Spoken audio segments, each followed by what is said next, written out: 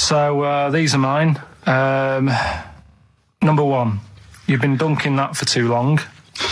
That's LB, right? So, oh God, that's too easy. That's too easy. I always tease them, don't I? Give them something to make them feel like they're going to win something, and then I hit them hard with a tricky one. That doesn't make sense. Yeah, go on. So the first one, so that's the cryptic clue for a band or an artist. Their initials are LB, and the cryptic clue, you've been dunking that for too long. Yeah. So that's the first one. Second one, you won't be able to play that game in this pub because the table ain't big enough.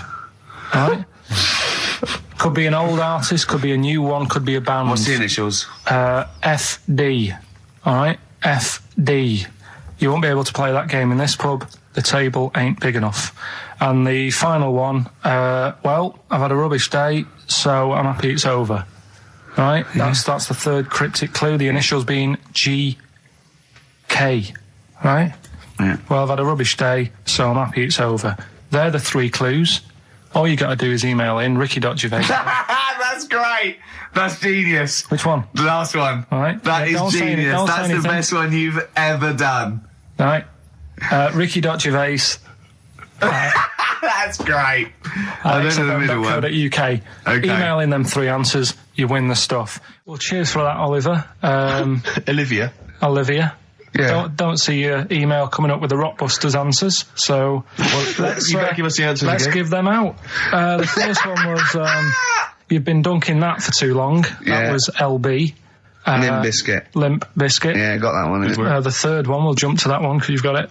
Well, I've had a rubbish day, so I'm happy it's all over. That was GK. That's a great one. That's Glad It's Night. Glad It's Night. That is brilliant, Carl. And the one that you're both having a problem with, you won't be able to play that game in this pub. The table ain't big enough. FD. Go on. Fats Domino. Yeah? What? The dominoes. You played dominoes in a pub. The dominoes fat. Pub tables are quite small. You won't be able to play that game in this pub. Fats Domino. Rubbish. So, do you want to pick a winner? Rubbish. Well, you say it's rubbish, but plenty of people got the right answer. Rubbish. Who do you want to go with? The bunch of slightly rubbish prizes is going to Elliot K from Chigwell in Essex. Well done to Elliot. Have you to do the prizes for the prizes? Okay. On XFM 104.9. I enjoyed that. Yeah. That was good. It rocks. I hope the audience was playing it loud like us. Yeah. Ricky Gervais, Steve Merchant, Karl Pilkington. Well, look at him yawning. How rude is that? Carl, what's wrong with you, man? Have you been up late? A little bit. Girlfriend was away, wasn't she, yesterday? Yeah, I always have a problem with that. I always have, because you don't go to bed, do you, early? Do you know what I mean? You sort of think, I just always find that thing that if, you're used to living with someone. Yeah. One of you will go, let's go to bed, then you'll go, all right. But when you're on your own, you go, you just forget to go to bed. I just stay up. Okay, stop eating now, Carl. You've ate all the food. That's just a plate. All right. Okay. Yeah. No, I stayed up and watched, there was a thing on about Dracula. Right. What, Dracula? And I found a flaw in it. Go on. Not the fact that he's the living dead and and drinks blood to stay alive and he doesn't reflect. And he can turn into a bat. Well, and you can go on. The mirror thing, you can't look in mirrors, can he? Well, he can look in mirrors, but he can't see himself in a mirror. Yeah. That still doesn't work. Go on. It doesn't work at all, Carl. It doesn't work at all. Go on. No. Well, centre parting's always really neat. His centre parting's always really neat. How does he do it if he can't look in the mirror? Blood on the floor or something it was called. Rubbish. I love the flaw in the Dracula film is that his centre parting's too neat. How did he do it without a mirror? Oh. Was it a documentary about Dracula? No, yeah, it was the real Dracula. The real Dracula. Yeah, the real Dracula. It's just a film. It had blood on the floor or something. It's called. Yeah. We had a little lunch yesterday, didn't we? We did indeed. That was a nightmare. Yeah. I hate going out with you two. I was explaining to Carl, right? I like to excite Carl's imagination, right? And if it involves chimps or monkeys, all the better. Brains he likes, parts of the body, deformity. I know where to, what buttons to push. And I told him about this thing. I don't know if any of you out there know about this, but there's an experiment they did in the 50s, a clinical psychology experiment where there's your 2 hemispheres of the brain, okay? They're joined by a thing called the corpus callosum, right? Which is just a little flap of skin, like a little scarlet lead that joins your 2 hemispheres. And what they did, they cut that in half, and they thought it was a cure for schizophrenia, but what it turned out to be, or epilepsy, I think, I can't remember, was that your two sides of your brains didn't function together. You couldn't get information. I was telling Karl all this thing, and one of the things I told him was that they did it on a monkey, and it fought itself over a nut. Like its right arm was connected, by its left lobe of the brain, and it was fighting over itself. And Karl went, instead of like thinking this is amazing experiment, he went, would it have been happy if you'd given it 2 nuts? Yeah, I know. Well, you started off by explaining it. I remember you mentioned, because I was watching the two of you as you were describing it to me, you said, of course, one side of the brain deals with symbolism. And as you said the word symbolism, I noticed Karl drift away from looking at you, pick up his mobile phone and start pressing buttons randomly. And I thought it was the word symbolism that got him. And I noticed it took you just a moment longer. And I think the first thing you said was, when did I lose you? Yeah, I knew I'd lost him. It's extraordinary. And he doesn't even try to disguise it. I said Nomenclature at one point as well. Right, yeah. And I knew I was dicey with death there. Yeah. But I told you tried to look it up, didn't you, on the web? You didn't find anything about it, did you? The spelling of it's, what is it again? What's the word? Corpus callosum. Yeah, so I couldn't do it. Don't bother. Give up. Don't bother. Give up. So if anyone knows any interesting facts about that but yours hasn't been cut in half, has it, Karl? That would, again, might explain something. I'll tell you what we will be talking about later. I don't know if you're sort of aware of them, Steve. Go on. Bonobos. Oh, I don't know much about bonobos. I told him about he was looking for stuff. I said, put in bonobo. He was having no luck with chimp. And they're a form of chimpanzee, but they're even closer to us, evolutionarily speaking. They've got their social groups are more like ours. They're more intelligent. And he was loving it, weren't you? So is it human bonobo Karl? Is that how it works on the evolutionary ladder? Chimp Karl. Yeah. Talking about them. So we're talking about bonobos. You're excited about that? Yeah, That's coming up in Monkey News? No, I think it's a bit of a monkey bonus. Placebo, Bitter End on XFM 104.9. This is pre-recorded. We recorded this a couple of weeks ago, before Christmas. I hope you had a great Christmas. If you didn't, not our fault, really, is it? Nothing to do with us. Wouldn't have thought we'd have. We're aware of the time because we've got plenty of cash now, thanks to a lot of you who probably bought the Office DVD. Yeah. Probably got and that if you in haven't stock yet, and you've maybe got vouchers or money, still available. Still there in the shops. Still available. You can still make it the best-selling DVD of all time. Please do. Yeah. Please do. I'll tell you what you want to hear though before you make your mind up. I'll tell you what, if you like this next clip, go and buy the Office DVD. I think you will. It's a brilliant clip. It's the one where we talk about, well, it is self-explanatory. Yeah. We went, it was a great day, wasn't it? Brilliant round of golf. Absolutely brilliant. Such a beautiful place in Stoke Poges. It's like a really posh place. And are you a good golf player? Well, we'll get to that. Oh, okay. Wow, he bought the shoes especially for it. Oh, I'd love to have seen him in those little shoes. I know, and they were no good because they were metal spikes. We had to change them. He was annoyed straight away. He spent over £22 on these golf shoes. We hired a buggy that was brilliant fun. I was bombing along, wasn't I? I don't drive, but it was great on that buggy. Well, you've been on a buggy with me, and you were a bit scared. Yeah. What? I nearly killed us once. I was just taking banks and things, but you don't see sort of bunkers, and he'd scream, go, stop! And he'd put his foot down on the brake, and then I reversed. At one point, he sort of did a handbrake turn next to the lake, and then we had to reverse, right? And you just flick a switch and put your foot down. He did that without looking. I look behind, there's a big oak tree there. He screams, watch the tree, right? So Dukes of Hazzard. And I kept jumping in and leaving him behind because I had to go to my ball. Anyway, the first shot, I got on the driver. I honestly did one of the best shots I've ever done. It went straight down. It was great. I thought, phew, got away with that because it's always the first one because it's a clubhouse and you want to look good. Yeah. So. He tees up, and I've been saying, buy some balls. He just got 6 balls. I was going, what if you lose me? I want these 6 balls, right?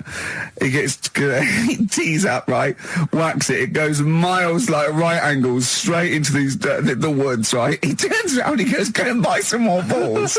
So I'm laughing, because it's like impolite to laugh, but he broke the ice for me, and I was falling around, and then his second shot, I go, you're off for 3 now.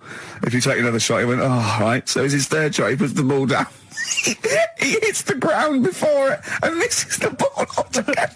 And I was on my back, wasn't I? Unbelievable. Actually rolling about on his back. And we were terrible. I went round 107. He went round in like 119 or something. Sure. It was just rubbish. How long did it take? 5 hours. Of course. And there was no one around, luckily. Yeah. But it was fantastic. So then we go and have our meal. What annoys me, I said, right, I'll go for a run. He went, I'll have a bath. I said, I'll see you at 7:45. At 7:55, I have to call him. He's not ready, so he's let me down there. I can't stand lateness or laziness. You hate lateness. Yeah, and he's let me down. Do you know his excuse? He fell asleep in the bath because there was no light bulb. There's no light bulb in the bathroom. So instantly he fell asleep, and he was late. No, do you know what I mean though, Steve? If you're sort of like nice and warm and what have you, I was tired anyway. I've been stressed out for 4.5 hours, right? My life flashed in front of me a few times in that buggy. So it's all sort of wears you down a bit. I thought, right, I've got a headache. You're going for your run. I'm going to have a bath. I walk in, put the light on. For some reason, it didn't come on, but I thought, it's all right. I'll just, doesn't matter. You can have a bath in the It's summer, so it's light anyway. Well, there's no windows in the bathroom, so... So you were in the darkness? So I'm in the darkness. I nod off because I'm shattered. He calls up, hassling me. So I said, well, it doesn't normally take that long for me because... I haven't got, like, long hair. I've got a dryer and sure. I can sort of one wipe. Yeah. He's already 10 minutes late, though, when I called. Well, 10 minutes. 10 wow, minutes. This is late, this. Next. Doesn't matter. Dinner wasn't until 7:15, so we had, like, another 20 minutes anyway. So it doesn't really matter. Yeah, but we said 7:45. So he's calling up, hurry up. So I said, yeah, all right. So I get out and dry and like my tackle and what have you. Calls back again 30 seconds later. No, I don't, I don't like that. You're not going to do that, no. Give it a wipe. 30 seconds later, come on. So I end up going downstairs to the meal area. Naked. With a wet shirt on and wet socks. I've got headache as it is. Meant to be a relaxing weekend. But anyway, so we have our meal, which is really nice. And then we're sitting in the bar. I'm having a cigar by the fire. Yeah. Like, we're having a rather nice Pinot Grigio. Yeah. He's there going, I've got headache. Is this 1955 that you live in? I know, yeah. It's so right. And we are knackered because he's not used to work. I've seen him moaning, falling asleep. He's not used to it at all. And you've been on your feet for over half an hour. Yeah, right. So we didn't even walk around the golf course. We had a buggy. Yeah. It wasn't even exercise. And now it's Karl's bit. It's the re-education of Karl. He's like Liza Doolittle. And now he's coming or Lawnmower Man, if you've seen that film. More like Lawnmower Man, if you've seen the film. You'll know what I mean. And his homework was to just study quotes, really, on happiness and stuff and general well-being. He's not a big happiness quote fan, are you, Karl? Not really. So what have you done? You've come up with something, haven't you? Right, yeah, I told you, right? Because a lot of these are just things you say every day. They're nothing special. So what I'm doing... Well, you say them every day. Well, the sort of things you come out with and you don't even think about it, do you know what I mean? Yeah. They're on the TV all the time. People on the radio are saying these sort of little quotes. Sure. And... what I've done is, remember that programme on Channel 4, Faking It? Yeah. Where they got some, like, posh kid to be on a door and all that. What I've done, I've... Imagine if that was the pitch for the show. Dear Channel 4, you're just going to get a posh kid on a door or something? Yeah, Yours come sincerely, in, Karl. come in. Yeah. TV producer. Yeah, go on. So, what I've done, this little book of quotes, happiness quotes, I've picked 2 that are real. Okay. And I've made one up. Right. And we've got to guess. And you've got to guess. Okay, then go on. Well, I'll tell you what, Rick, why don't we, when we've heard them, we won't confer. No. You'll write down yours, A, B, or C, and I'll write down mine, and we'll see how it Okay, works. Karl, off you go. Right, and just because I'm looking at this book, it doesn't mean I'm actually reading. No, I know. Don't worry, we're clever. No, we know. We can't see. Like, yeah. call my bluff. Yeah, go on then. Nothing is worth more than this day. Okay. Yeah. Yeah. All right. Yeah. The way I see it.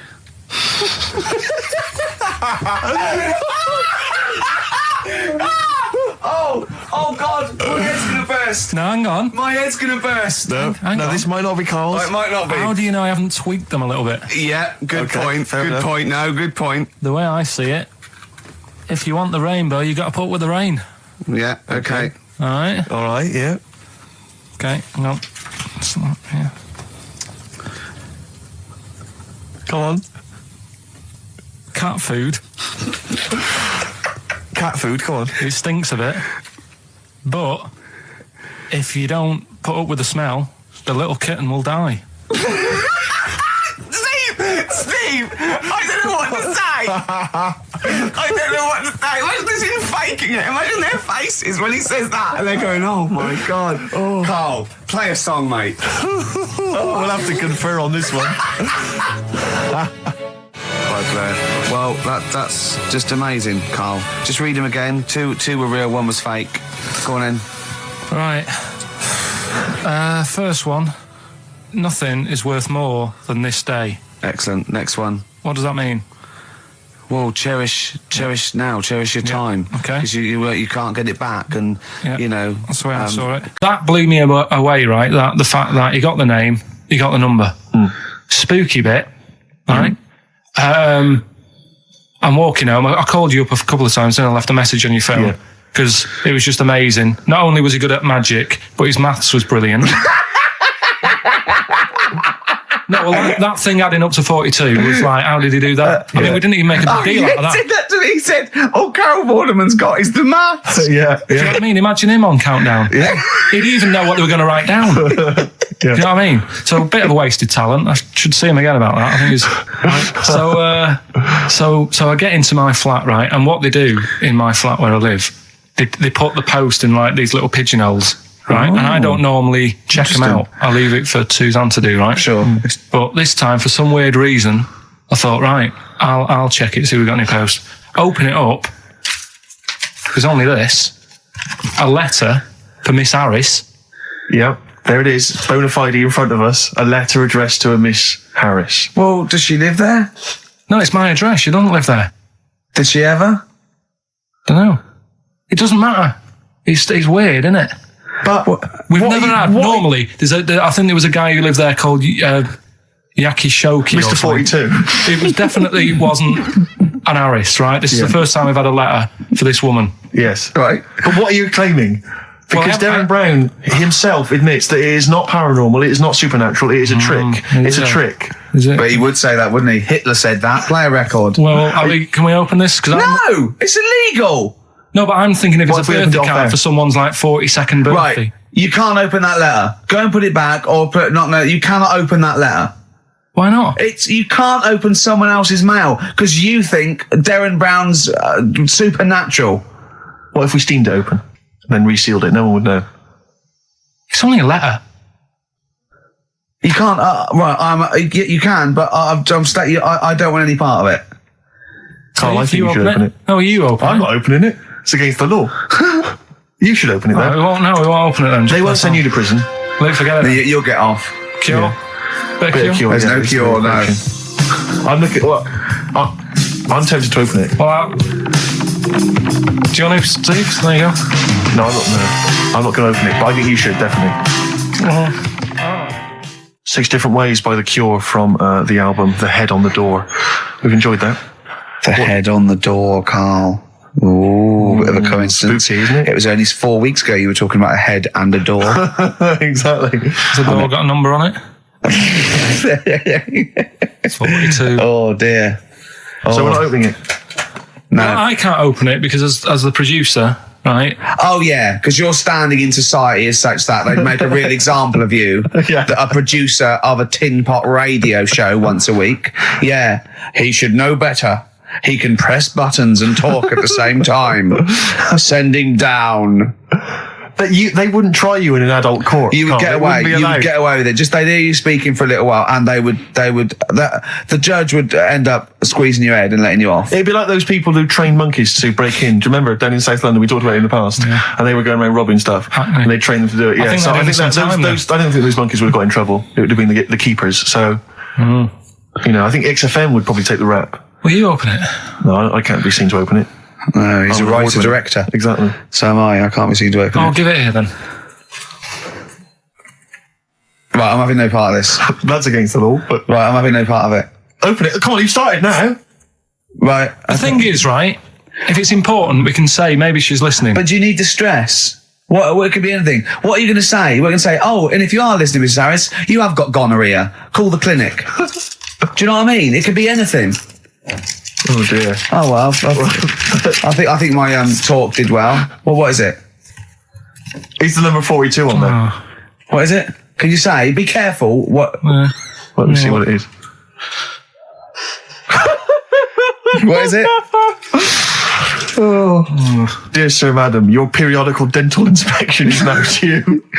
would you kindly contact the surgery to make an appointment? Harris, Mrs. Harris, if you're listening, your periodical dental inspection is now due. You might want to contact the dental surgeon that you normally go to. She could have a faulty tooth. Faulty tooth. 42. 42. I don't believe it. 42. 42. Oh my God. Lars, and there she goes. What a great start to a show.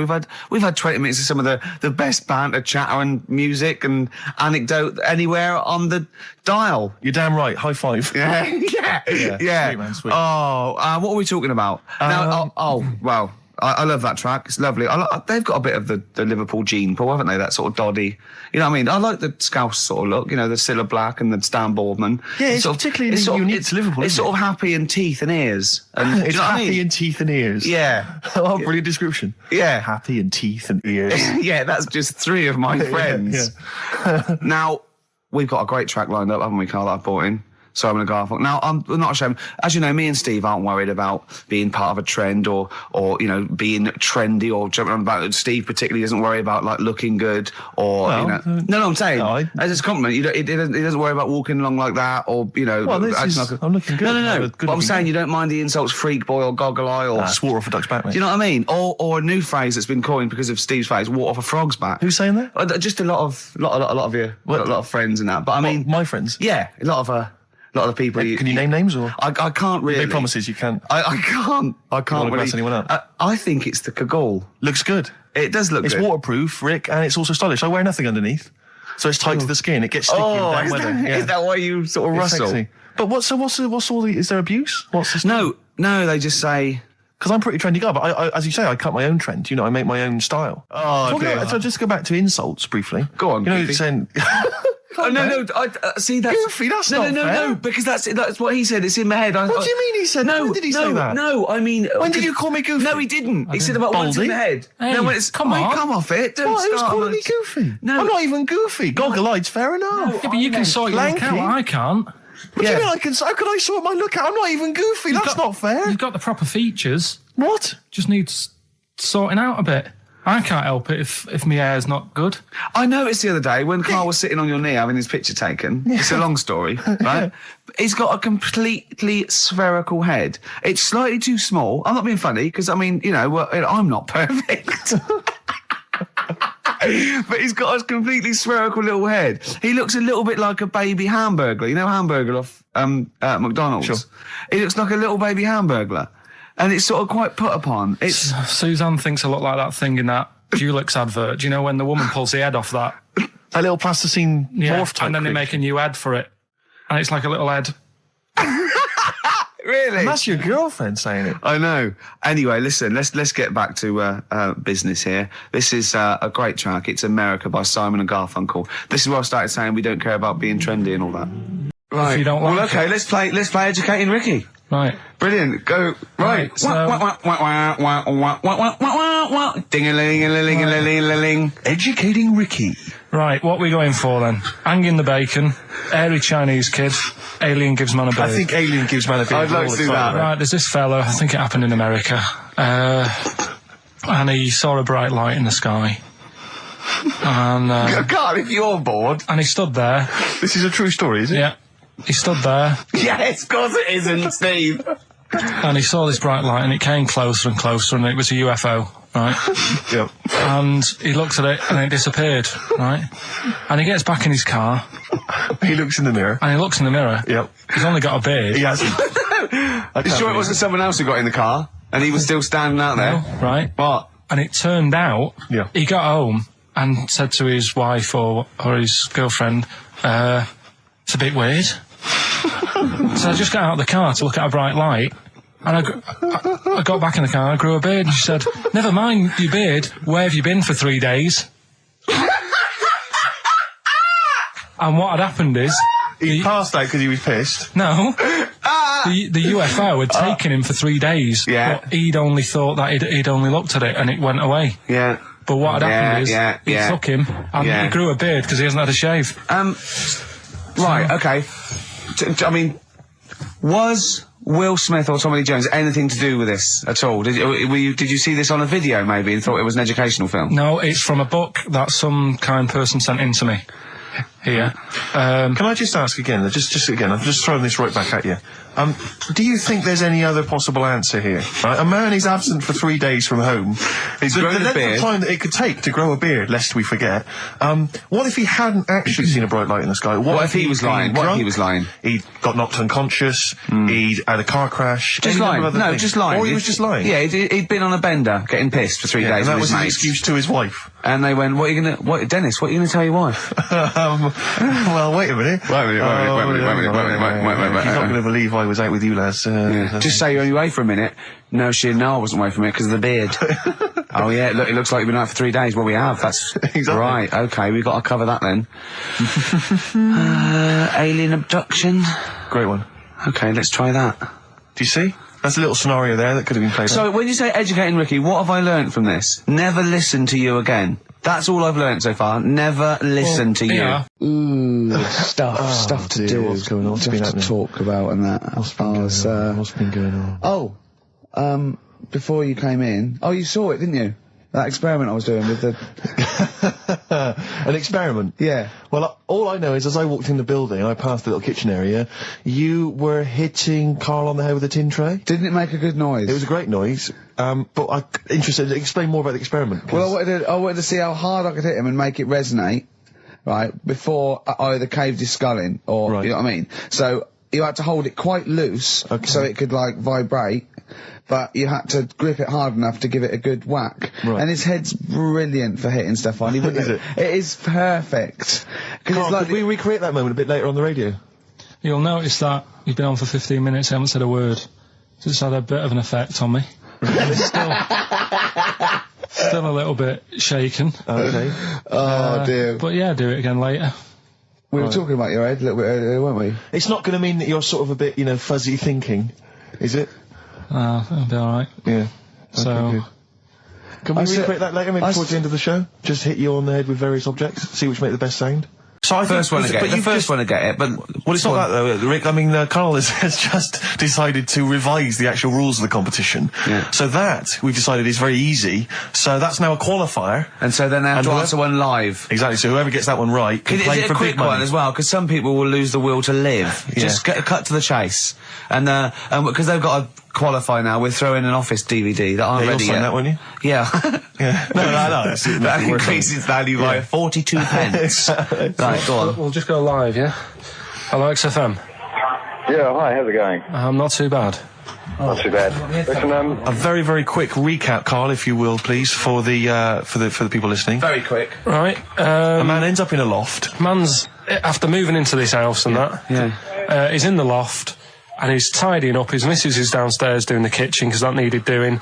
He's up there, he's cleaning up, emptying the boxes. He finds a little... He rubs a lamp, a fella comes out wearing 501s. What's the song?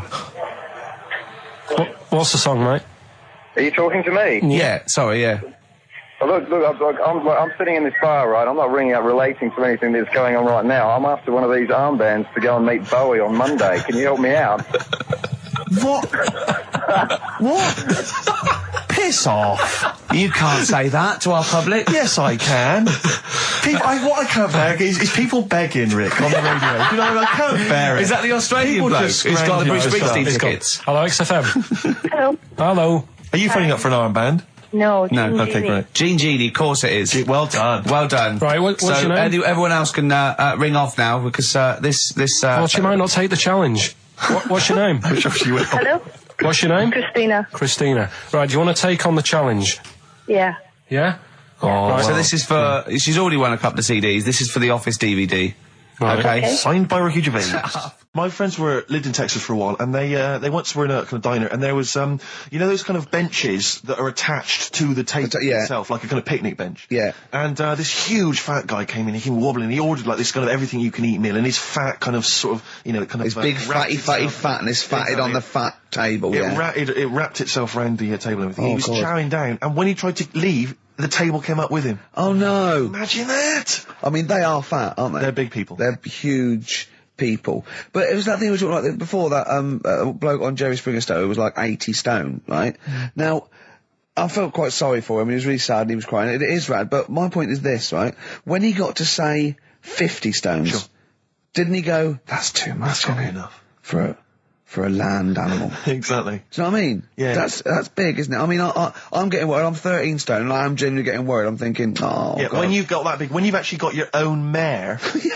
yeah. When you It's time. when you have to get in helpers to look what the scale says. Yeah. Like 4 or 5 people lift up your belly and go, it's 52 stone. You go, that's too much. Exactly.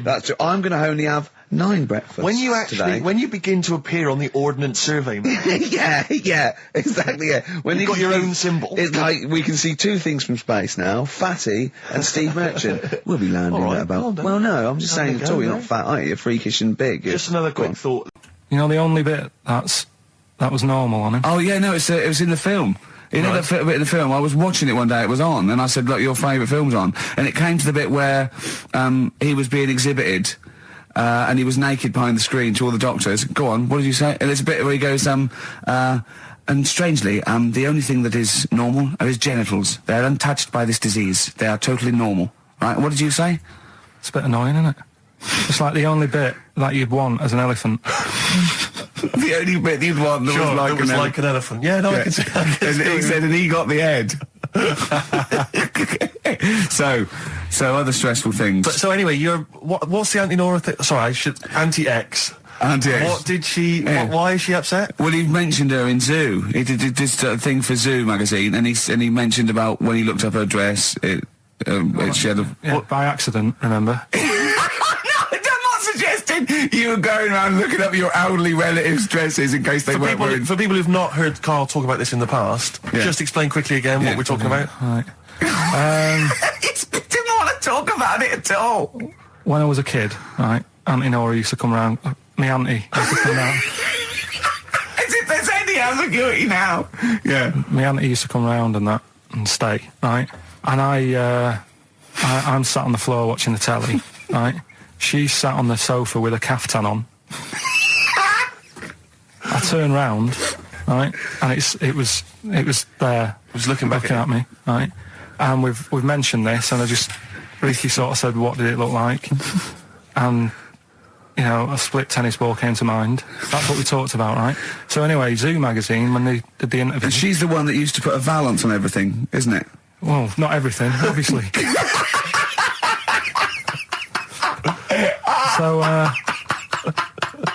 So anyway, so I've done this. So you did an interview in Zoo. Yeah, and like they said, you know, it was like, you know, do you plan stuff and do you worry about stuff when, after you've done the show, you're worried you've upset anyone? And, you know, I was saying, really, I forget people are listening. And, you know, we're just having a chat with mates and that. I said, but now and again, I do worry, when I'm on my way home from the show and that, and I'm thinking about what we've talked about. And I was saying, you know, the Auntie Nora incident. Yeah. Incident! Like Watergate! Yeah. And anyway, so this was in there, right? And I was saying in the magazine, you know, but I think I got away with it. She doesn't listen to the show, but, you know, and I don't think she reads Zoo magazine, so... She's more of a nuts woman. Sure, yeah. So, anyway, so my mum calls up the other week, right? And she goes, wish you wouldn't, you know, talk about Auntie Nora and that. And I was like, oh, so how do you know about that? She goes, well, one of your cousins have called us up and said they've read the article about it. So yeah, that's why we don't want to talk about it, really. So he stitched you up. So do you know what Auntie X is made of this? Do you know if she was upset or not? Well, she doesn't know about it. Because, I mean, maybe she's always thought it looked like a split tennis ball. Maybe you're just in sync, you know, because you're relatives and stuff. Maybe she knew instantly. Even if you hadn't named her, she'd have thought, hang on, So I is it- farted for 5 minutes once. Yeah, that's not going to be ambiguous, well is it? be me. If you hear sort of like someone who farted for 5 minutes and's got found like a split tennis ball, you're going to go, I wonder if he means me. Yeah. You're going to remember Or that. Auntie Jackie. It could be Auntie Jackie. Oh, God. There's this woman who's got a big head, Oh, yeah. and she was fed up with it because when she was walking down the street, it was so big she couldn't hold it up. Right. Right? She couldn't hold it up. Oh, God. Okay, shut up. So She couldn't hold it up. when she was walking, her eyes were hurting because she had to sort of look up all the time because her head was that heavy. Her chin was sort of balanced on her chest. Right. And she'd have to peek up, yeah. So she goes to the doctors, and this was after years and years, and said, I thought I could put up with it, but I can't. It's hurting my How big eyes. was her head? It's big, Rich. I don't know if it was like big because there wasn't a picture. I don't know if it was just big or a lot of bone. So it was heavy. Very heavy. Right, like the Elephant Man, just So outcrops. yeah, right. So the doctor said, we can sort that out, but we'll have to take your head off. Right. Okay, listen keep to this. going. Listen, Okay, keep going. Because what you don't seem to understand is I have the same reaction to you when I see it. Yeah. What? Right? You're quizzical yourself. So I looked at it. They took her head off, chipped away a bit of the bone, made her head lighter, put it back on. This is what I was talking about time out. I said something about in time out, and he went, yeah, do you read that? I went, yeah, I read it, get it every week, yeah. He went, there's no point though, is there? Because it's like a telephone directory. If you want to look something up, you look it up, but you'd never sort of browse the telephone directory. And I went, that's an interesting point. He went, although I did. When I was in Scotland, I just looked up how many Macs there were, and there was 42 pages of them. How bored are you in your hotel room in Scotland to suddenly start working out how many people start with Mac? Were you sat in your room? There was nothing else that you could think of to do? I've been working. It's when we did the show from, XFM did some stuff from Edinburgh. Yeah. You were sat in your hotel room? Sat in the room, waiting to sort of go out and get some food and that. Sat there. Why were you waiting to go out and get some food? Because we were all going to meet up. We're going to meet up with, with Simon. So you thought, I'm not going to switch the TV on, I'm not going to read a magazine. The telly was on, nothing was on. I wasn't impressed with anything that was on, so I'm looking around the room. I had a couple of the free shortbreads. I love the fact he remembers. Yeah. He remembers a specific biscuit he had. Yeah. That's fantastic. I had a couple of them, and then looked around, there was a Bible, and I thought, well, I know about that. Yeah. There's nothing in that I don't know. So, got the phone book up, and I immediately thought, there's a lot of Mac this and Mac that in Scotland, Macintosh, Mac Daddies, Macateer, there's loads of names. So I thought, I wonder how popular it is. Just how popular it is. 42 pages of Macs. Did you count how many pages there were? Yeah. Did you just work out from the numbers on the bottom of the page, or did you literally I counted. Right. And how many do you reckon are on a page? There's a lot in there. If someone could tell you approximately how many names they get on one page. How long did it take you, this whole procedure? What, the counting? Yeah. Not that long. No, it's just 42 pages. Yeah. It's not that much. They're all And what together, did you luckily. do once you digested that information? What did you do with that information? Did you tell stored people it, when you haven't I? I mean, look, how long ago was the Edinburgh Festival? I stored it along with the biscuit. I'm working through a load of animals, right, that I'm finding out whether we need them or not, right? Right. Because, like, jellyfish, to me, I'm a bit puzzled by them. I don't really know why we need jellyfish, and I spoke to some expert. Turtles eat them. What? Turtles eat them. Yeah, I know, but do we need turtles? Do you know what I mean? It goes on and on, doesn't We it? need humans. Well, I mean, I might get to that bit, but Yeah. I need to sort out the animals first. I've got a lot on. So the thing is, I've left the jellyfish. We know we need them, right? So octopus. Yeah. Right, I know they're pretty brainy. Incredibly brainy.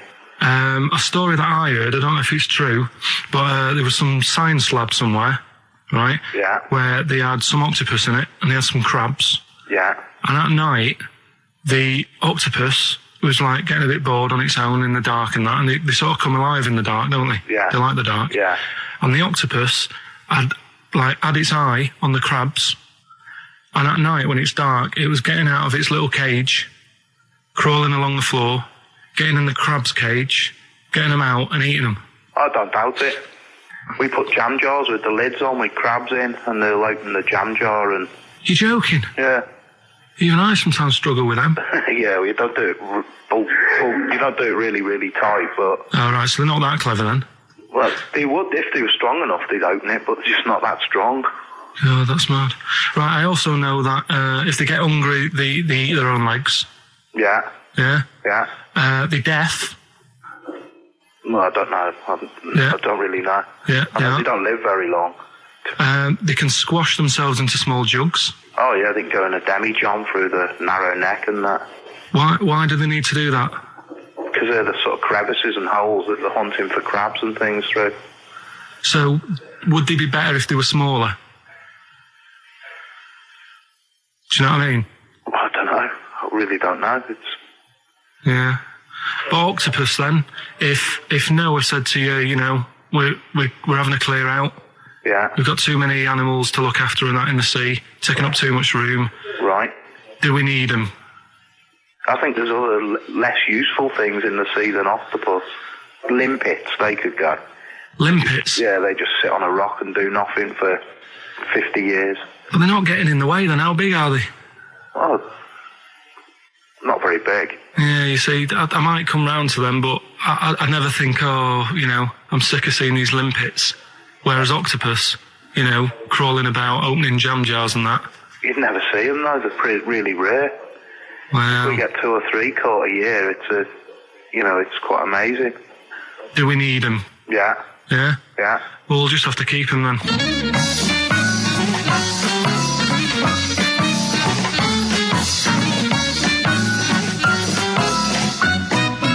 I love that Carl can confuse a scientist. Yeah. Yeah, because all systems of logic break down. I know. Everything they've ever Even the learned. scientist was going, well, get rid of Olympics. Yeah. That is Who brilliant. was that guy? I think his name was Chris. And where was he from? In a place called Megavissi, where I went one year. Megavissi. And is he he's a scientist, is he? I think he's got a fish shop or something like that. He's got a fish shop. No, he doesn't. Well, like an aquarium type place. Oh, right. So, A fish shop. It wouldn't fish and chip shop. It wouldn't be asked him that he, a Winkle store. He's got a Winkle store at Poole Harbour. Yeah, that's an expert. tell you what I did here last night. Go on. 5 Live.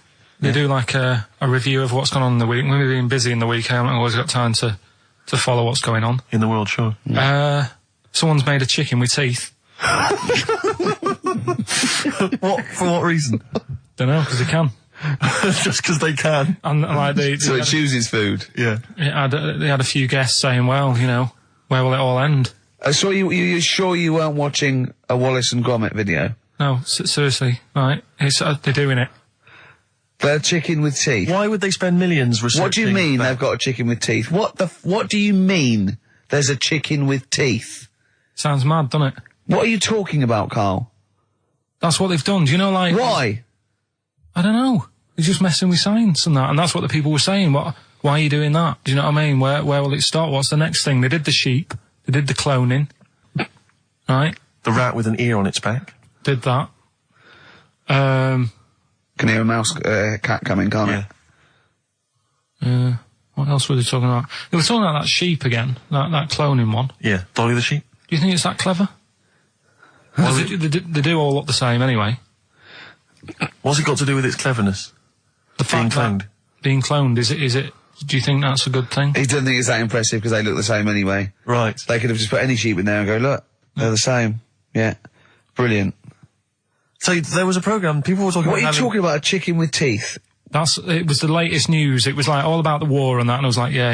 And then it's a chicken with teeth and saying, hang on. Your ears perked up. Yeah, you didn't hear anything about the war, did you? That was like, they might have been speaking French, or just like whistles.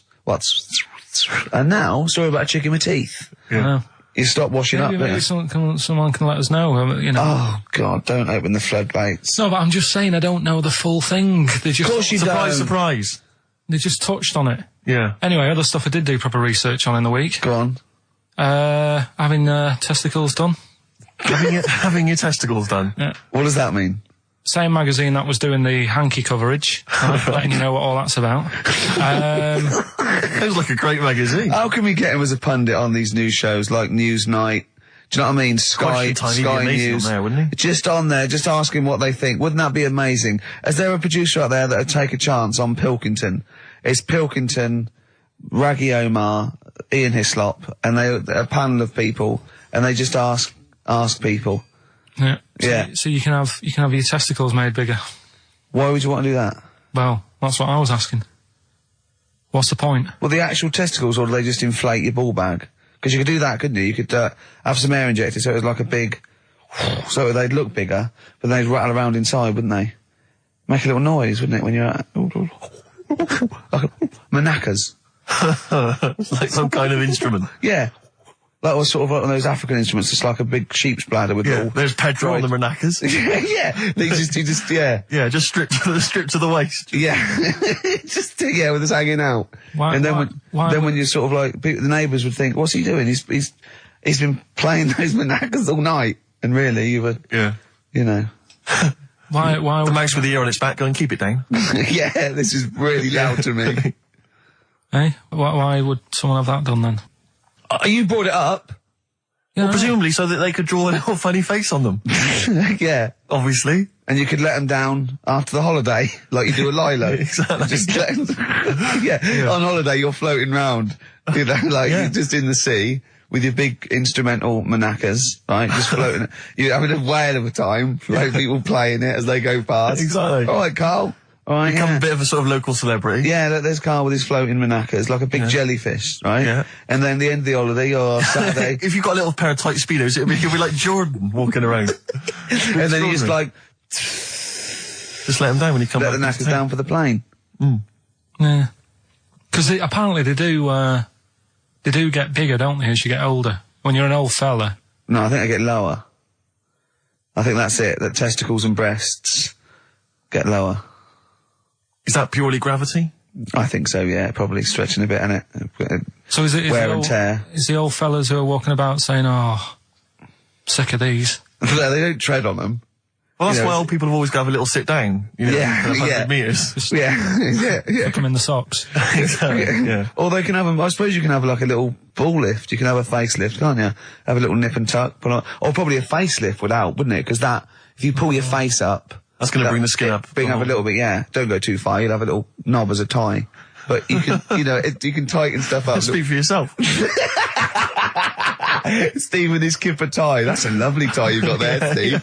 And you look so young. Yeah. What's that little sack underneath it? That little brooch. Well, wait. Playing with your little manacas all night, Carl. It's the film review, Carl. You just tell it from the heart. Tell us what you thought about the film, what you thought Can I just ask, is this the first time you'd seen Gladiator? You'd never seen it before? No. Okay. And what were your thoughts? Okay. The film review. Gladiator.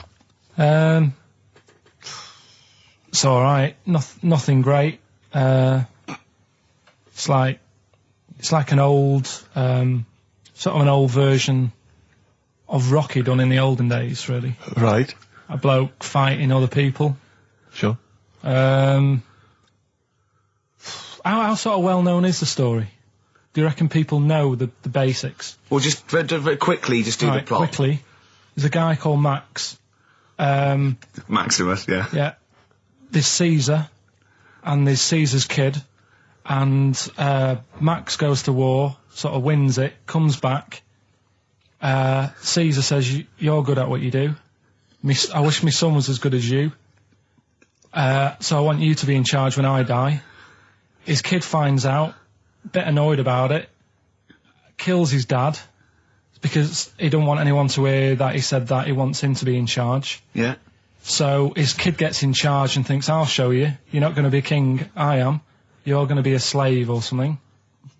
And then next thing you see is... Sorry, can I just stop there? My only thought is the film's 3 hours long, so maybe we shouldn't go through the whole plot. We've done the first 10 minutes, but Yeah. go on. So, yeah, he's a slave and then... Yeah, but then, that was an interesting bit that I thought, right? I mean, I was watching this with a girlfriend. She was already annoyed because she wanted to watch Friends on E4. Okay. Yeah. It was a good episode as well this week. Was it? Yeah. Don't tell her that. Okay. Right, so she was annoyed and she said, "Come on then, put it on." And I got it wrong straight away because it says on the back 149, so I thought that was an hour and 49 minutes. It turned out it was 149. No, I thought it was 1 hour 49. Yeah. But it was 149 minutes. Sure. So it overran anyway. By 40 minutes. Yeah. So anyway, the interesting bit was where he was going across the desert on a horse. And I think to show you how long he'd been going across the desert on his horse, he's showing you a shot of the horse's knees and they were bleeding. And I just wondered whether that's what horses do if they run for a long time. Do you know? I don't. Good. Right, so anyway, so he goes on, he keeps going on like this. He's a slave, and then he has a fight at the end with the Caesar's kid, and he kills him. And that's how it ended. Okay, good. What did you think of it? Just generally, what bits... What do you think was wrong with it? Right, well, I've read up on it, and there's already a fact that is wrong. Right. Caesar's kid, he didn't actually kill his dad. His dad died of a natural death. Right, in real life, you mean? Yeah. Okay. And what's Caesar's kid's name? Comedian or something? I think it's comedian. Yeah. Yeah. That's where the name comes from. When a funny person is called a comedian. He didn't actually get killed in real life by Max. No. He died by his sister poisoning him, and he didn't die. No. Are you saying that this is not a historical document? It's wrong. All over the place. Yeah. Well, next week I'm giving you Braveheart, and that is actually true. That is factually accurate. I can't handle it. It is. It was a little Australian fella that helped him out. Just for people who watched it, you know that the guy, Caesar's kid. Yeah. He died. His sister tried to poison him. That didn't work. Apparently, he was a gay fella, and his boyfriend, who was a wrestler, strangled him. Where did you get this information? On the internet. I thought I'd look it up to see how much of it I actually got right. Yes. And that's what I read. Okay, so out of 10? 5. Really? Yeah. Okay. It's no good. I wouldn't get it out. And it's annoying the way it says, like, you know, this film's got to be seen at the cinema, because I saw it at home and I don't think I missed out on anything. Very good point. I think that's probably the point they're making, but yours is valid too. We'll play a record, and after that I'm going to ask you about Rasputin, the Mad Monk. Go on then. When things like that happen, right? Go on, tell you. We cut short last week, weren't we? You had an amazing story about Neil Armstrong, didn't you? Well, we've been doing quotes, haven't we? Like famous quotes. Sure. Yes. I've gone down in history. Yeah. And I was saying, quotes don't really matter. It's more the situation that you're in than the quote itself. Go on. So like Neil Armstrong, if he'd have said,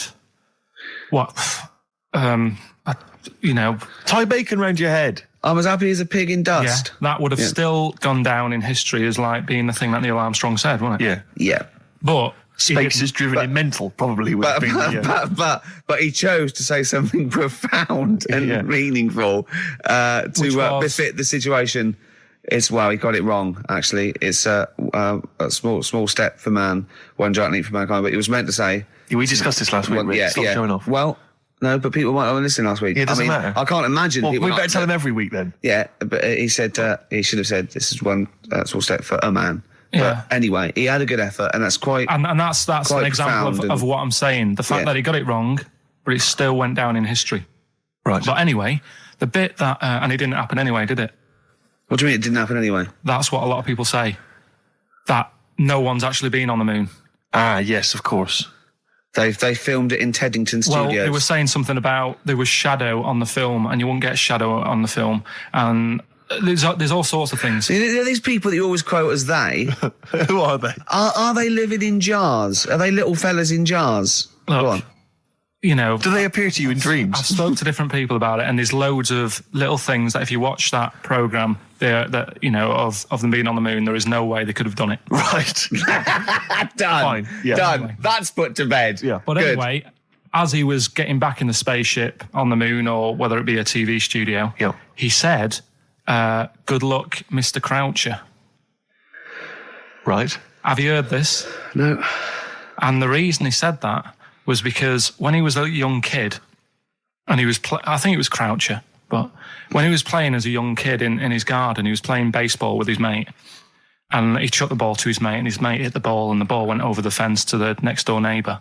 Right, so he goes, right, I'll just nip over and get the ball.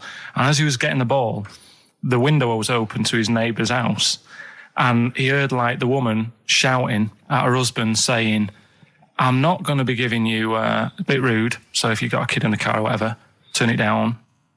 What, yeah, that's covered that, yeah. Right. Genius. I'm not, no matter how many times you ask me, I'm not going to be giving you oral sex. The day I do that, man would have walked on the moon. Right? Yeah. He grows up, he gets on the moon, and he remembers all that story, and as he gets back in the spaceship, he says, "Good luck, Mr. Croucher." Now, do you know, I have to say, I've heard that story before, but when I heard it, the woman said, the day I give you a blowjob is the day the boy next door walks on the moon, which makes it all the more profane Impossible. and enjoyable. Yeah, and unlikely. Yeah. But yeah, no, I've heard the same story, Carl. Yeah. Look how pleased he is. I love that. Right, so not only have you remembered that anecdote, which may or may not be true, but of course you've also proven The that... day I give you a blowjob, that kid in the garden's probably going to walk on the moon and say something about giant leaps. Exactly. But, you must have heard the thing that it never actually happened. Yes, we've all heard Yeah. it. We've all dismissed it as nonsense. And moved on. Yeah. Yeah. And got on with our lives. Right, Carl. Remember the cheeky freak of the week that we were talking about?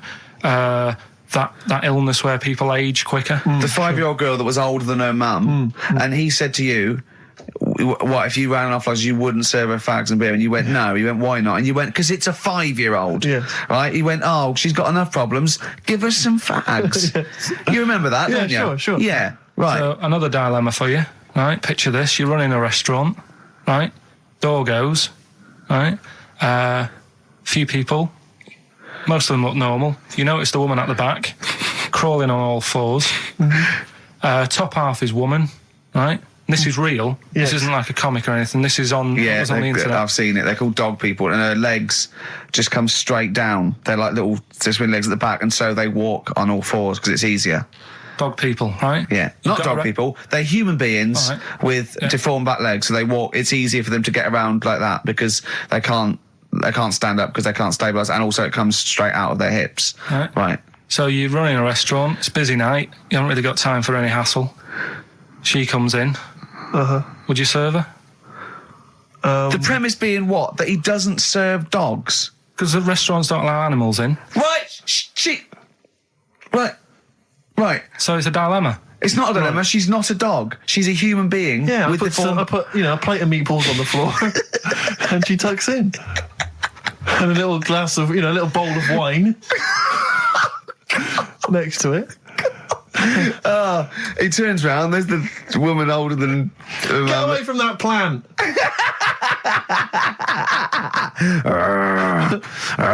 Is service included? Here's one that I read in the week. Right? Go on. About this woman. Yeah. She was a bit of a punk, and to get her hair done like she wanted it. Super glue. Right? No, she got lard. Apparently, it's a popular thing. You might know. Put lard on your head. Yeah. And you put it in the oven. Oh. Now, apparently, the heat that you get from the oven is different from the sort of heat you get from an hairdryer, right? And she had to do that to get the style that she wanted.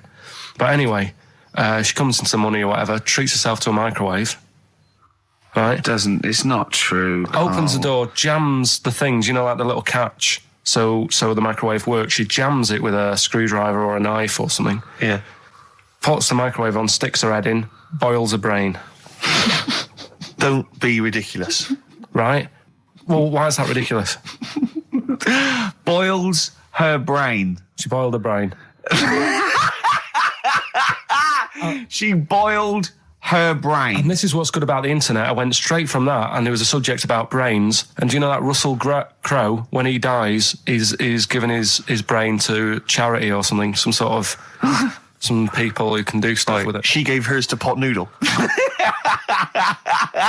Vesta. Yeah. Oh, That's the boiling sort of a stuff. skull. Yeah. That's not true. No. It's not true, Carl. It's the same as the woman who put her poodle in the microwave, isn't it? And all that. Just urban myths. They're urban myths. But again, where does it start?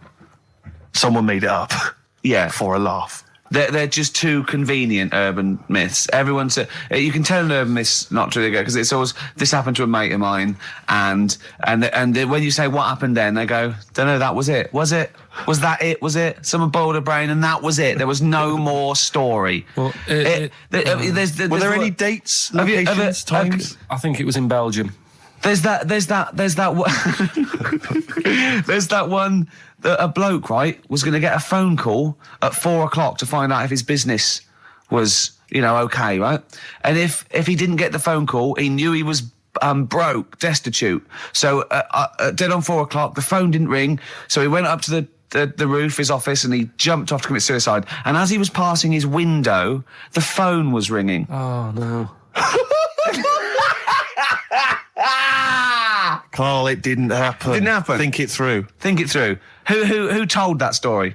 Who told that story? As he hit the pavement at 120 miles an hour. He's the only person who could have known that series of incidents Also, why didn't And he he's wait? dead. As his life's at stake, why didn't he wait till 5 past? I'm going to give it 5 minutes just in Just case. in case the lines are busy. Yeah. And what sort of bloke goes, I'll call you at 4, okay, if you're busy. Well, call me anyway. No. If I don't call exactly 4, then, you commit suicide. Commit suicide. I would, because if I don't call at 4, that's the end of it. Well, call me anyway. No, that's not the way I work. Why can't you just call me and tell me the other way? Well, I'm telling you how I do it. If you're bust, I don't call. Can't you just call to verify in case something goes wrong? What if it's engaged? If you want to be engaged, just commit suicide at 4, please. It didn't happen, Carl. And I remember smashing a car window by accident and legging it in the lounge and sort of pretending to go asleep on the settee. Right? Genius. And I heard a knock at the door. and I Chloroformed thought- himself, just to be unconscious when his dad came home. And there was a knock on the door, and I thought, oh God, this is a fella who saw me. I was chucking a stone in the air, seeing how high I could throw it. Of course you were. Did it keep landing on your head? That would explain a lot. And it came down. Chucking a stone in the air, love To it. see how far I could It's throw brilliant. So, I wasn't bothering anyone. Did you by invent that game? that. Right? Did you get the stone for your birthday? Go and play with your stone. He gave one to Suzanne. Carl, go and play with your stone. The thing is, right, and it came down at a funny angle, and Of course it did. It ate the back of this car, and the back window is the most expensive because it has that heating thing in it, Yeah. in case you got a frosty window. Yeah. So I thought, oh God. So I legged it in, got on the settee, went to sleep, knocked at the door. Genius. It's a brilliant plan. It's a brilliant plan. I couldn't be guilty. I'm asleep. So I love the idea. So the thing is, our lounge used to sort of, you could see in from the door, right? So this family who saw me do it, saw me asleep on the settee, and my mum said, go and get the door. And I sort of went, oh, as if I'd been asleep. Yeah. And went to the door, like, rubbing my eyes. And the fella said, what did you run off for? I saw you. I was like, oh no. And I didn't see my dad. I went out. It was when he was working sort of evenings. So I went out so I didn't have to see my dad. And then the next day I came home from school, and my dad said, 45 quid. Ooh. That's all he said. That's all when he he said. looked at me. And then you fell asleep when he went, wake up. You know what I said? No, Yeah. 45 quid. Now the thing Carl. is, Right. he didn't have to do anything. £45, Carl. Now, I know you were saving up for a brick, but you can't have it. Yeah. But do you know what I mean? It's like, I knew I did wrong, and I was scared that my dad was going to belt me. Yeah. So I was like, I'll be more careful next time. But that was clearly good parenting on the part of your father, because these young tykes, clearly they don't have the what do you do? the father support. I don't even. I don't know if If I you were know. living in that street, very quickly, what would you do? What would your approach be? If you were living in his street. What if they'd come home, right, and they just vandalised all your pebbles, right, that you've been saving over the years, and just threw your gravel away? What would you do if they just... I'd probably clout one of them. So you'd use violence? I think it's the only way sometimes. Sometimes the only way. And I don't mean, really bad, but I'd show them that I'm not putting up with this. Right. And then the problem is you've got their family coming round, and they're probably quite Go angry. asleep. If you hit a kid and the dad comes down, just go to sleep. Yeah. Just... Equally, if you're doing a bigger crime, a bank job or a murder. Remember to take the stocking off your head, because if they wake you up and go, why have you got a stocking on your head? Just go, I had a weird dream. It won't work. It's like with our kid, right? He was. I told Ricky about this the other day in the pub, but he's. Is this your brother? He never. Yeah, Because he was a never used terror, to be- wasn't he? Well, yeah, a little bit, but it He was did more. drive a tank down the high street once, didn't he? Yeah, that's when he was in the army. Yeah. But Another story. But this time, I remember my mum and dad were going out, right, for the evening. And I must have been about, 5, so our Mark was like, probably 18, something like that, 16, 17, 18. So my mum and dad go out, and our Mark says to me, right, here's a deal, do your little deal.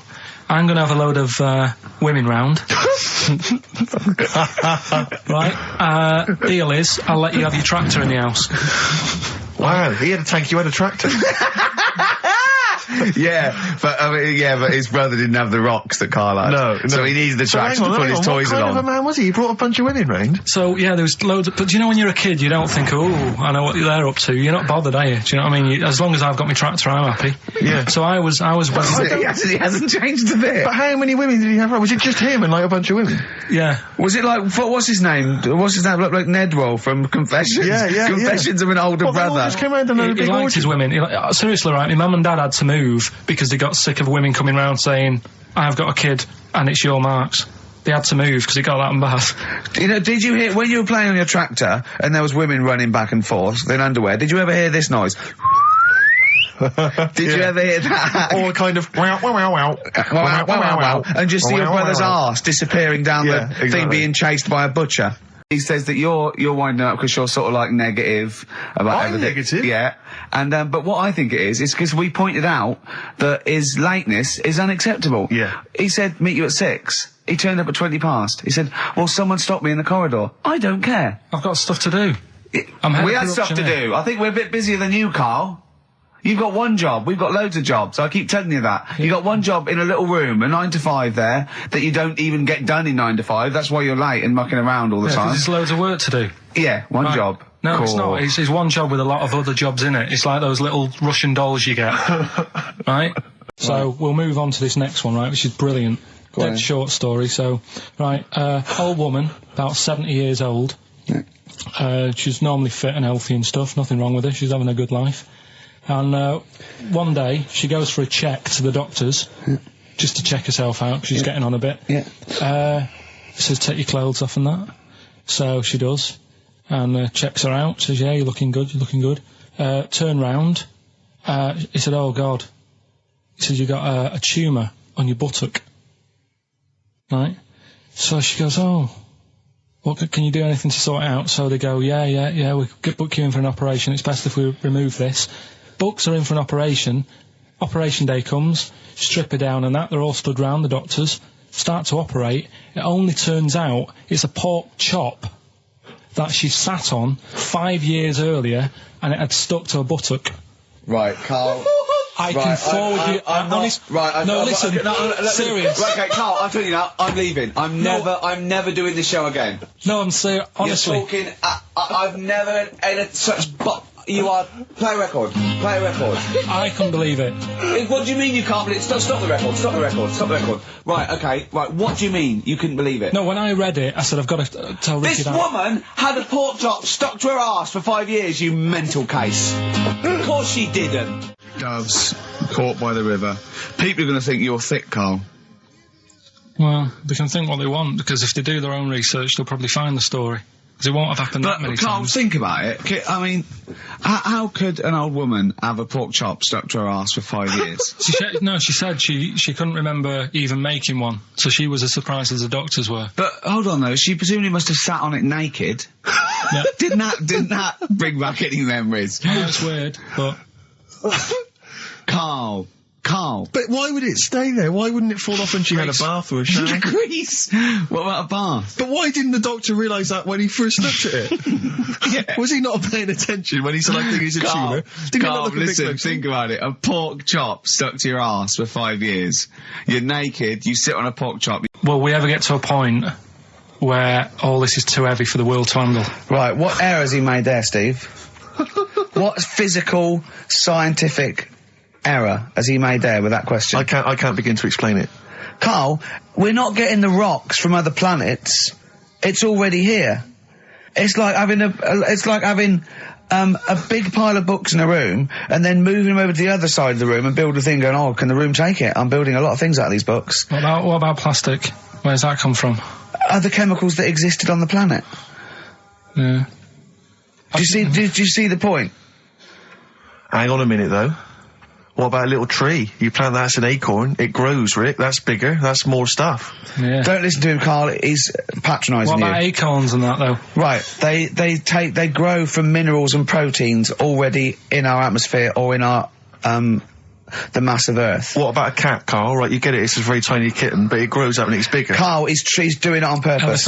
Elephants, they're very small to begin with, but they get bigger and bigger and bigger, and so they get heavier and heavier. Mind you, dinosaurs have gone. You know, but you...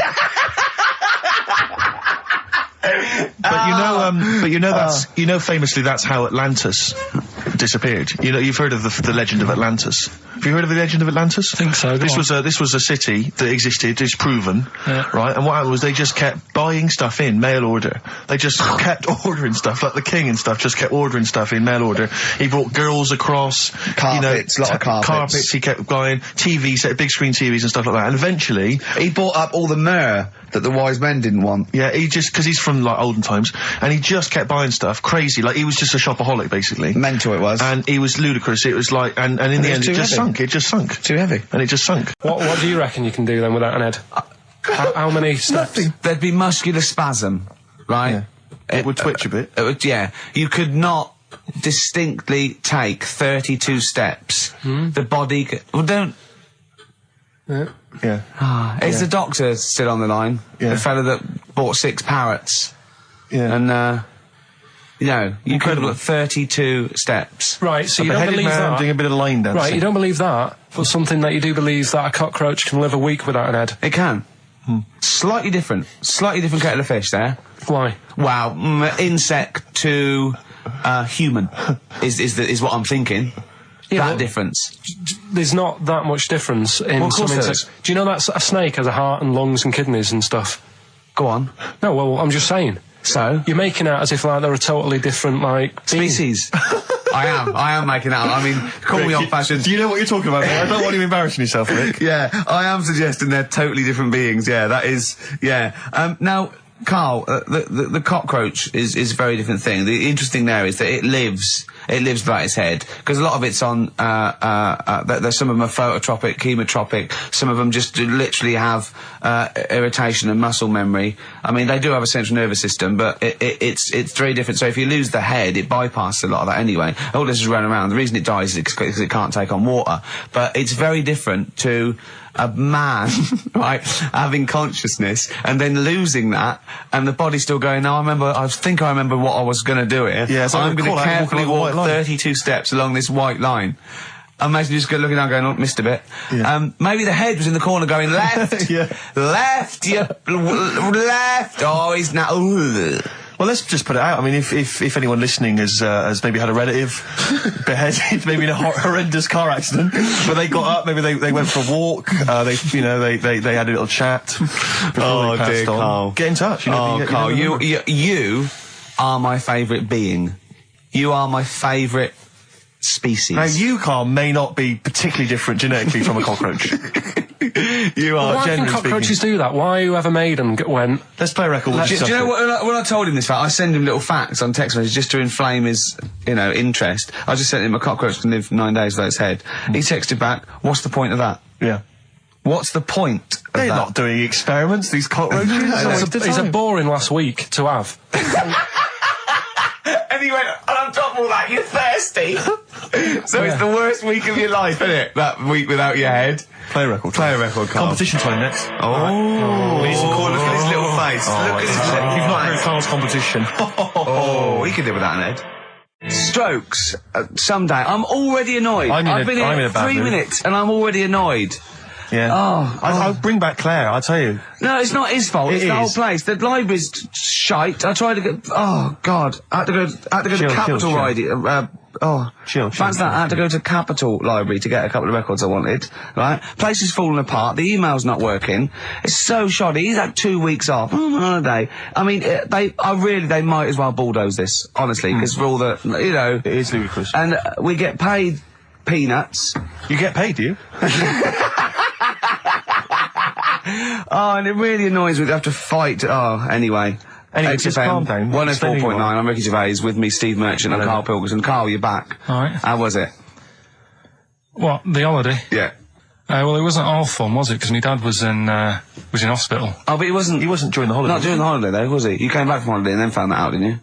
Yeah, but it happened when I was on holiday. Did you know that, though, when you're on holiday? No, because I didn't take my phone with me.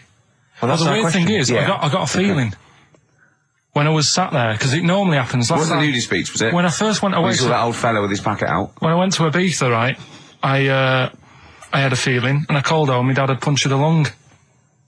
When And you this say you had time- a feeling, what do you mean, a feeling? Just like, I should call home. There's something not right. But this time, very I thought, specific feeling. How did that manifest itself? How does that? How do you get that? What kind of feeling? Is that tingling thing? I'm getting a bit of a lung feeling. Yeah, a bit of a dad lung. If you want to see dinosaurs and that, go to the museum. You were complaining about that as well, weren't you? You went to a museum and there was too many dinosaurs. He said you just need 4. No, well, Steve, have you been to the one in Knightsbridge? I think this so. one that I called up, right? It's nice. You go in, you get a good collection of stuff. You walk in, there's 3 or 4 dinosaurs. You've had enough, right? I went into New York, right? I went to the museum there, hundreds of them. You can't move for dinosaurs. Yeah. It's almost like they're responsible for them being extinct. There's loads of them. So all I'm saying is, if you want to see a dinosaur, go to the one near Knightsbridge. They've got a nice selection, some old vases and stuff. It's worth going. So, do you work for them? Because that was a pretty big sell. Well, you could work that into quite an advert, I imagine. I think that my new TV is too big, Rick. I said that I know, when he I don't know bought what it. I was thinking. But I can't believe it. He talked about this buying it. He's got a bit of cash now, of course. And what is it? 42 inches? 42-inch plasma screen. What did it cost you? $3 grand or something? Don't tell. That's wow, gross. it's ridiculous. £3.5 grand. Big spender. Of course, it's too big. Well, I can't get far enough back in my room, in my living room for it. You know, you're meant to be, I think, 4 times the screen size away from it. Really? To get out from the air. So that's 4 times 42 inches you're meant to be sitting away from it, which is impossible. Yeah. Well, I'll have to just get friendly with the neighbours. Yeah, watch it through a hatch. Yeah. If that's the case, though, aren't you better off just getting a portable? What? I don't understand that rule. What are you saying? Well, you're meant to be 4 times the screen size away from the TV. But then what's the point in having a big telly if you've got to keep moving further back? Get a portable. and sit right next to it. Do see your point. Why do people go to the cinema then? Did you see films that are out yet? Fair enough, he's got you there. Done. I'd tell you this though, I had it delivered, and are you supposed to tip delivery men? Of course you are. I don't know. You see, I've never had anything delivered before. I never spent that much money. Not if it's a courier with an envelope, but if it's a bloke who's struggled up the stairs, two fat blokes with a fridge, then give him a £5 for a drink. But the problem was, I didn't realise, and I was thinking to myself, I wonder if I've got to tip him. And the guy was leaving, and my mobile phone went off in my pocket, and I reached in to get it. He put his hand out, thinking it was a tip. I went, it's just my phone. And I felt terrible after he left. I didn't know. What was I going to do? Run down the street and offer him a £5? No. No, of course not. No. I'm not made of money. I just spent it on TV. Yeah, I've got no money, mate. Yeah. I just spent it all on this. I had to clean out my jar, everything, the drawers. Yeah, I'd take some bottles back. The problem was it took me forever to wire it in. I thought I'm not going to pay for someone to wire it up, you know. So it took me about 3 hours to wire it in, and it was huge. And I got it switched on, and the first program that was on when I got it wired in was Bargain Hunt. I'll tell you this, David Dickinson's tan almost took me eyeballs out. It was incredible. It was like X-rays. It was extraordinary, the glow. I know, a huge plasma screen with this orange thing coming out, and he keeps turning to the camera, doesn't he? Just to get you. Yeah, he turns away. You get a bit closer. They go, "What's he doing?" He just turns around, takes the cornea off. What do you think, Bargain Hunters? Bargain Hunters. Oh dear. Now, me and Steve have done our research for you, and we've got 2 amazing things to tell you. What should I tell them first, about the baby or the... Well, they're both equally fascinating, so you choose. I'll tell you the crowd thing first, right? Steve actually saw this thing in The Guardian of the Week about our research thing, and then we looked into it on Friday, and it is incredible. Right, listen to this. There's a thing in a bay in New England, right, where it's like the biggest. They make silicon chips and stuff for computers, right? And because of the data protection thing, after they've done them, because they have to destroy the plates, right, well, the information's sort of put onto them, but there's still flakes of silicon. They sort of grind it down straight away, and some of the flakes got into the bay, okay, but some of the information is still on even the slight granules of silicon. Anyway, gets in the water, and silicon is rather like a carbon derivative. They reckon if there had been life on another planet that wasn't carbon-based, it'd be silicon-based, because that simple sugars and proteins, it's just COH and that, and it can work with silicon, right? Anyway, the crabs have been taken up, it's still in the water, and they looked out on the beach, and over years the crabs have started sort of putting themselves in formations, like geometric format, and they couldn't work out why they were doing this. And when they put them in the experiment, they sort of like chopped them up, and they found they'd taken on silicon, and it had sort of got into their brain, and they were downloading information. they picked up little things because it's just chemical, electrical impulses that got information off the silicon chip, and they were interfacing it. But this is the amazing thing.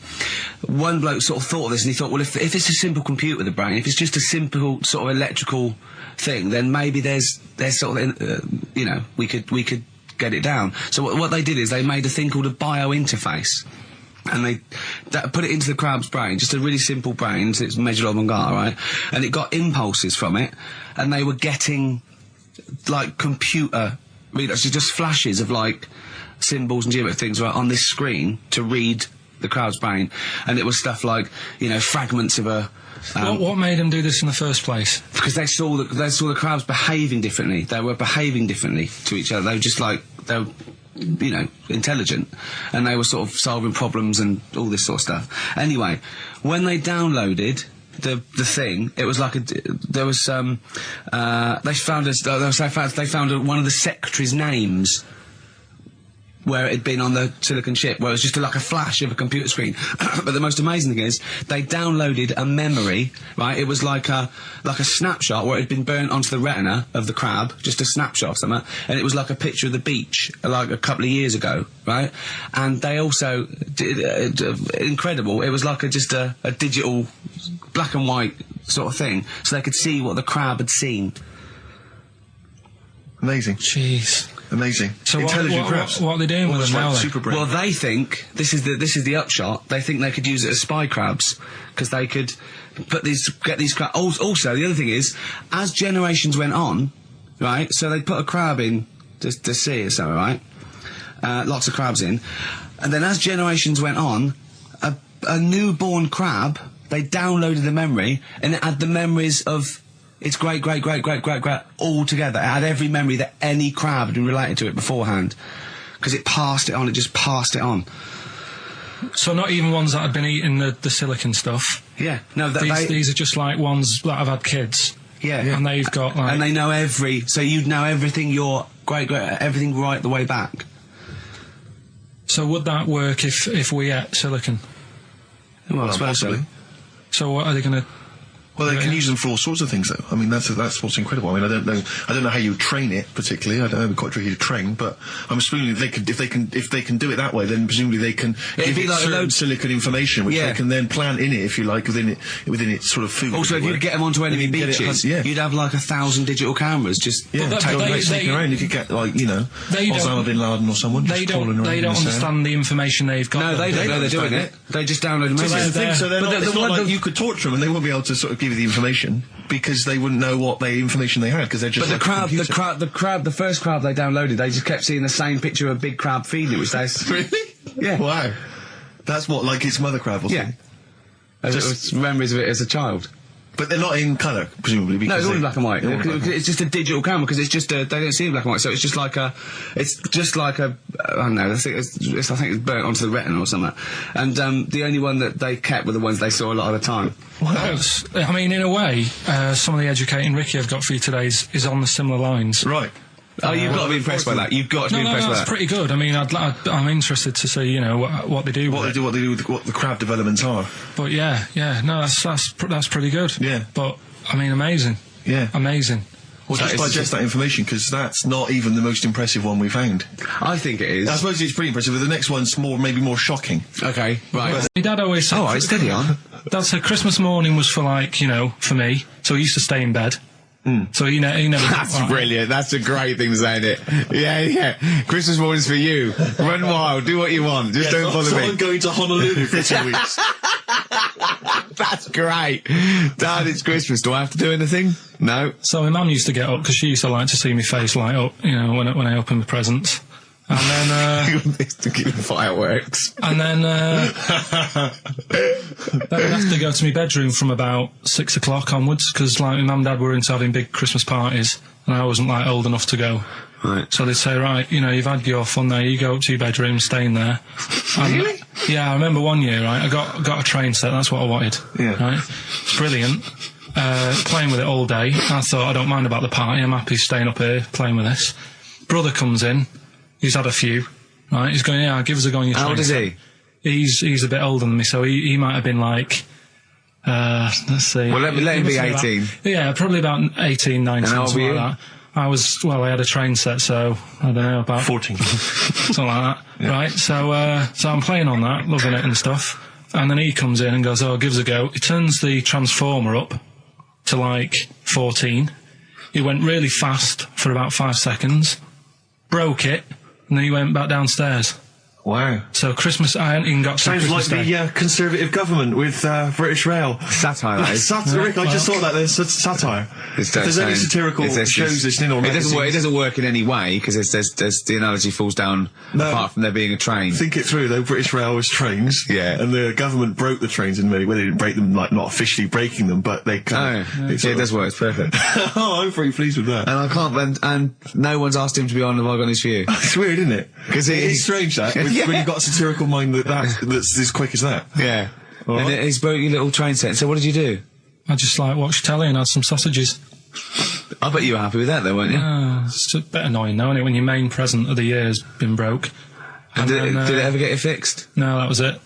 Put away. I'm intrigued why your parents wouldn't let you come and join in the festive fun. Was it like really debauched down there? Was it like eggnog everywhere? Well, no, but I mean, that's fair enough. 6 seems a little bit early, but I just think, you know, if you're a kid, you know, he had his fun, put him to bed at 8, maybe. And you think so on Christmas Day? I thought that was a day for family. Well, not if there's a party going on. Well, don't have the party on to Christmas Day. Well, that's another option. Yeah. Your parents are weird, aren't they? A strange breed. Well, I think that was the year, right? You're talking about buying presents and stuff. I think I did treat my mum to... I didn't buy my dad anything. I think that was, like, when I got a bit older, I used to get my dad something, because he wasn't that bothered anyway. No. So, got me mum, there was a cheap shop, right? Of course. Thank God for that. Called Snips. Right? So I went in there and I thought, let's see what I can get her. And remember Victoria Plum? I don't think so. Well, it's like a fairy character. Right. Right? And my mum's into gnomes and stuff, right? So I thought, right... She must be pleased with you, then.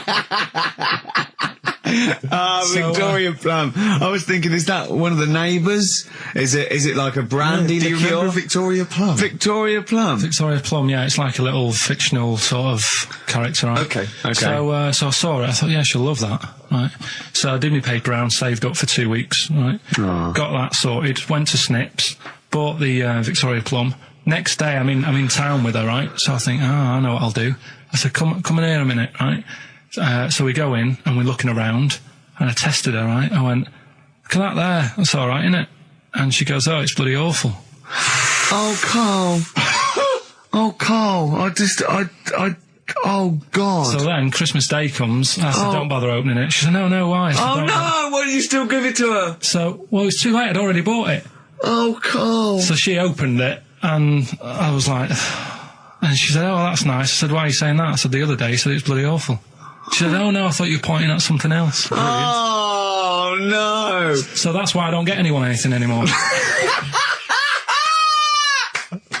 Oh, God. Play record. Oh, God. Oh. That's good, isn't it? Not bad. Gold Rush. Let you down. I'm actually quite affected by Carl's Victoria Plum scenario. Just the fact that, like, that eagerness, he wants to make sure it's a great present. He's saved up his paper round. He thinks it's like a gnome, but modern. I'm worried that you're using it as an excuse now, and that's why you're not buying anyone any gifts, because you've had your fingers burned once. I mean, you were 6, 7 years old. To be fair...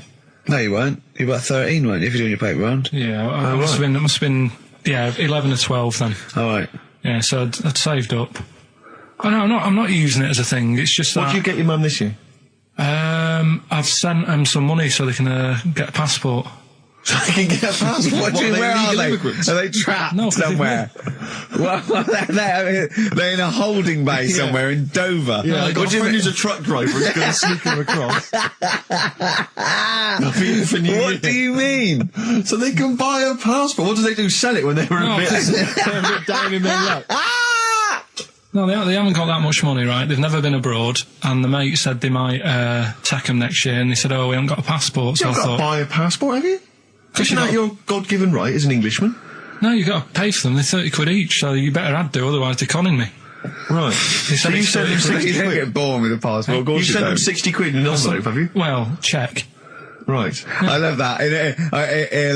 He'll be watching telly and France will come on and he'll go, oh, what do you think of that? She goes, it looks bloody awful. We go, don't open it. No. Don't open it. Don't open it. So you've not paid for a holiday for them? You've just sorted out it's the better prize, isn't it? Because they can't go anywhere without it. Well, the passport keeps on giving. Yeah. So, 10 years. That is, yeah. So, but no, I never used to. I mean, I can't think of other things. I used to get me dad once I started getting him stuff. It used to be a dressing gown, and then. But as an extra surprise, I used to put like a cigar in the pocket, so he'd think that was it. Yeah. Then he'd put it on and put his hand in the pocket. Right. And then he'd just hit you because he thought you'd nicked it. Oh dear. So you bought him a jacket with a cigar? That's quite thoughtful. Did you sneak a cigar once on Christmas? Yeah. Well, that's when they used to have like the big do's, like I say. You know, they were known for it. Like the whole estate used to know that. You know, we were having a party. Yeah. So they'd all come round. So they'd all come round and have food and drink and that. I cannot imagine how unpleasant that must have been. Awful. And you locked in your bedroom with a broken train set. Yeah, crying. And looking at Victoria Plum, whatever that was. In the bin. Oh, in the bin, yeah. And hear a mum saying, and he got me this. Isn't this piece shit? of rubbish. You could hear him just throwing it against the wall and laughing. And all the neighbours laughing. This is the dilemma. Me and Steve, yesterday, were trying to convince Karl that it would be a good idea to buy Suzanne a Christmas present. Okay? Now, why aren't you going to buy her a Christmas present? Explain, Karl, why you don't think you should buy her a Christmas present. No, I've told her I'll get her one, but in the new year. We're going away on holiday and that, so there's no point taking stuff away. Yeah. Going to Lanzarote next week. Just get something in the sales after Christmas for this, Yeah. Right. And me and Steve were trying to explain to Karl that she would love it if you bought her something on Christmas Day. Yeah, but she knows now. But knows what? I've told her. So no, well, I'm going to tell you. Do you know? Right, this dear listener, this was Karl's worry. I said, I bet she's got you something, and Karl was worried in case he got her something and she hadn't got him something. Yeah, he'd be livid. He didn't want to be down. He didn't want to be a present down. Yeah. Look at his face. So buy her a nice necklace. Don't spend, spend £100, you know, just a little token. We're going away. We're going taking her away on holiday. No, you're not taking her away on holiday. What, you're paying for it, are you? Yeah. Are you really? Well, half and half and that. Right. So you're paying for you to go on holiday? That's good of you. So the gift is your company, really? She's done all right. She's done all right. Why do you talk like you're 60 years old? And you've been working down the mines. I know that she's done all right. Do you go over to her and say, Suzanne, you're bloody lucky? I mean, you've fallen on your feet. Look who you've got. What? I'm not sure she has done all right. I don't want to be critical, but. Oh dear. So what are you going to get in the sales? What are you going to get her? Yeah, it depends. I'm thinking. I mean, I'll give her the choice. She can have Kingsley and old Bob Marley. Right, I'll let her decide there. Oh dear. I can't wait to see you. Where are you going, Lanzarote? Yeah. Where's that? Don't know. Suzanne sorted it out. I said, Lanzarote. I said, is that Africa or is it Spain or Portugal? Just thought you don't know. What do you mean don't know? I goes, well, what's the currency? I went, don't know. I said, Suzanne booked this one, did she? Yeah. I thought, where is it? Is Lanzarote African or foreign? Somewhere foreign. I was looking last night, and doesn't look that good. There was like one of the highlights of the things it says you've got to do is go and have. Apparently, they've got restaurants in caves. I don't know if there's a jingle for that, maybe. You nearly had me eye out. Knob news. Knob news, excellent. This is an extraordinary story. A woman tried to sue her bosses for £210,000 after finding a cooked penis in a canteen stew. Hospital cleaner Sophie, something, I can't pronounce that name, was eating goulash for lunch and could not cut one of the lumps of meat. You can see where it's going. I've got so many questions already. I know. She picked it up and tried to chew it, but it was too tough. Then she inspected it with workmates, who all agreed it was a penis. Imagine that discussion. Yeah. Miss McLata said she vomited for the rest of the day, instantly became a vegetarian, and had to have psychiatric help. It's not known whether the organ was from a human. The case continues. Well, it can be found out, so that's one thing. Obviously, the doctors aren't confused. They're not going, I don't know, I've never seen one like it. Yeah. Also, why is she eating goulash? I know. I mean, that's my first question. Why? You got lunch. Oh, what do you want? I don't know, I fancy some goulash. Yeah. Oh, some gooly lash. Gooly lash Thanks very like much it. indeed. Lancashire cockpot Oh, is on the menu. Brilliant. Only £5.50. Wangers and mash. I'd love some wangers and mash, please. Coq au vin. Coq au vin. It's already done for There's you. there's wangers and mash, coq au vin, Lancashire cockpot. You know. That's just off the top of our brains. Yeah. So, if you've got any of your own, keep them to yourself. We're not interested. What do you make of that knob news? And he's in a hospital. Oh, yes, it was. No, hospital cleaner. You're right. Oh, cleaner. God. I know how your mind's thinking already. There's been a mix-up. What kind of mix-up? I love that. What, some bloke's gone in, some lesbian's gone in, wanted a sex change. She's got a carrot for a cock. Bit of stewing steak. Stewing steak. Do you believe in palm reading and stuff? Yes. Sorry, yes. Yep. Yeah, of Yeah. course. Sorry, I forgot. Yes, of course we do. Right, well, there's a fella who, he used to do palm reading. Oh, yeah. But a lot of people, he found that when he went up to him in the street and said, do you want your palm reading? He was like, a lot of them were like, you know, oh, I'm a bit ashamed of my nails and stuff because they're a labourer or they're a cleaner or something like that. I know a lot of labourers are slightly embarrassed by their nails. Yeah. No, but...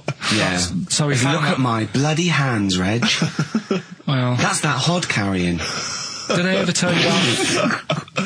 Did I ever tell you that I got picked at school to make tea and serve biscuits to old people because I've got good nails? No, go on. Is there any more to the story? Well, that's about it. I mean, we used to do, like, I think the head teacher must have been getting something, maybe getting his mum in there for free or something in this old people's home. So he offered the kids at the school, he said, right, all sit at your desk and put your hands on the table. And everyone did. And he walked past mine and he said, not bad, not bad.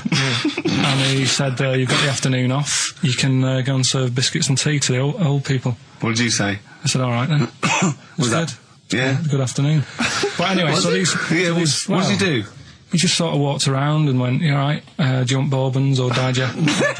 I bet you get on with old people, wouldn't you? I'd love to see... Maybe Especially the senile one. Yeah, no, but I'd love to see you on VH1, just in a link. They just go, you know, they've just played Robert Palmer, right? And it comes to you in a little park, and you just sit next to an old lady, go, all right? And you go, yeah, not too bad. You go, what do you think of London? Crap, innit? And she goes, yeah, it's awful, innit? And you just have a talk, and you go, right, well, she doesn't like it, in excess. Yeah. That's what I'd like to see. I still think my idea is better, but... So what are you going for then? Oh, you've picked one, haven't you? Yeah, so this fella... So there's palmists going around the streets. Yeah, he's going round... and randomly trying to give palm readings. They're losing money, hand over fist. Yeah. Right? So, they said, he's what he's done, he's reading people's, bottoms now. Sorry, whoa. You just, I didn't quite follow that. He was a palm reader, that wasn't making money, so now he's going up to people in the street and saying, can I see your arse? Basically, yeah. So from being a palmist to an arsonist. Well, they just, that's what he does. He said there's same sort of lines and that you get on your hand, you get them on your bottom, and he can read them. Right. Yeah, he's not a pervert or anything, or making up as he goes along. No, that's it. That was that. So, if a man came up to you in the street and said, can I have a look at your arse? Can I read your arse? Well, do you know what happened to me on the way in? Go on. A homeless person called me a dickhead. How did he know? Do you know him? Is that why? He's like the local big issue fella. Oh, yeah. Yeah. And he knows me. He sees me walking up and down the street. Oh, that's how he knew you. Right. So, so normally I have a bit of a chat with him and that. And I walk past him. And, you know, I can be a little bit cheeky with him because I've been cheeky with him in the past with stuff. You pinched his arse. No, just, you know, saying stuff like, God, you're always there. I mean, you got home to go to and stuff like that. Yeah, No, just breaking the ice, Go on. He knows, and he'd laughed at that, right, last time, so I thought I can be a bit cheeky, right? So he goes, do you want a big issue? I said, no. He said, come on, I've got loads of them, right? So I sort of said, when I was a kid, and I used to do a free paper around the free papers one, I said, just put them in the bin and go home, right? And he went, yeah, but how am I going to get any money doing that, you dickhead? You see, I can see his point. He is homeless and having to sell newspapers to get 50p or a quid or whatever. Yeah, and sometimes I treat him, right? And today I didn't have any money. I had a takeaway last night, and I normally give them £1, and I felt bad not being able to do that because I didn't have any money on me last night. Right. I couldn't look him in the eye. Did you explain this to the homeless person, the traumas of the takeaway without the tip? Did you explain that, you've had it hard as well? I go, look, you don't I know had food delivered to my warm flat. Yeah, it was a nightmare. You don't know what that's like. You don't know what the trauma is because you can't have food delivered to your flat because you haven't got one. So please don't look at me like that. You should have said. But most people ignore him. At least I gave him a bit of acknowledgement and sort of... took the mick.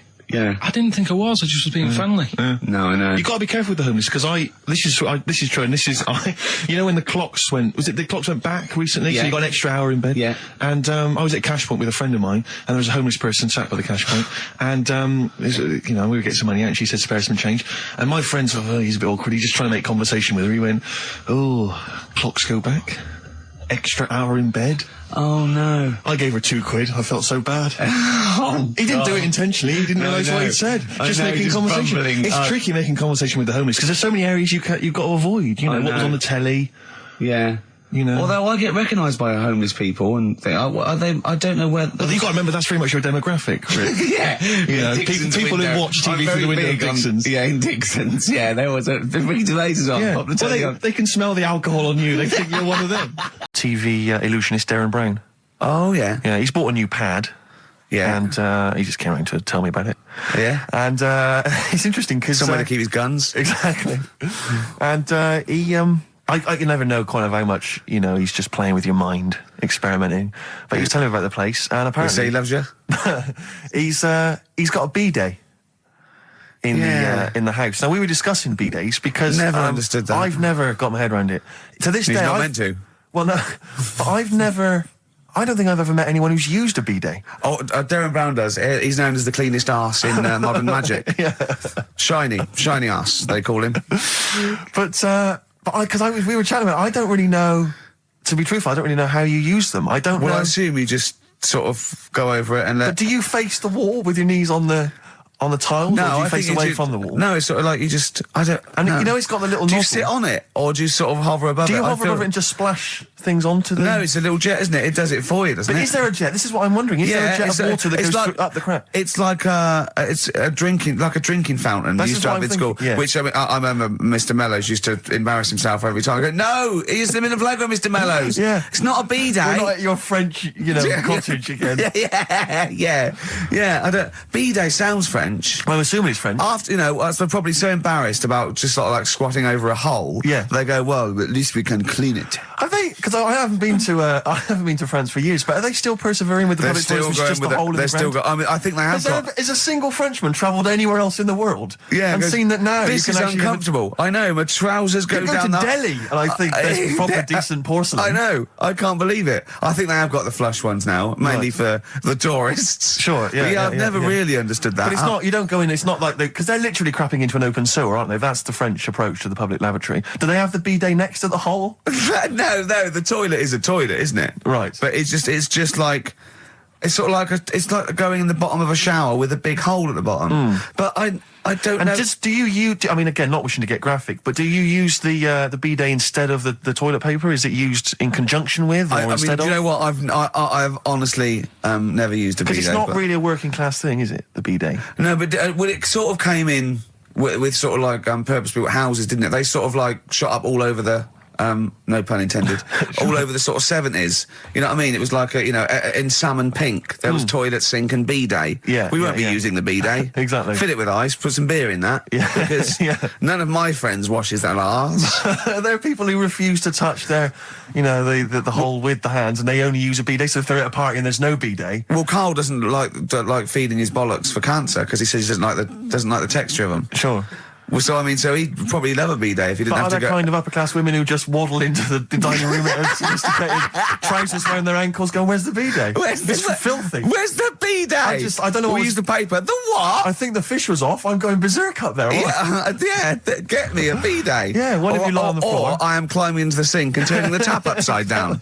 It's the only way I can do it.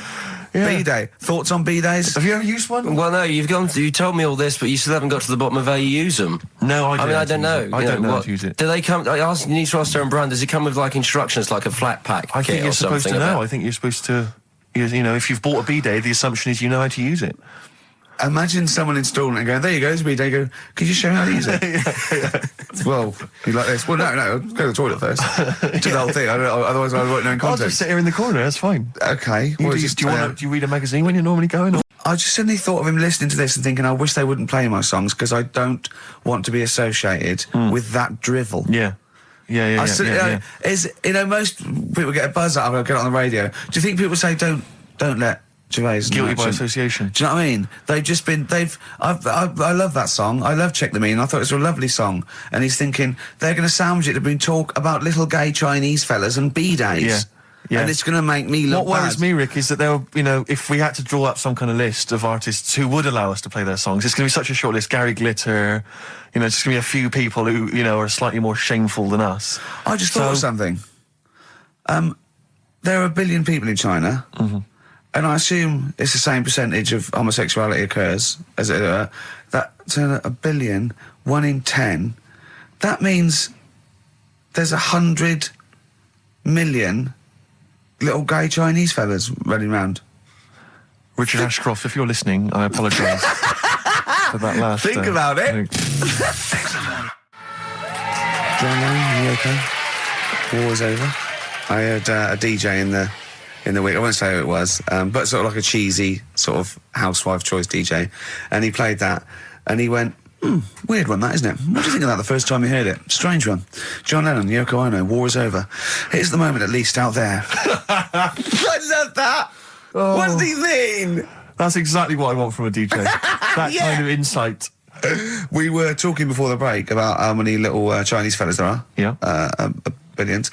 An awful lot of them. Brilliant, good. More the merrier. Are you familiar, Rick, with the scary fact, I don't know, Camford, if you're aware of this, and it's chilling.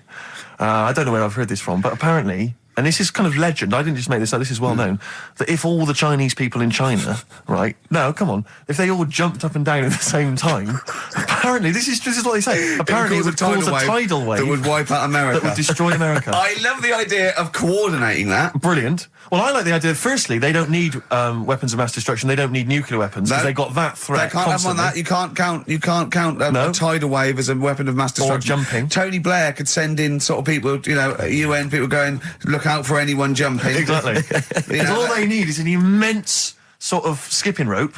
Oh yeah, once a little fella in Japan holding one end, little fella in Russia holding the other. Exactly, yeah. And they go, on your marks, you'd have a lot of coordination over that one little... Maybe like someone like Mr. Motivator, kind of coordinating it all from the top of the wall, sort of looking down. The Chinese equivalent. Yeah.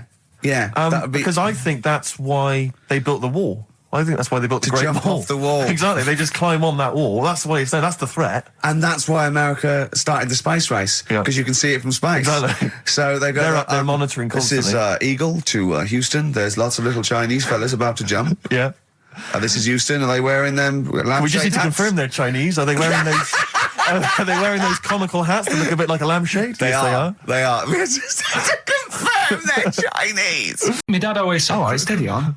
Dad said Christmas morning was for, like, you know, for me. So he used to stay in bed. So he never... That's brilliant. That's a great thing to say, isn't it? Yeah. Christmas morning's for you. Run wild. Do what you want. Just don't bother me. I'm going to Honolulu for 2 weeks. That's great. Dad, it's Christmas. Do I have to do anything? No. So my mum used to get up because she used to like to see my face light up, you know, when I open my presents. And then... to give fireworks. And then... then I'd have to go to my bedroom from about 6 o'clock onwards because, like, my mum and dad were into having big Christmas parties and I wasn't, like, old enough to go. Right. So they'd say, right, you know, you've had your fun there, you go up to your bedroom, stay in there. Really? Yeah, I remember one year, right, I got a train set, that's what I wanted. Yeah. Right? It's brilliant. Playing with it all day. I thought, I don't mind about the party, I'm happy staying up here playing with this. Brother comes in, he's had a few, right? He's going, yeah, give us a go on your train. How old is he? He's a bit older than me, so he might have been like, let's see. Well, let him be 18. Probably about 18, 19, And how old something were like you? that. I had a train set, so I don't know, about 14. something like that. Yeah. Right, so I'm playing on that, loving it and stuff. And then he comes in and goes, oh, give us a go. He turns the transformer up to like 14. He went really fast for about 5 seconds, broke it, and then he went back downstairs. Wow. So Christmas, I hadn't even got to Sounds Christmas like Day. the Conservative government with British Rail. Satire, though. Rick, I just thought that there's satire. If there's any satirical shows listening or magazines. It doesn't work in any way because there's the analogy falls down apart from there being a train. Think it through though. British Rail was trains, and the government broke the trains in many. Well, they didn't break them, like not officially breaking them, but they kind of. It does work. It's perfect. Oh, I'm pretty pleased with that. And I can't. And no one's asked him to be on. Have I got news for you? It's weird, isn't it? Because it's strange that when you've got a satirical mind that's as quick as that. Yeah. And he's broke your little train set. So what did you do? I just watched telly and had some sausages. I bet you were happy with that though, weren't you? Oh, it's a bit annoying though, isn't it, when your main present of the year's been broke. And did it ever get it fixed? No, that was it. Put away. I'm intrigued why your parents wouldn't let you come and join in the festive fun. Was it like really debauched down there? Was it like eggnog everywhere? Well, no, but I mean, that's fair enough. 6 is a little bit early, but I just think, if you're a kid, you had those fun, put them to bed at 8 maybe. And you think so on Christmas Day? I thought that was a day for family. Well, not if there's a party going on. Well, don't have the party on the Christmas Day. Well, that's another option. Yeah. Your parents are weird, aren't they? A strange breed. Well, I think that was the year, right? You're talking about buying presents and stuff. I think I did treat my mum to. I didn't buy my dad anything. I think that was like when I got a bit older, he used to get me dad something because he wasn't that bothered anyway. No. So, got me mum. There was a cheap shop, right? Of course. Thank God for that. Called Snips. Right? So I went in there and I thought, let's see what I can get her. And remember Victoria Plum? I don't think so. Well, it's like a fairy character. Right. I mean, mum's into gnomes and stuff, right? So I thought, right. She must be pleased with you, then. Victoria Plum. I was thinking, is that one of the neighbours? Is it like a brandy liqueur? Do you remember Victoria Plum? Victoria Plum. Victoria Plum, yeah. It's like a little fictional sort of character, right? Okay. So I saw it. I thought, yeah, she'll love that, right? So I did my paper round, saved up for 2 weeks, right? Oh. Got that sorted, went to Snips, bought the Victoria Plum. Next day, I'm in town with her, right? So I think, I know what I'll do. I said, come in here a minute, right? So we go in and we're looking around and I tested her, right? I went, look at that there. That's all right, isn't it? And she goes, oh, it's bloody awful. Oh, Carl. Oh, Carl. Oh, God. So then Christmas Day comes. I said, don't bother opening it. She said, no, why? I said, no. Why did you still give it to her? So, well, it's too late. I'd already bought it. Oh, Carl. So she opened it and I was like, and she said, oh, that's nice. I said, why are you saying that? I said, the other day, she said, it's bloody awful. She said, oh, no, I thought you were pointing at something else. Oh, no. So that's why I don't get anyone anything anymore. Here's the defence. Here's an email from Scott Coomer. He says, Carl is actually right.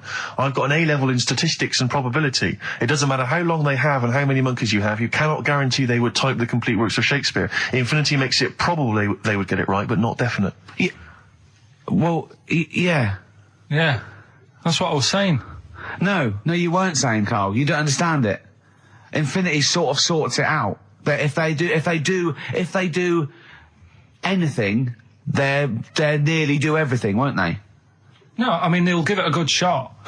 No, that's not the point. But the I'd point be is surprised if they did one page right. Right, listen, it's not to do with consciousness. It's not to do with them aiming. They are just bashing away at the keyboard. It's like they're used to show that there isn't consciousness. They chose the chimpanzee because it can type, presumably, hit the keyboard. It's because they hadn't come across you at the time. Yeah. It's to take out thought out of it. It's to take out reason and trying, right? It's just random. They're saying that if you typed enough things, if a computer was left typing everything, if you left it for an infinite amount of time, and they chose Shakespeare because there is meaning behind it, and it's difficult to get it exactly right, to show you that infinity would come up with it's not just Shakespeare, it's every novel. It's everything. Fairly eloquent there from Gervais. A quick riposte, please, from Karl Pilkington. No, I'm just saying, what I don't understand, if it hasn't read it, then how does it know where it's going? One of those stupid lateral thinking problems. We maybe should give an example of the... Romeo and Juliet, right? Romeo's asleep on the bed, Juliet's on the floor, covered in water and broken glass. What happened?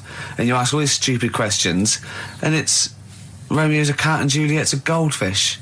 Again, awful. What am I thinking? Yeah. Yeah, go on then, Carl. Right, yeah. There's a bloke lying on the floor, right? He's cut his head, blood's coming out of his head, and all his mates come running up, and they're all stood round him. Yeah. and they don't take their hats off as a mark of respect. That is outrageous. Why didn't they take their hats off? I'm laughing, but it's probably as good as the real absolutely. ones. A bloke's fallen with his... Yeah. He's lying on the floor. Yeah. He's dead. Yeah. His mates come running up. Was it important that his head was cut? I don't know. I mean, Would it have been okay if he'd have been wearing a hat? He wouldn't have been dead if he was wearing a hat. What's your answer? No, you're meant to answer a question. You don't just go, what's your answer? You say, where's the turn? So you go, no, and I have to guess. It's obviously like sort of motorcycle stunt team or a parachute. Why didn't they take their hats off? Because they're probably still on the motorbikes or something. Or... Well, yeah, but if you mark a respect to someone, you could take your helmet off. I'm getting angry. What? They're parachutists. Why can't they take their helmets off? Because they're coming down from the sky. But he's on the floor dead. Well, yeah, but they can look down and see him on the floor. Are they on the floor, Carl? They're on the floor as well. They're walking, are they? Yeah, well, they sort of stood there looking at him. They're stood there. Yeah. They're stood on the floor looking at him. They're soldiers. Why? But why? Because it might be in a battle zone. They might have their helmets on, and he's been shot in the head. No. Well, that does work. You see, this is my point. That one works. That one works. Unless you give us a piece of information where that doesn't work. What's the difference? Why is yours different to he's been shot in the head in the trenches, and they're looking at him and they keep their helmets on? I just don't think it matters as much. If they're in the trench, they're already guarded a little bit, so they could take their hats off. It's the best mate, for God's sake. Okay, he's dwelling on this. Are they normal hats? What kind of hats are Give you they? the answer. No, don't get ratty. What kind of hats are they? Baseball hats? If I told you what sort of hats they are, you'd have the answer. Wow. Okay, I've got to guess what sort of a hat it is then, have I? Right. Is it a trilby? No. Is it a bowler? I know what it is. What? They're spacemen. No. Oh, that's a good That one. one works as well. This is my point. I like that one a lot. It works. He's fallen on the moon, and not that the moon happened. It was set up, wasn't it, in the studio? We know that, yeah. Okay, Carl, what's your answer? Builders on a building site. Why is that different to soldiers? Because bricks don't fall in wars. But bullets fly.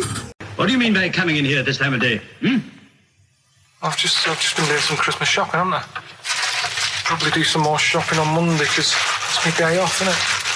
Yes, I know it is. You don't have to tell me. Do you want to see what I've bought, Suzanne? No, thank you. I don't mind showing you. It's only a Christmas present, isn't it? Just bought some more condoms. Why? Well, I bought some last year. Got 2 boxes. They all got used, so... I'm very glad to hear it. How much do I pay you? Why are you asking? The presents I buy has got nothing to do with what I earn. Like I say, if I won the lottery, I wouldn't go mental on her. Do you know what I mean? I probably wouldn't even tell her because I think she'd want to travel around the world and all that, and I'm not into that, to be honest, so I'll probably keep it quiet. Why? Well, once you've been around the world, where do you go next year? Each to their own, though, innit? You know what I mean? Well, what do you want? What for Christmas? Not that fussed, really. And you, it's just as well I'm not that fussed, because do you know I do some work at XFM? Do you know what they're giving me for Christmas present? Nothing. No, might as well have been nothing. 2 CDs. That's it. I was well fed up. I'm sure you will. They give you a list of about 30 albums and you get to pick 2 off the list. So I've gone through Kings of Leon album and the best of Bob Marley. Mr. Marley has been dead these 7 years. In fact, he died 7 years ago this very day. Did he? Do you know what sort of donuts Bob Marley likes? It's not my business. No, it's not a proper question. It's an old Peter Kay joke. He likes the ones with jam in. Do you get it? All right, Carl? Yeah. Bit miserable today, Carl. Let me explain why. Go on. Steve, and to you, the listeners. Well, we came in to a big bunch of stuff. Dropped off was it Becky from Marks and Spencer? Just like lovely stuff. Food, presents for the cat, books, just, to Ricky and Steve. Ricky and Steve who do the show, right? Ricky Gervais and Steve Merchant. GQ presenters of the year. Creators of The Office, right? Award-winning. Carl's looking over. I go, well, maybe, it's not for you, no. And then he told me why he's grumpy anyway. Go on. Do you know what XFM are giving everyone? How long have you been here? About 6 years. What are you getting for Christmas from XFM? 2 CDs. Is that of your choice, or do they choose them? There's a list of about 30. Right. Tell them what you chose. 30 CDs. I've gone for Kings of Leon album. Yeah. And the best of Bob Marley. Haven't we, given them away in the past or something? Or you could have burnt them off, couldn't you? You could have done copies. Illegal, but you could have done that anytime you wanted. I don't think Bob Marley minds if you bootleg his CDs. It's out of order, though, isn't it? It is bad. Although is that always the case? Has it always been the truth of all the time you've been here? No, it has been better than this. Yeah, although you do get paid quite well and you do have an easier time. Yeah, but don't give me the CDs then. If it was a milkman, you don't go, have 2 bottles of semi-skimmed. Happy Christmas. Yeah. That is a valid point. Do you know what I mean? Have you complained? Who is it who made this decision? There's no point. No point, is there? Why? Just no point. I don't like moaning anyway, just... Has it come from up top? Is it from the capital people? Just everyone. That's what everyone gets. Yeah. Yeah, but will Christian get 2 CDs for getting up at 4:30 every day for about 5 years? And keeping the station afloat. Probably. Yeah. So that's why I'm a bit fed up. What are you listen to first, Marley or Leon? Well, they have a bit of Marley. I'll tell you what Marley's good for as well. You're going to have a little beach holiday, aren't you, over Christmas, going to Lanzarote? Listening to that on the beach, you'll realise how wise XFM are in the long run. You go, well, look, they could have given me 400 quid, right? Well, I'd have spent that. But this is, the legend lives the gift on. that keeps on giving. So you're probably, you know what I mean? Think how much what you got to think of is how much all his great songs took, not only from the depth of his soul and, all his sort of angst and knowledge and love, and then all the studio time, the marketing, and they're just giving you one that. They go, don't worry about that, Carl, just have it. And you go, what? But all the time we spent with Bob Marley and everything is there. Have it, Carl, have it, Carl. And Practice. Have that. Thanks, well done. Carry on. We're still going to pay you for the work. Yeah. That's just something on top. Here's a little piece of Bob, free. Yeah, so don't moan, it's extra. So, I didn't have to give you it at all. Play a record, you ungrateful little swine. Some people, like the homeless, aren't getting anything this Christmas. This is my favourite. I think that my new TV is too big, Rick. I said that I know, when he I bought don't know it. what I was thinking. But I can't believe it. He talked about this buying it. He's got a bit of cash now, of course. And what is it, 42 inches? 42-inch plasma screen. What did it cost you, $3,000 or something? Don't tell. That's wow, rubbish. it's ridiculous. $3,500, big spender. Of course, it's too big. Well, I can't get far enough back in my living room for it. You're meant to be, I think, 4 times the screen size away from it. Really? To get out from the air. So that's 4 times 42 inches. You're meant to be sitting away from it, which is impossible. Yeah. Well, I'll have to just get friendly with the neighbours. Yeah, watch it through a hat. If that's the case, though, aren't you better off just getting a portable? What? I don't understand that rule. What are you saying? Well, you're meant to be 4 times the screen size away from the TV. But then what's the point in having a big telly if you've got to keep moving further back?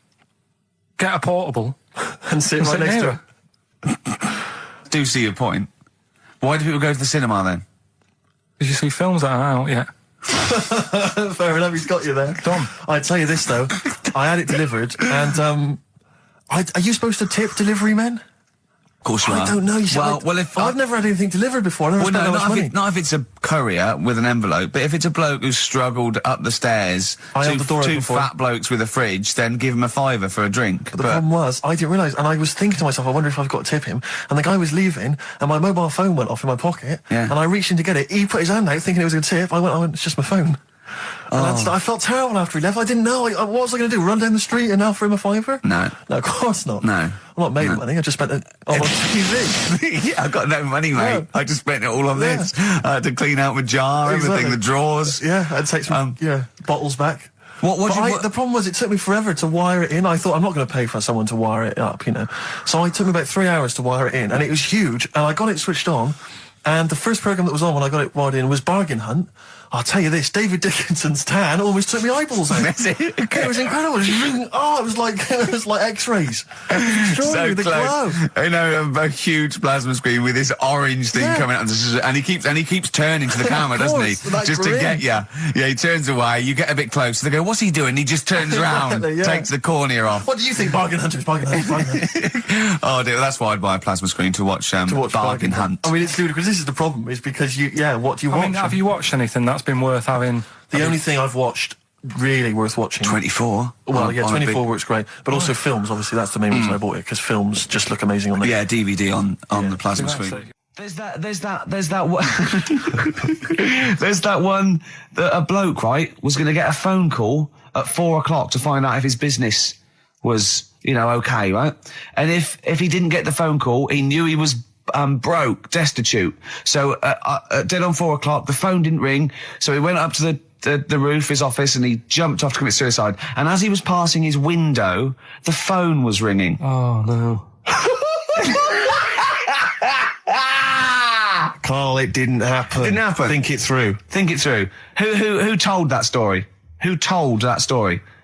As he hit the pavement at 120 miles an hour. He's the only person who could have known that series of incidents. Also, why didn't he wait? As his life's at stake, why didn't he wait till 5 past? I'm going to give it 5 minutes just in case. In case the lines are busy. Yeah. And what sort of bloke goes out, I'll call you at 4, okay, if your business, well, call me anyway. No. If I don't call exactly 4, then, no, you commit suicide. Commit suicide. I would, because if I don't call at 4, that's the end of it. Well, call me anyway. No, that's not the way I work. Why can't he just call me and tell me the other way? Well, I'm telling you how I do it. If you're bust, I don't call. Can't you just call to verify in case something goes wrong? What if it's engaged? It won't be engaged. Just commit suicide at 4, please. It didn't happen, Carl. What exactly is there then? Is it just a kind of moon? I've said in the past to you, Rick, that my grandparents, so I love them dearly, but it's like for the last 30 years they've been waiting to die. I know. It's like they just sort of, it's like, the novelty wore off of life. Life in the 50s. Yeah, they got kind of bored of it. Life, in the 40s, it was brilliant. All sat around the old Joanna as the bombs fell, singing. They loved that. The 50s, that was great as well, because that was the post-war years. It was, it was a bit tight in the pocket, but it was all right. Everyone pulled together. And then the 60s came along, all the crazy music, the funny hair. Let's stay in bed. Exactly. They basically stayed in bed. And it was one Christmas when my grandmother said to my dad, what do you like for Christmas? What do you fancy for Christmas? And this must have been, I don't know, 20 years ago. She said, what do you fancy for Christmas, Ron? And he went, well, I could do with a nice big kind of warm winter overcoat. She said, don't worry about that. Don't worry about that, because your father will be dead soon. It's what you can have his. Meaning my granddad. Well, to be honest with you, my father's still waiting. Which is good news. Good news for my grandfather. Less good news for my dad. He's freezing. He's freezing. He finds out, how is he today? He's fine. Okay. Oh, I'm freezing. It is such a weird mindset, that. I think that, to me, is what sums up people from that older generation, the 40s and 50s. And it seems to me that you've got that kind of mindset. It's like you were born in the 30s. And whenever you talk of your childhood, it's like you had like a big potato to take to school. And a hoop and a stick is a Christmas gift. The other thing is, I think that that sort of generation, it seems that the man is dependent on the woman. There's a total dependence. Oh, absolutely. If she dies, he's done. Yes. He's done for. It just pine away. If he dies, she's got 30 years of pottering. Absolutely, yeah. Do you know what I mean? And going to the youth club and the church. I know what you mean, yeah. It's sort of like that. It's sad. Of course, it's sad for them, but it's not the end of their life. No, sure. And it sort of is the other way around. I don't know why that is. Yeah. It's terrible. That's a little melancholy thought for I know, I've really brought it. You brought it down. You've brought it down. I've brought it. This isn't a nice show at all. This is terrible. Well, we're going to have people just killing themselves. What? Well, I didn't really want to make it a Christmassy type show because I don't really like it. Oh, he's done it again. What, you did Christmas once, didn't like it? No, my dad always said... All right, steady on. Dad said Christmas morning was for for me. So he used to stay in bed. So he never... That's brilliant. That's a great thing to say, isn't it? Yeah. Christmas morning's for you. Run wild. Do what you want. Just don't bother me. I'm going to Honolulu for 2 weeks. That's great. Dad, it's Christmas. Do I have to do anything? No. So my mum used to get up because she used to like to see my face light up, when I open my presents. And then to give fireworks. And then then I'd have to go to my bedroom from about 6 o'clock onwards because my mum and dad were into having big Christmas parties and I wasn't old enough to go. Right. So they'd say, right, you've had your fun there, you go up to your bedroom, stay in there. Really? Yeah, I remember one year, right, I got a train set, that's what I wanted. Yeah. Right? It's brilliant. Playing with it all day. I thought, I don't mind about the party, I'm happy staying up here playing with this. Brother comes in, he's had a few, right? He's going, yeah, give us a go on your train. How old is he? He's a bit older than me, so he might have been like, let's see. Well, let him be 18. Yeah, probably about 18, 19, And how old something were like that.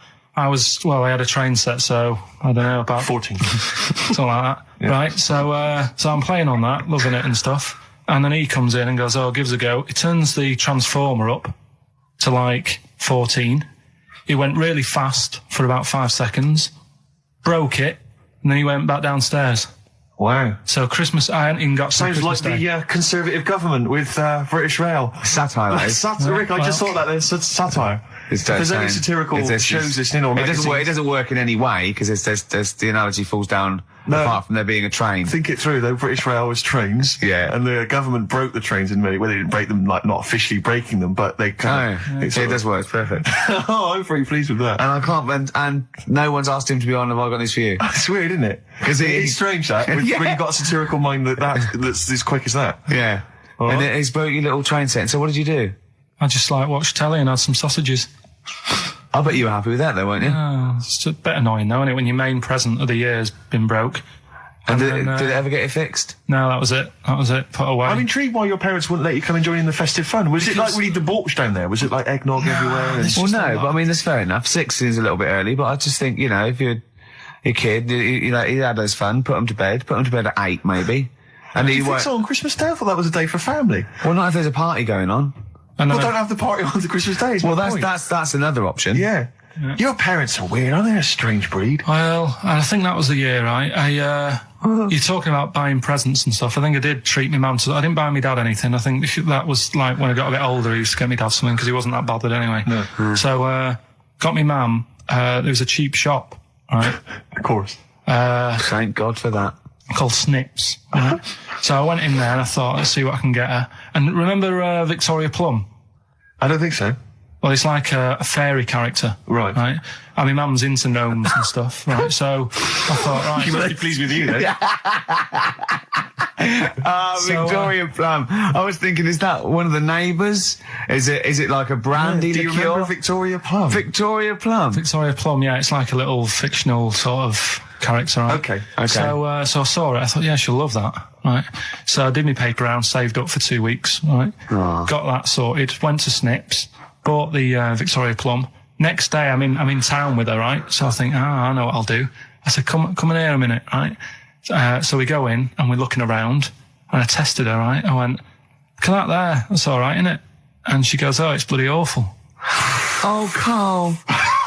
Oh, Carl. Oh, God. So then Christmas Day comes. I said, don't bother opening it. She said, no, why? I said, no. Why don't you still give it to her? So, well, it's too late. I'd already bought it. Oh, Carl. So she opened it, and I was like, and she said, oh, that's nice. I said, why are you saying that? I said, the other day, she said, it's bloody awful. She said, oh, no, I thought you were pointing at something else. Oh, no. So that's why I don't get anyone anything anymore. Do you know the guy who was in James Bond, the big bloke? Yes. Jaws. He's got the same illness as this bloke. Right. And what it is... It's called tall. It's something about... You're suffering from tall. You've got a small tumour or something just behind this part of your head. Yes. Oh, yeah. Just sort of in the middle of your eyes. Yeah. And the pressure on that makes you grow really tall or something. Yeah. So he needs to get it sorted. That's your advice to him. Yeah. Get it sorted. Well, I think we should have a White Van Man session. Oh, White Van Man. I think people tune in for the White Van Man Yeah, session. people who haven't tuned in, they don't know. If people aren't familiar with this, The Sun runs a column every day which is asking some punter from the street their views on the week's big events, and we just thought, why not hijack that idea but apply it to Karl Pilkington. Karl? I've seen much news again this week. You've not seen much news? Don't worry, I'm sure you have an opinion on it. Just give us it from your heart. So Gladiator. Okay, so, well, on the subject of Gladiator, what do you make of Russell Crowe's appalling behaviour at the BAFTAs? This is, I heard a bit about this. This is, when he got some director or something, because... Director or producer and threatened him, because they cut his bit, didn't they? They cut a poem that he'd done during the acceptance speech.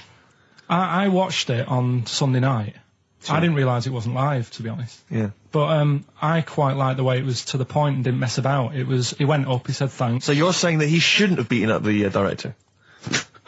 Is that what you're basically saying? It's a bit over the top. You thought I mean, if you didn't have time, if you really, I mean, what's the poem got to do with the film anyway? He was an awards. So do you think it's ever justified to beat up a TV director if you're a major Hollywood star? Depends what he's done, but I mean... Right, what would he have to have done, Carl, for it to be fine for him to then beat him up? The thing is, right, forget all the beating up. At the end of the day, it was a awards thing for a film.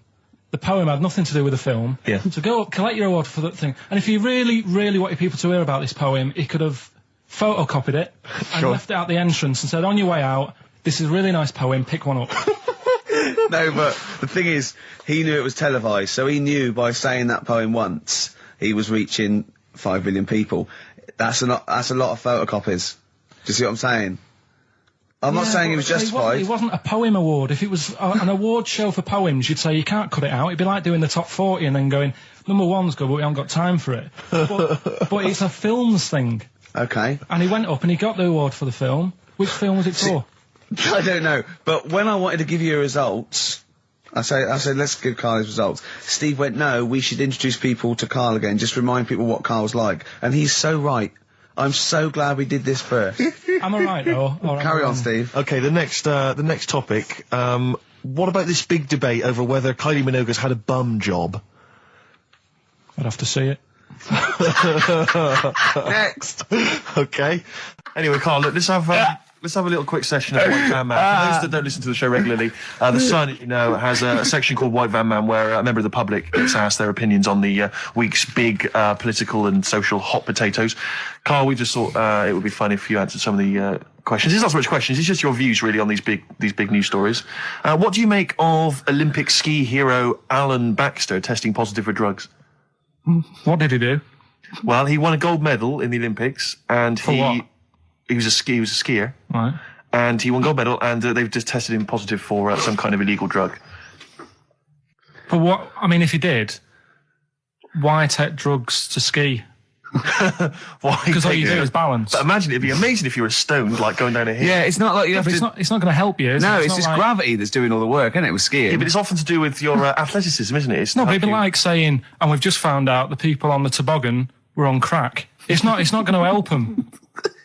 You sit there and you go with the flow, and you Could I say the drugs he was taking? That's his defence. He probably wasn't jacking up H or dropping a few E's or getting stoned. He was probably taking more sort of performance enhancing drugs as opposed to him just like scoring some shit around the corner from someone, getting off his tits and jumping in a toboggan. Doesn't mean that, does it? He wasn't off his nut. Yeah. You tested you pissed out your head. But why doesn't he just say, don't be stupid, why would I do that? It's just not going to help me out. But it is, isn't it? Because performance enhancing drugs do. Wait a minute, Steve, wait a minute. Carl, right, look at this way. Okay, look at me, yeah? Have I got his attention? Yeah, the light's glinting off your ring there. Yeah. Okay, right, now, keep concentrating. Right, some athletes, you're aware they take drugs, that's to build up muscle. And stuff. Yeah, swimmers. For example, runners, yeah. Not only do they help build muscle, right, but they can actually, give them a boost performance-wise, They're sort of like steroids and all this sort of stuff, right? So that's the sort of thing we're talking about, okay? Right. So again, he wasn't on a bong before. What? Why would that help you when all you've got to do is balance on skis? Not when you're at the Olympic level. Yeah. There's a lot to do with, your body and your legs. It's practice, isn't it? It's like, if you've skied for years, then you've got good balance after a bit. Oh, do you know what, Carl? Do you know what? You've made a mockery of drug taking. Well done. Right, next one, Steve. I hate this. Okay, what about the fact that the pension crisis is going to force Britons to work into their 70s, Carl? You might have to carry on working into your 70s before you can claim a pension. I think it's a good thing. Because you see a lot of old people who look bored. Okay.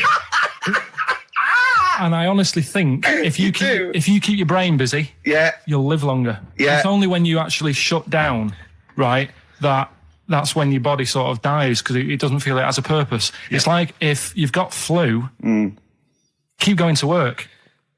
If you have a day off, you just feel worse. You'll mope about at home. Doesn't do you any good. What about where do you draw the line there? What if you say lose a finger? Pop into work? Depends. if you can't concentrate because it's painful. But what if you're a typist? You're not going to type as many words, but you'll do more at work than you would having a day off at home. Sure. Okay. Right. Steve, it's time for White Van Karl.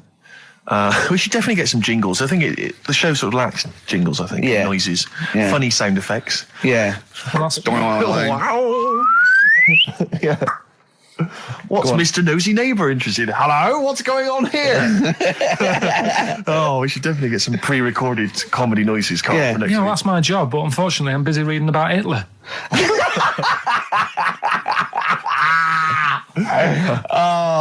For those that don't know and aren't familiar with this feature, basically The Sun runs a White Van Man column where it asks just people who, every men and women, their views on news stories from the week, and we decided we'd just ask Karl his opinion on some of the same issues.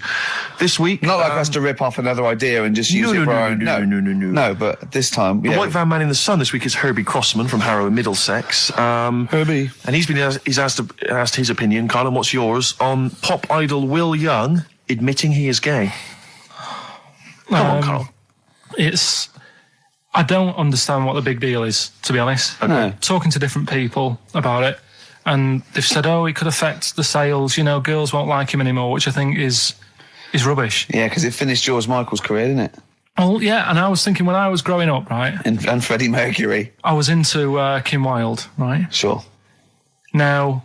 And her kids. You're not going to tell me she's gay, are you? No, but if they said, she's a leather, right? I wouldn't say, right, that's it, I'm taking kids in America back to the shop, I'm disgusted. Sure. I liked her. Yeah. I don't think I'm ever going to meet her and marry her and that, so what does it matter? Yeah. Will Young, he's a good voice, he's gay, a lot of gay people in the world. Georgie boy was gay, I guess. There you go. Nothing more and nothing less. The kindest guy I ever knew. So Do you Bowie? No big deal. That's one of your favourite songs, isn't it? Brilliant. Kidding of Georgie Parts 1 and 2, isn't it? Yeah. Okay, what do you say to the fact that a judge has decided that we, the general public, have a right to know about stars' flings? Basically, this is an excuse. This is basically saying, should papers be allowed to print tittle-tattle about celebrities? Oh, this is... Providing it's proven true. Oh, this is something about, isn't it, a Division 1 football or something? It definitely had a Premiership football, it was unfair. And it is true, but he's trying to keep privacy. And the judge said, well, it's not for us to censor the press over things that are true. Right. It's up to the general public to either boycott or not, that publication. What do you think, Karl? What about all this, exposing, going through the, the bins of celebrities? It's not right, is it? But no. People are interested in it and buy the papers to read it. Do you know what I mean? I mean, like I said to you the other week, everyone has a go at Beckham for not being that bright. But at the end of the day, he's a good footballer. It doesn't really matter what goes on off the pitch, does it? Do you know what I mean? Yeah. Express 2 featuring David Byrne, Lazy, XFM 104.9, 1:45. I'm Ricky Gervais. Steve's got The Sun. Yes, we're just going to be doing White Van Karl, where we ask Karl the questions the Sun asked some other bloke. That's right. Because we think Karl's got more to say than anyone on anything. Karl only tells the truth, by the way. Just remember that, listeners. Off you go. Yes, well, today's White Van Man in the Sun is John Slade. He owns his own door maintenance company. His answers are very informative, I have to say. But, Karl, what do you make of the Channel 4 producer, aged 30, who duped a school into believing he was a teenager for a documentary? Are you familiar with this story? No, go on. Well, basically, a 30-year-old guy kind of fooled the school into thinking he was a pupil for a secret documentary. The school's outraged. Do you think that that's, for you, should anything go when it comes to making TV? I think I've said to you before, there's loads of kids at my school. I remember being in the first year, and kids who, what year do schools go up to? I was in the first year. What is it? 11. 5? Oh, sorry, first year of infants and juniors. No, secondary school. 11. Right, year 11. Kids have beards and stuff. No, not year 11. They're 11 when they first go to secondary school. Right. Well, I'm 11. The kids at the older end. Well, there's a fifth form, and then there's you can leave when you're 16, I think, can't you now? Right. Well, kids who were 16 looked old. They did have beards. I remember going there and thinking some of them were teachers.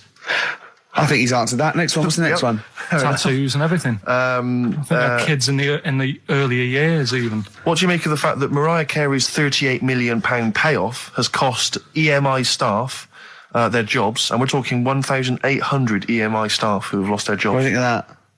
Yeah, I mean, is that silly money, Mariah Carey, on 38 million? She doesn't need that much. She doesn't need that much. She has to dress nice, though. It's not her fault. I'd say it's bad business. Okay. Because EMI, did you say? Yes. Right. They've got rid of them staff. Yeah. Mariah Carey's left. Who's going to do the work? do you think Mariah should come back and do some temping? Well, they should have got a loan and paid her. Okay. Do you know what I mean? Vicious circle, that. Right. Have you done a business degree or anything? Commerce. You did commerce. Where did you do that? What did you do with that? At school, I'd learned how to fill out a cheque, pay a bill, and I think I had a trip round Kellogg's. Did you get an O level or a GCSE? We know he didn't. You know, I did. But was there a commerce exam, or was it just a division of Can't maths? remember. What did he fill out a check? Was it a subset of It was maths? an option. It was like, if you want to do it, you can. What was it? Fill out a check. Pay a bill. Pay a bill. Have a visit round I met round Kellogg's. Kellogg's, and I saw my sister's boyfriend there at the time. He sorted me out with some variety packs. Really? What was in them? You know, Rice Krispies and Good stuff. Cocoa Pops? Space Dust or whatever it is. Space Nuts. So, sorry, that wasn't Ken Dodd, no. No. That was someone else, wasn't it? That was an aunt. That was it, yeah. That wasn't Special K. Oh, dear. What about this then? Home Secretary David Blunkett admits that muggers rule some streets. Weird this, because when I was out with you... I don't believe it's going to be weird, whatever you say, No, Carl. when we were in that pub that night and we got talking about muggers and that, the tip is what I tend to do, because I nearly got mugged once. Act You mental. what? You nearly got mugged once? I nearly got mugged. Yeah. But I tried this technique of acting a bit mental. Right, and how did you act mental? Well, this guy wanted me trainers. And I was in Piccadilly Gardens in Manchester. It was quite late one night. Mm-hmm. And he come up, he said, I want them trainers. I said, you want them? I said, I worked hard for these. He said, how dare you come to me asking? And I got a bit livid. And he looked at me like, oh my God, he's got a right one here. And he left me. Were you acting mental or were you just mental? No, I put it on a bit. Were you not petrified though? Well, you don't think about it, do you, when you're sort of in the eyes of danger? Well, not you, clearly, you're a brave man. So what did you say? I just went a bit mad. I just kind of, because he said he wanted the trainers and they were dear ones at the time. And I just said, no, you're not having these. So I've crafted you. I said, I wanted these trainers. Yeah. And, went on to tell him how I work at printers and I don't enjoy it. And, I put in all these hours and that and I have to cycle home for about 5 miles. And Did he give you his trainers? Yeah. Did he have a knife or I anything? just left. No, it didn't get that. Didn't get that violent. Well, that's very brave of you, Carl. Yeah, it's That's good. good advice, though. Just act mental. See, Watson should have tried it the other night. Oh, Liza Minnelli. Yeah. Well, she said, I've worked hard for these diamonds. Yeah. Not easy being the daughter of Judy Garland. You don't know what it's like. You know a lot about paying bills and writing out checks. Don't you? Tell us about Kellogg's. What was it like? What was in the factory? Was it just like squashing bits of corn? And... Pretty boring, really. Just loads of conveyor belts, boxes of cornflakes everywhere. Just what you imagine. Yeah. So is it more, this is where you might be working?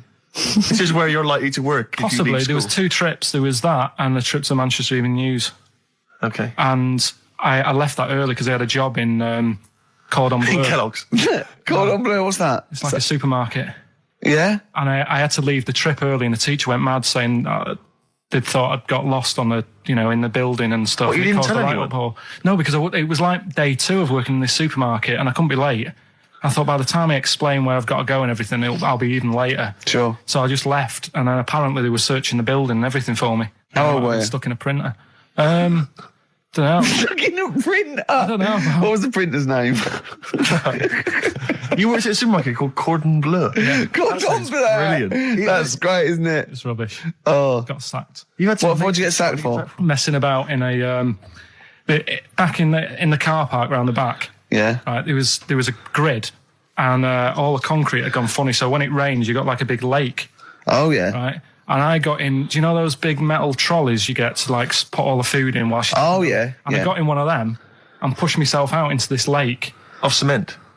No, water. full Oh, it of was water water, because it'd been right, raining. right. And I got stuck in the middle, right? And the boss was like, where's Karl? He's meant to be doing, facing up the beans. And I was like... You were stranded in a lake. So someone said, I saw him messing about out the back. He came out and saw me stuck in the middle of this lake in a trolley. And he said, get back in. I said, Would you say, no, I'm filming sharks? I said, it's too deep. I can't get out. You'll have to pass me something. And he said, I'm not passing you nothing.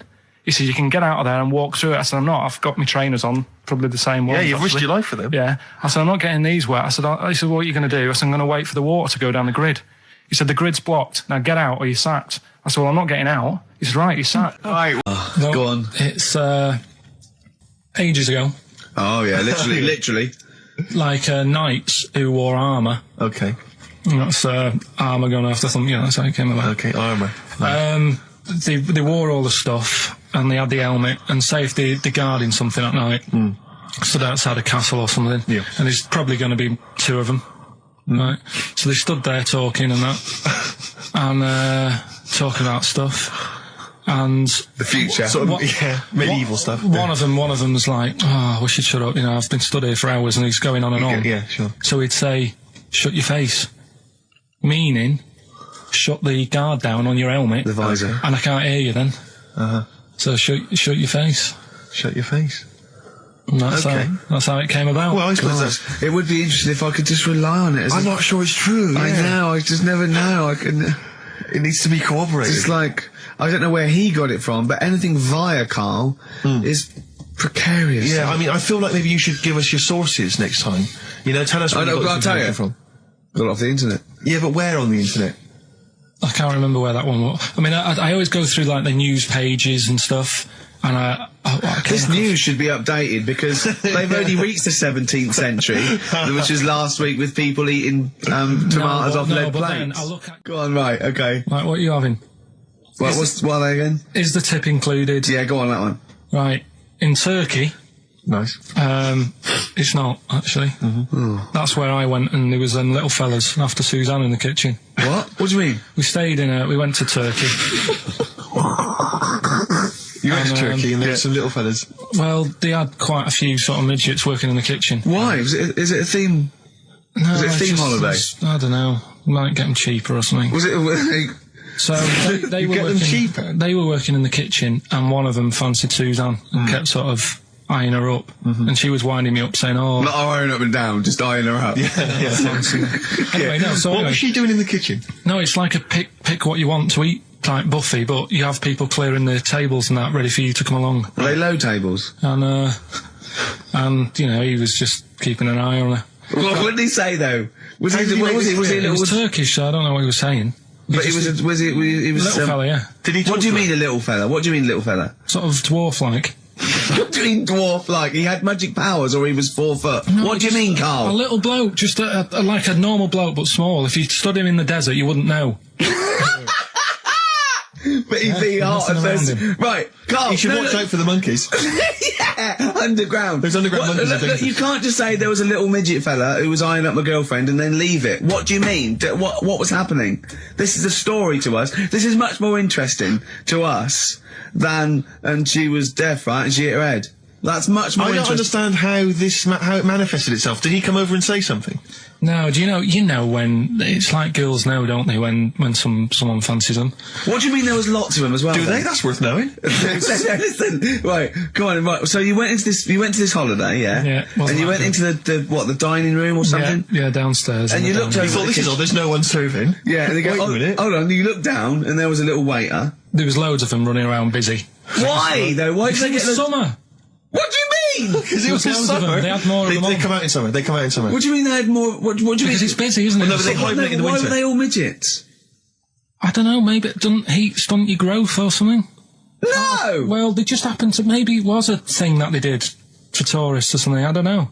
I just got on with my meal. It was a holiday. Do you know what I mean? God. Right. So it's a midget serving. I'm not going to ask any questions. Right, okay, yeah. So they're all little fellas running around, and this one always was like, do you want a new serviette? You know what I mean? Going out of his way to sort of... for turning on the charm. Yeah, he was going out of his way. The others weren't. Right. I think what was happening is he'd been working with Santa all the winter. This is a little summer break. This one was your waiter, and so he was being polite to you. Maybe. But what did Suzanne say then? Well, she was using it to wind me up. What was she saying? Just like, look. He may be small, but he's built like a... Yeah, he's all man. So... Were you jealous of a midget then? You were jealous of him? It is a bit annoying, isn't it? Why? It wouldn't bother me as much now, because I've been with her for ages. Right. But at the time, that might have been one of our first holidays, and it's like... You know, what's going on? I paid for this holiday. Yeah. And then you get off with a midget. Yeah. Oh. So anyway. But it doesn't matter, because you got chatted up by a bearded lady. So. Yeah. Tell you what, no, that's got nothing to do with that. What were you going to say? But I have to say, they wind me up. By they, you mean toilet attendants? Yes. Right. Yeah, not Pop Idol winners. That's what I thought you meant. Yeah. So, go on. But, because I'll tell you what it is, you go into a club or pubs, or big friendly pubs, you go in there, and there's the toilet attendant in there. He's got his little display of aftershaves, sprays, some sweets maybe, whatever it might be. Yeah, maybe a lollipop. Maybe a lollipop. And... All right, I don't know if I assume they're not employed by the club. I'm assuming the club's we've got the DJ, we've got the bar staff. Wait a minute, we need a guy to irritate you. When the manager walks in, do they hide? Well, this is it. I don't know if it's a guy who's just like... Is it like busking? Yeah, he snuck in. He came in when it was free during happy hour. He's got a little carrier bag. He snuck in the toilet. But the thing is, it's the fact that... Toilet attendants, fair enough. I mean, I'm happy if a toilet attendant sneaks in under cover of darkness, cleans it for me, and then shoots off. But it's when I have to see them there. I feel guilty because it's like, I maybe wash my hands, I'll forget he's there. He'll hand me a paper towel. Suddenly I've got to tip him like a quid or something. It annoys me because I wash my hands at all. I don't usually wash my hands. I sometimes don't even bother getting my knob out. I do it while I stand and change my trousers when I get home. Exactly. So it annoys me I have to go through this charade of getting it out, slushing out of it, shaking it dry, and then washing my hands. See, if he did any of those elements, I'd tip him a quid, yeah. Pop it out. But not to hand me a paper towel and get it myself. And it's just guilt. And sometimes I'll hold it in because I'm nervous I don't want to go back in there. What annoys me is like a posh award ceremony, it's a pound a piss. It is a pound a piss. Do you know what I mean? So, or in a top hotel or something. Yeah. It's absurd. And I'll tell you what's worse than that. I know that he's doing it because he's got to feed his kids. But it's the fact that I've got to look him in the eye. It's like he's humanised. If he was only dehumanised, Rick. Yeah. If I could see him and I didn't think he was a human being, I wouldn't feel guilty. If he could sort of hide under the urinal, perhaps, or if he could hide underneath the sink. Like thing from the Adams side. He just puts out, just pop a hand out. Doesn't say anything. Just hands me the paper towel. So you don't even see, hand go, and then I'd put a pound in, I'd take the thing, put a pound in, nick a lollipop and run away. No aggro. Exactly. It's the fact I've got to see them and I feel guilty because, I'm on the radio, I've got a cushy life. I know. Here's a guy who's just trying to make ends meet. It makes me feel bad, it ruins my evening. Yeah. I'm just pleading for them. Can they not do it anymore? Can they maybe get a job? Illegal mini cabin or something? Please. It's 10 past, isn't it? We haven't done a little bit of knob news. No, right? We haven't done knob news, no. But it's been 3 months. It's been 3 months coming. There's this thing. I don't know the full story. I don't know how it happened, right? But little Russian fella. Yeah. He was sort of having sort of emptying his bladder, right? And somehow electrocuted himself. Right. And sort of did a bit of damage. How did he smashed onto some live wires or something like that? So did it damage to himself or to an electric fire or something? No, to himself. To himself. Yeah. And so the doctor didn't slip and curling tongs went up his arse when he was pissed because that's happened a lot. Yeah, we've all been there. We've all shoved the old curling tongs up the arse when having a piss. Right. So I can't even be bothered. No, come on, we're interested. We're interested. Come on, we're interested. Don't you can't be bothered. You get Mondays off. Do some work. Right, so anyway, the doctor says, it's not looking good, we'll have to take that off. What? He's like, novectomy? Yeah. Really? But the funny thing is, right? Nothing funny about that. They've done, you're doing me head in. Just tell the story. Just doing me head in. Or you can chill out on Monday. I've only got 15 minutes, but I'm going to talk to you every Saturday. I'm going to get the money's worth out of this, because you get Mondays off. And I can't bear the fact someone's getting away with something like that, because it's terrible. So you're going to stick this out, or you're going to have to work Mondays. So take it on the chin, right? Okay. Just finish the story. Yes. I command you. Just do it. Anyway, so he said, will you be able to sort me a little knob out? A prosthetic cock? Yeah. But they put him out for the operation. Yeah. He woke up. Yeah. Right, and he's thinking, oh, thank God that's over and done with. Yeah. They've only grown it on his arm. What are you talking about? You twat. Shut the you're an idiot. What do you mean they've grown it on his arm? Apparently, like, that's the way they do it. Oh, yeah, but to then put it on, that wasn't a mistake. It wasn't doctor going, did it go there? Some bloke I didn't do a degree. Are you a real doctor? Yeah, yeah. No, but why put it there? Because it's got to grow, it's got a graft there, so where they can control it. To skin tissue. But on your arm. Well, but they're going to remove it or... from the arm itself. What do you mean on the back? On your back? Somewhere, well, we can't wear a t-shirt. Yeah, but you could have He's in hospital. But this way you can still have a little tug, can't he? But they'll leave it there for quite a bit. It's not... Do you know what I mean? It's not going to be like, oh, it's just there for a few days. Yeah. It's there for a bit. That's not good, is it? So he's got a cock on his arm? Yeah, what's up with that? What do you mean, what's up with that? Well, I mean, you could say it's a thumb or something, couldn't he? Yeah. But they remove it. Be good for hitching. If you had a knob instead of a thumb and you went hitchhiking, just tickle it. They can see it like a mile down the road, couldn't they? Posting. Yeah. If I'd lost my knob, I'd go, I'm not going to have all that stuff. Just whack a pair of tits on me. Do you know what I mean? I think, just forget it. But why not just put it where it should be straight away instead of messing about? Where should it be straight away? You know. On the forehead. Listen, are we doing a competition? Let's play a tune. Come on, Carl, you can't be bothered. Right, okay, we're going to scrap this and you're going to work Mondays again. I was on the tube the other day, Rick. So I was just coming into Finchley Road. Yeah. And I was on the train. I know you don't travel on the tube anymore. No. You're too famous. But I never did. No, fair enough. It's not that I don't really recognise. It's just it's beneath me. Fair enough. And they're on the tube in each carriage on these newer ones. There are kind of these flaps that are normally locked closed, and there was one of them that's swinging open.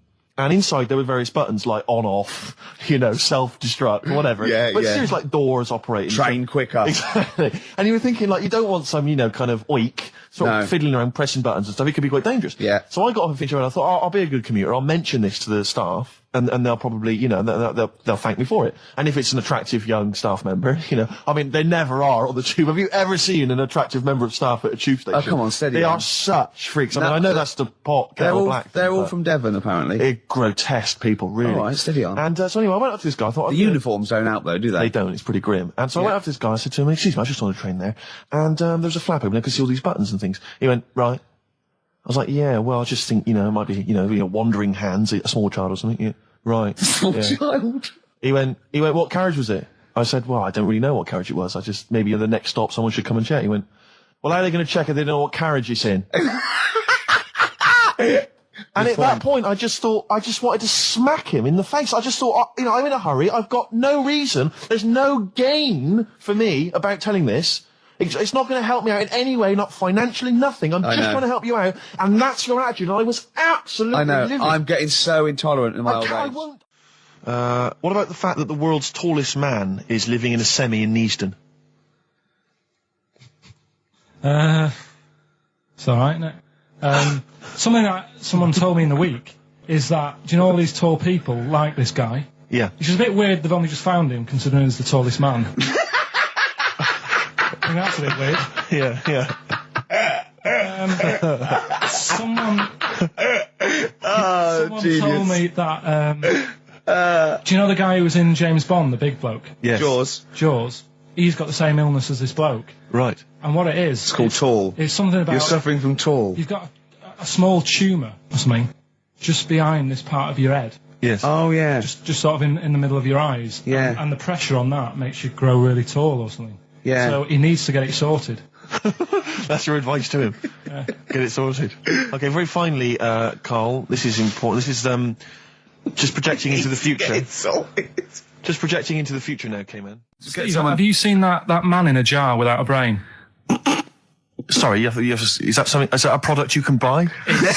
In like Sainsbury's? Is it a dream you had yesterday? You wondered if you could. Can I? Yes, hello. Could you make my dream into reality, please? Oh, we can't actually, sir. In plastic would be good. Sorry, what do you mean? In the future, you'll be able to download your dreams and then just like act them out again, probably in the year 2000 or something. Soothsayer. No, there's some museum somewhere. Yeah. That's got this little fella who was born without a brain, and he's in a jar, and it's just that he's got a really round head. Right. And when I saw this picture, I thought, God, it just reminded me of this little fella in a jar. Oh, and what do you mean he's born without a brain? He was born without a brain. So it's a baby?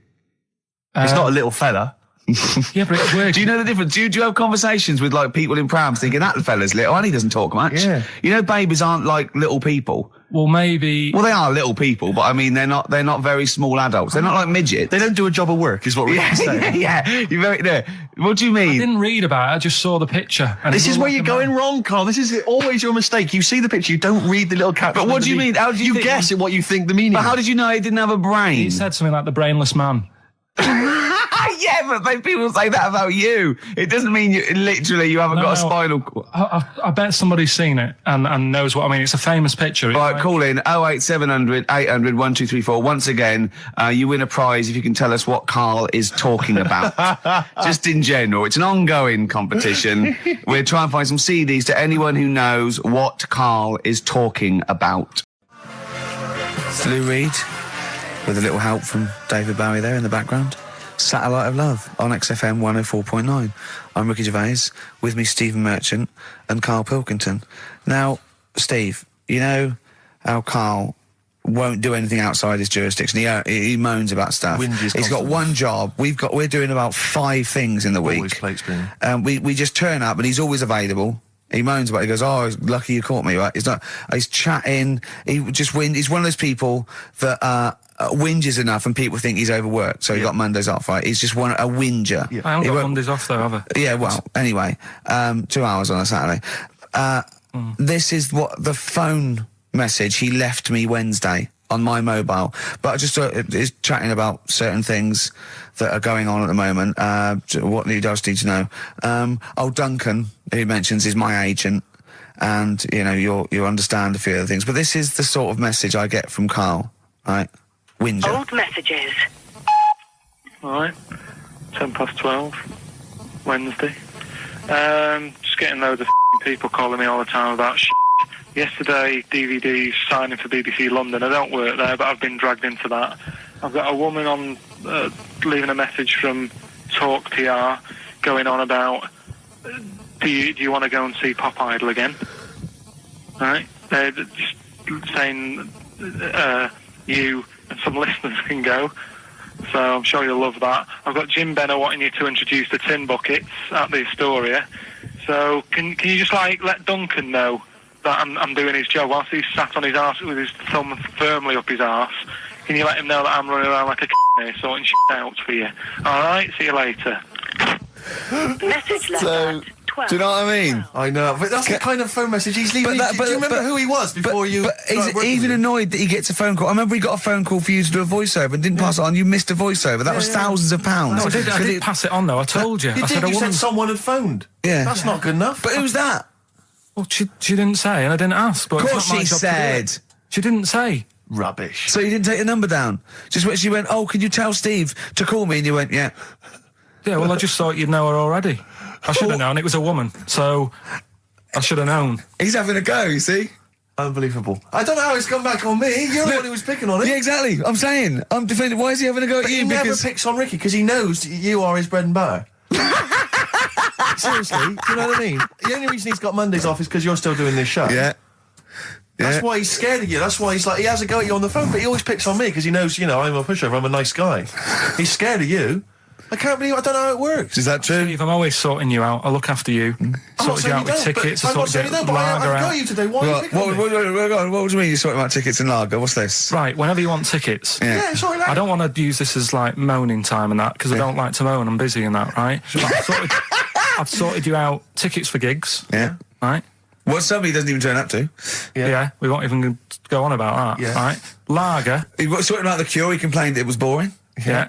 There was that big drum of lager that you had, and you said, "Oh, put that in your room for me, because I don't want to carry it home." Right? Lazy. So I said, "All right, then I'll put it in my room."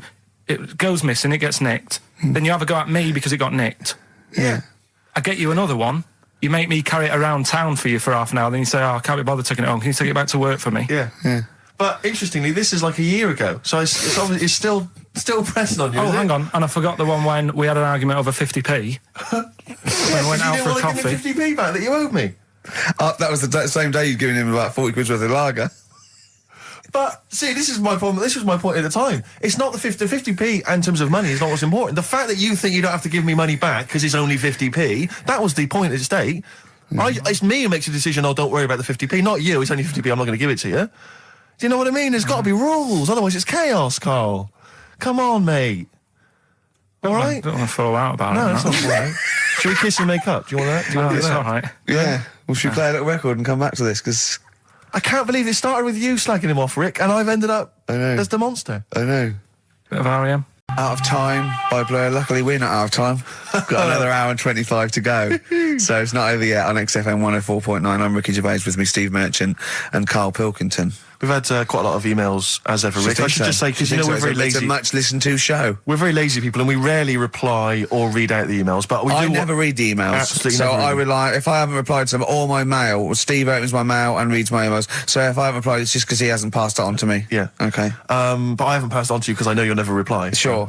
So, I'm just cutting out that. But I just want to say thanks for the emails. We do read some of them, and we do appreciate the fact people send in jokes. I appreciate it. I love it. We've had have to do anything towards it. Sure, we had an email from Jack. He just said he missed the last 2 weeks' shows. Has he missed anything? Not really. No, it's the same stuff. Same old I think last week Carl was having a go at Chinese people not aging well. He had a go at the gays, and he came up with a ludicrous story about a monkey that was impossible. Yeah, exactly. So I don't think Jack's missed much. Go on. No. We've just had an email from the Pringles people. Oh, right. Good, because it's finally started to happen. I hear these stories about people getting given cars and Armani suits and trips abroad, and we haven't had no, but finally people are starting to, realise what we're doing, our impact on society, and we've got a whole box of Pringles sent to us. Not on those little tubes, the proper tubes, the foot-long tubes. Yeah. So... and what have they said? Well, the Pringles guys they want them said, back. No, they've said they like the show, and if you want more Pringles, give them a call and they'll send you more Pringles. Yeah. I bloody love Pringles. Yeah. Pringles are... The thing about Pringles is, they're Moorish, right? Yeah. But how would I put it? You know the sort of thing when I open them, and by that when I pop, right? Yeah, I have to eat the. Well, okay, I'm gonna put this. When I pop, I can't stop. What do you mean? I don't. Well, when I pop them open, I can't stop eating them. Right, when you pop, you can't stop. Yeah, yeah. I think that's because of the chemicals. I think that might be the reason. But they're good chemicals. They're good chemicals. They're the best chemicals. Pringle chemicals. They're not bad chemicals. Lovely. Like using chemical warfare. Yes, I want some more Pringles. Bob Dylan, It's All Over Now, Baby Blue from 1960 something. Bit of trivia for you, Steve. Go on. That is the last record we ever played on the old XFM before we were fired. I bet that was a moving moment for about 8 people. I just thought of something. You know that thing we did about, they said that we just cared about the money, selling it to America? Yeah. If we cared about money, would we be here now? Do you know what I mean? I think this proves that we don't do things for the money. Exactly. Jesus. All right, Carl? Couple of emails. Monkey Matt's emailed us. Who? Monkey Matt. Oh, Matty, yeah, go on. Yeah. He says... How's the Monkster? He's all right. He says, Carl has missed a cracking headline from The Sport. Hide-and-seek champion found dead in cupboard. I hope it's real. I don't know if it is. I doubt it. Feeder. Do you know what? I'm annoyed at now, right? We've got another ad break coming up. How many ad breaks have we had in this show?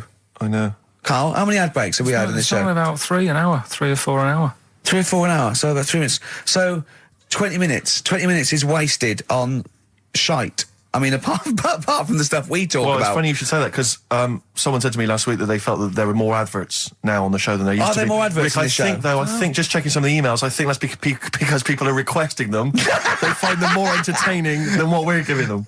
But can't we sort this out? Don't go on about it. No, can't we though? Why can't we have less? Why have we got so many? Is it what happens, doesn't it? Well, no. You can't listen to the radio in after every record. It's bad enough trying to keep them listening with the rubbish we come out with. Yeah, we've got Rockbusters here. Let's get them back. Well, there's a couple of things there that it could be another upshot, and an instinct is part of your genetics as anything else. Washing a potato. But you can't pass on acquired characteristics, so that's nonsense. If you mean that someone was taught they had a child and it knew it, there's no chemical memory as such. So that wasn't even monkeys. No, the monkey news. You know, we've covered a lot of stuff. There was sad stuff, wasn't there? Yeah. There's some funny stuff in there. You know. Yeah. Do monkey news. Playing robbers and that. Football team. A monkey football team? Yeah, in Costa Rica. Oh yeah. Got all the team members here, right? All the different things. Little goalkeeper. Apparently he's on transfers from some other club. But the bit that got me attention is, apparently he's a holder of PhD of physics. Do you want to have a look at that, What, the goalkeeper? Yeah, just the goalkeeper. The others haven't done that much. The others haven't done that much. Well, I believe that he's got better exam results than you, Carl, but I don't believe he's got a PhD in physics. Obviously. Do you know what the name of the team is? Coconuts. Oh! So if the Telegraph are listening, that is the sort of quality entertainment you get. Well, you don't anymore. Let's just put a song on then. Yeah, that's the end. Goodbye, everybody. Have a lovely summer. Yeah, the rest of it. And we might see you in October. We might not. It's up to Karl Pilkington. Chances are slim. So call 0207 766 6000. Ask for Karl Pilkington. Or email him. What's this? This is Tim Buckley to end with. I think you'll enjoy this. It's called Once I Andrew Was. Phillips. Call Andrew Phillips. See ya. Where's the monkey news? It's been a bit quiet, hasn't it? I've been... What, in the keeping an last eye 3 out. months? Okay, there was something that I found last week about one that was in an old people's home. It escaped from some zoo. It was wandering about. It was enjoying itself, and then when it got to the night time, it was like, oh, what am I going to do? And the first place it came across was like this old people's home. Went in there. I think it was there for about a week and a half without anyone realising. No, it did. No, so the helpers and the nurses and the social workers and the matrons and all that, they thought, well, Mr. Sanders looks a bit hairy. But I mean, that happens, you know, it comes out your ear and your nose when you get to about 70. And he stooped over, yeah, of course he has, he got bow legs, yeah. And he eats more fruit, of course he does. Well, that's when they realised. Why? Because someone in the kitchen said, hang on a minute, getting through more bananas than we normally get. What else you got? Monkey news. Yeah. Right, let's do monkey news. You want to do it now? Yeah. Oh, we may as well have some monkey news. Let's have some monkey news. Do some monkey news. You made enough noise there, Rick? You want to... Sorry, but sometimes I like to move around, lounge and that, and at the mic. Sure. You know what I mean? Yeah. Well, let's have the jingle. We've not heard it for a while. Oh, chimpanzee that monkey news, Right. I haven't read this through properly. I'm just assumed that. Right.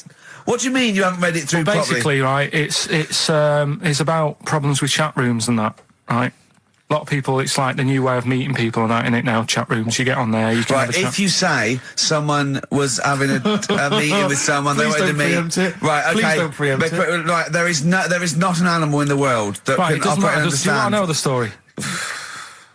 You said did they get married? It was 3 months later. She realised, oh, there's a lot of bananas gone from my fridge. I want a divorce. This is what annoys Bobo. me. You say that monkeys can do Shakespeare if they're given the time. No, that's not it. Let's not get into the whole Shakespeare and monkeys. It's a philosophical conundrum. Please, let's not get into that debate again. It's about Right,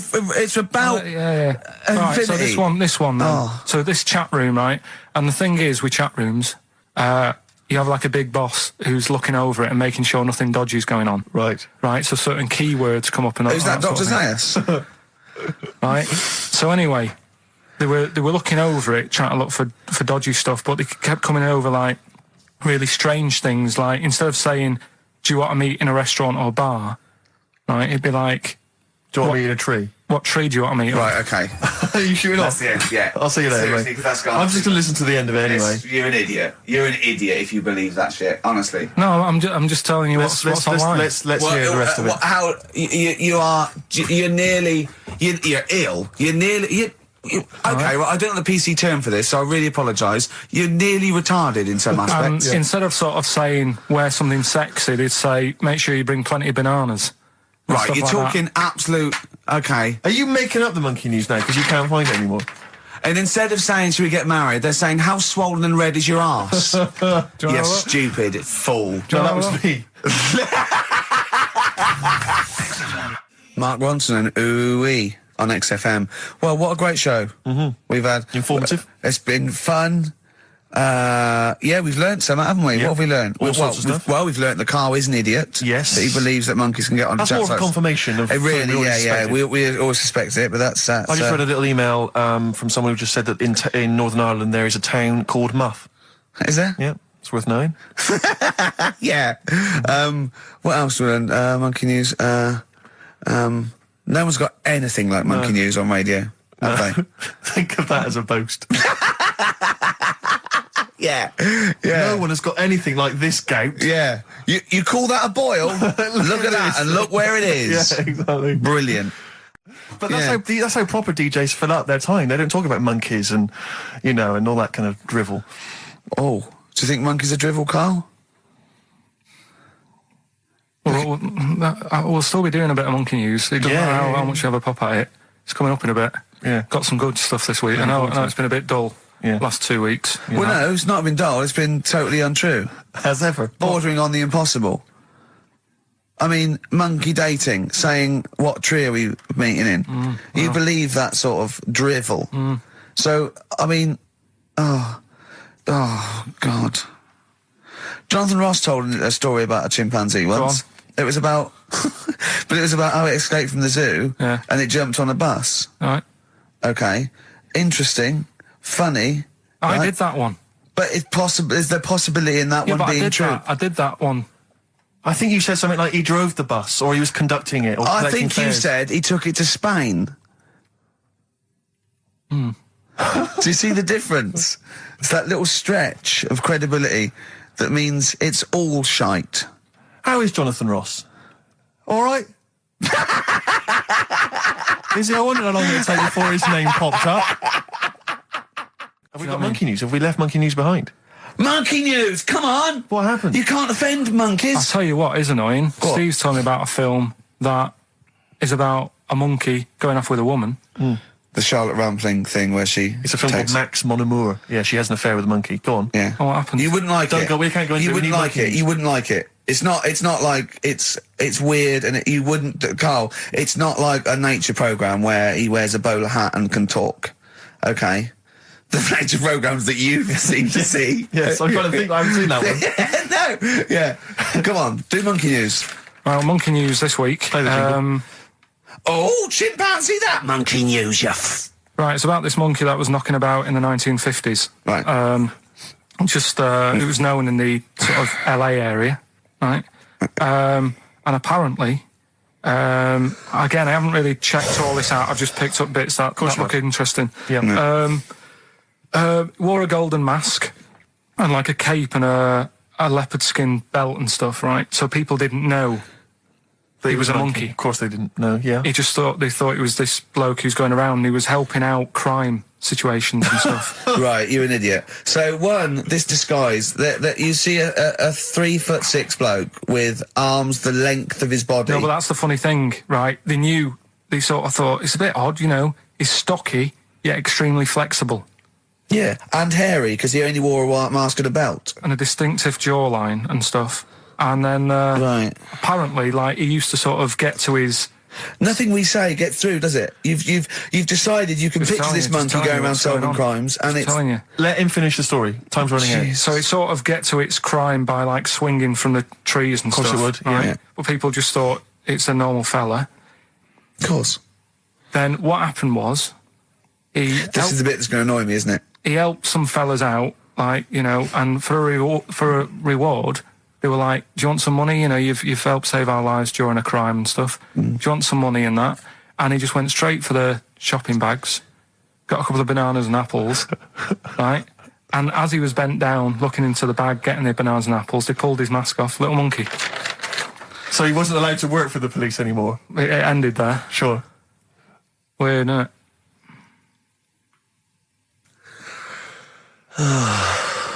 Rick, can I tell you the meaning of One Flew Over the Cuckoo's Nest? Yeah. Can we never speak of monkey news again? Yeah. It comes apparently from an American children's nursery rhyme. 1, 2, 3, 4, 5, 6, 7. All good children go to heaven. Some fly east, some fly west. Some fly over the cuckoo's nest. Brilliant. Now, thanks to Ian for emailing that in. Shall I give someone the prizes? Yeah. Phil Corbett. There you are. That's the first one I've pulled out. He correctly guessed that it was E. It was an E that Karl got in history. The only qualification he's got, and it's an E. Do you know that woman? Judge the Monkey News based on that. Go on. That woman who went out with the monkey. What?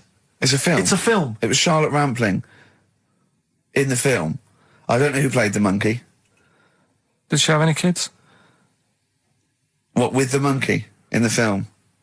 Yeah, I'm just thinking if I'm going to get it out and stuff. No. Hmm. Why? Oh, because that would have been interesting. Well, no, it's just that the problem there is the kids would always look more like the dad. See you next week. Couple of emails. Monkey Matt's emailed us. Who? Monkey Matt. Oh, Matty, yeah, go on. Yeah. He says... How's the monster? He's all right. He says, Karl has missed a cracking headline from The Sport.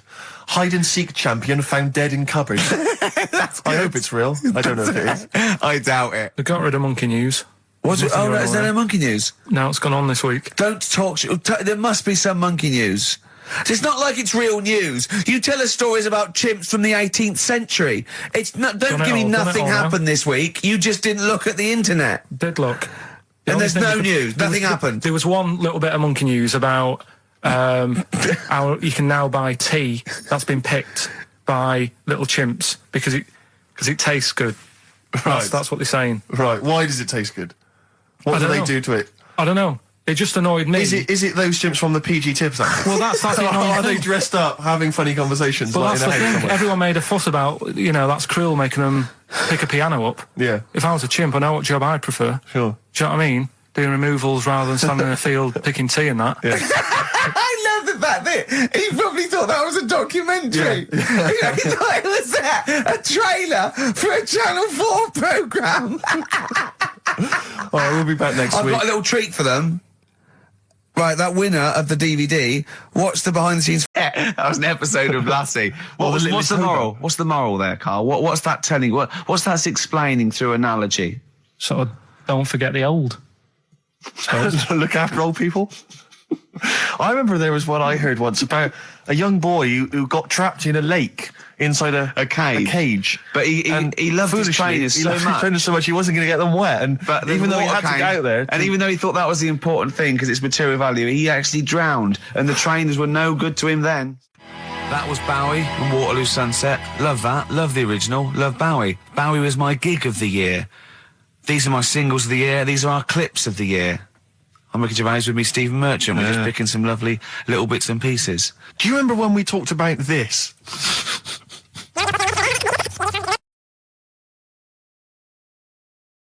So we just had a text here that says, and I don't know what truth there is in this, as ever, but John says there is apparently a nude bike ride today in Hyde Park.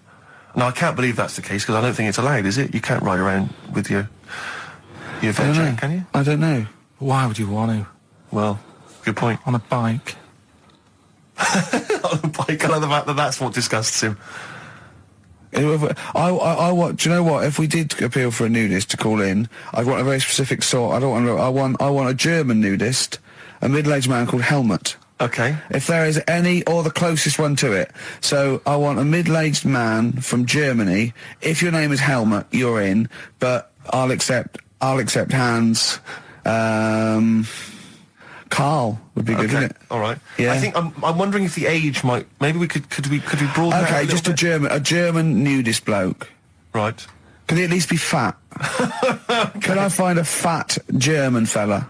If your name's Helmut, we're going to give you a big prize. Yeah. But any fat German fella who likes to get his sausage out. Sure. Okay. It's sauerkraut. Yeah. What's the phone number? 0871 222 1049. It'd be good just to get an email or a text with a contact, wouldn't it? And then I can just call them up in the week. Sure. And 83936 is the text number. I don't know what our audience demographic pans out like, Rick, but I'm suspecting that's probably a fairly small fraction of our listenership. I know, but there must be someone out there. If you know a fat German who likes to get his tackle out, phones are going. Straight away. Just answer it, Carl. Just answer it. Just potluck. It could be anything. Well, just see what it is. To be fair, it could be a nutter. But just say hello. Just tell his nutter straight away. He'll stay there, won't he? He'll stay there. Well, answer it. Answer it. Leave it. Answer it. Oh, you see this? It's gone. It's gone. There you go. He bottled it. So, just as well. Well, you took too long to answer it. There's a vicar in Australia who started sort of doing his services and all that in nude. Hot, isn't it, out there? Yeah, but the churches aren't. Churches are pretty cold. It was on some website. Of course it was. Yep. Just saying about a vicar and that who's there's a lot of nudists and that who want to get married. Do it, you know. Don't mess about with the wedding dress and that. Just snip up. Cheaper, isn't it? Well, I suppose it's so. I suppose if you believe in God, you believe that that's the way to be, innit? Because Adam and Eve and that. Yeah, but then in Adam and Eve, the shame made us dress up, didn't it? Yeah. Eating the apple and things. Yeah, but God didn't want that, did he? No, he wanted to see it all. He was loving it. He was having a whale of time getting a life full of all of that, and then the snake said, cover yourself up. Stitched him right up. What exactly is there then? Is it just a kind of moon-like kind of surround with just kind of dust and rock? That's exactly what you see. I was there when the Mars thing went wrong. Yeah. I would have just sent a camera crew there, filmed a bit of that, right, and say, here we are, this is it. Yeah. Ignore the little coffee shop in the background. Yeah. Right? This is Mars, because that's where it's like just loads of dust. Yeah. Holes everywhere. Tidy it up. Little round-headed aliens complaining. Whinging. Just like Mars. Yeah. So is there what's the best bit about the holiday? Come on, pretend you're Judith Chalmers. I have been doing. I would have done all. I would have said that. Don't bother. Right. I mean, the hotel was good. Yeah. That was all right. What was that like? It's all right. Just, clean. That's all you want, isn't it? See, that's not quite what Judith Chalmers does. She doesn't go, what's the hotel like? All right, yeah, clean, isn't it? All right. What was it like? What was it? 3-star, 4-star? Did that have a swimming pool? What was the room like? Yeah, had a swimming pool and that. Yeah. Yeah, it's good. I think it was one of the better ones on the island.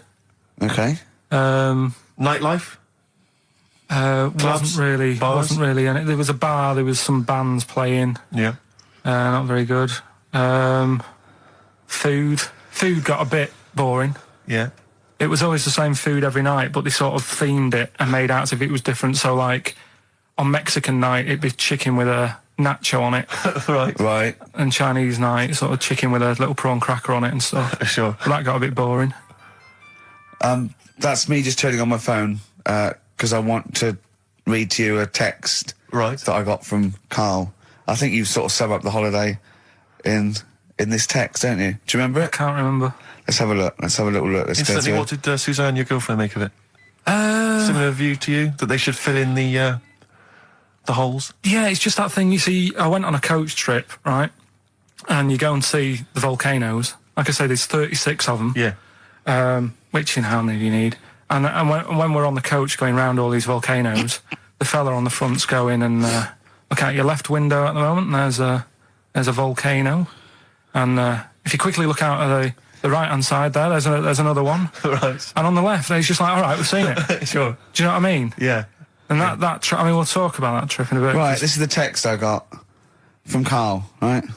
All right. Been up to a volcano.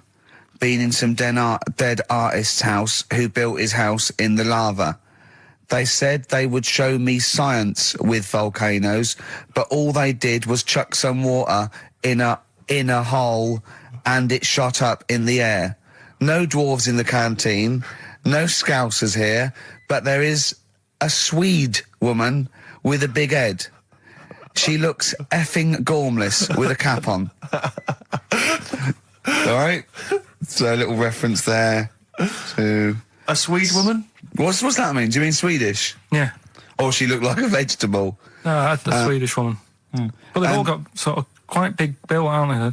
And I sent him a text. Oh, well, it's just good to be on holiday because, I'm working. He sent back, so am I.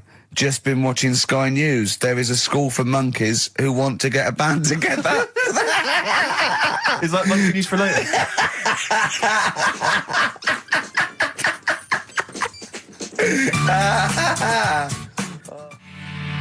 Oh My Corazon by Tim Burgess. I can't get enough of that. I love that chorus. On XFM 104.9. Ricky Gervais, Steve Merchant and little Karl Pilkington. But it was a nice holiday. Yeah, it's all right. It's just, I went there to relax and that. Exactly. Did a little bit of that. trying to think of some new, features and stuff. Sure, always working. 3 holidays a year, Jesus. Oh, well, not really 3, not 2. It's all holidays, really. one big sort of like work thing to me and Steve. 2 holidays, isn't it? Work hard, you need the holidays. So, yeah, the things that annoyed me was like, you get bored, sat around the pool after a couple of days. I'd read my book. Yeah. There wasn't much going on the... Not even any crabs to throw sand at, was there? No crabs or anything. They wouldn't bother with Lanzarote, right? So, decided to go on a little trip. That's when I saw the volcanoes and that, 36 of them. So, we go on the trip, and the thing that annoys me, it does happen every holiday that you go on. If you go on a sort of package thing, they have these trips, right? And you pay about 40 odd quid, and they give you some wine, so it make it feel like you're getting your money's worth. But how many of these trips have you been on then? Loads. Probably about 12. More holidays than I've had. Go on. So anyway, so you're on the coach, right? And they take you for the volcanoes. They took us in the middle of nowhere. Yeah. Right. There's nothing else round there. Sure. It's like I say, it's like Mars, but with holes in the ground. Yeah. Right. And they sort of drop you off, and they go, right, everybody, see you back here in an hour. There's loads of volcanoes for you to look at, and a coffee shop over there. And you know for a fact, right, you don't need an hour there. You could just say, well, just keep the engine running, because I'll have a look in this hole, we'll get back on, give us 5 minutes. Don't need an hour. Absolutely. But you know that they've got something going. It's a backhander, definitely. What, with the coffee shop? Definitely, yeah. They go there. And they get everyone to have an ice cream and a coffee, and they sit down, have a fag, talking to the bloke. Yeah, and it's like, cousin. Yeah. How much was the coffee? Was it probably about €3 euros? So I think it was $3.50. Sure. Yeah. Which is, I don't know what. That's about £2.5 quid. Yeah, they stitched you up. Go on. Talking about this the other day. What was it now? Listen, the fella. No, listen. Do you want, all right, no, come on. All right, he's got it now. Go on. This fella goes to the doctors. Yeah. Right. Oh, right. Okay.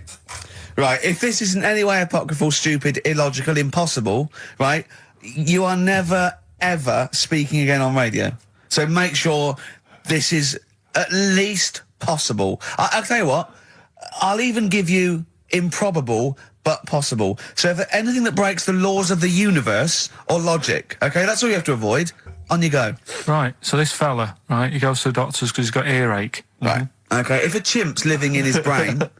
Go on. So he's got earache, he's sat in the waiting room, and his ears all bunged up and it's hurting a lot and what have you. So the doctor comes out and he goes, right? And because his ear's all bunged up, he doesn't hear it that well, right? So he thinks it must have been me. Right, so he wanders in. Keep going.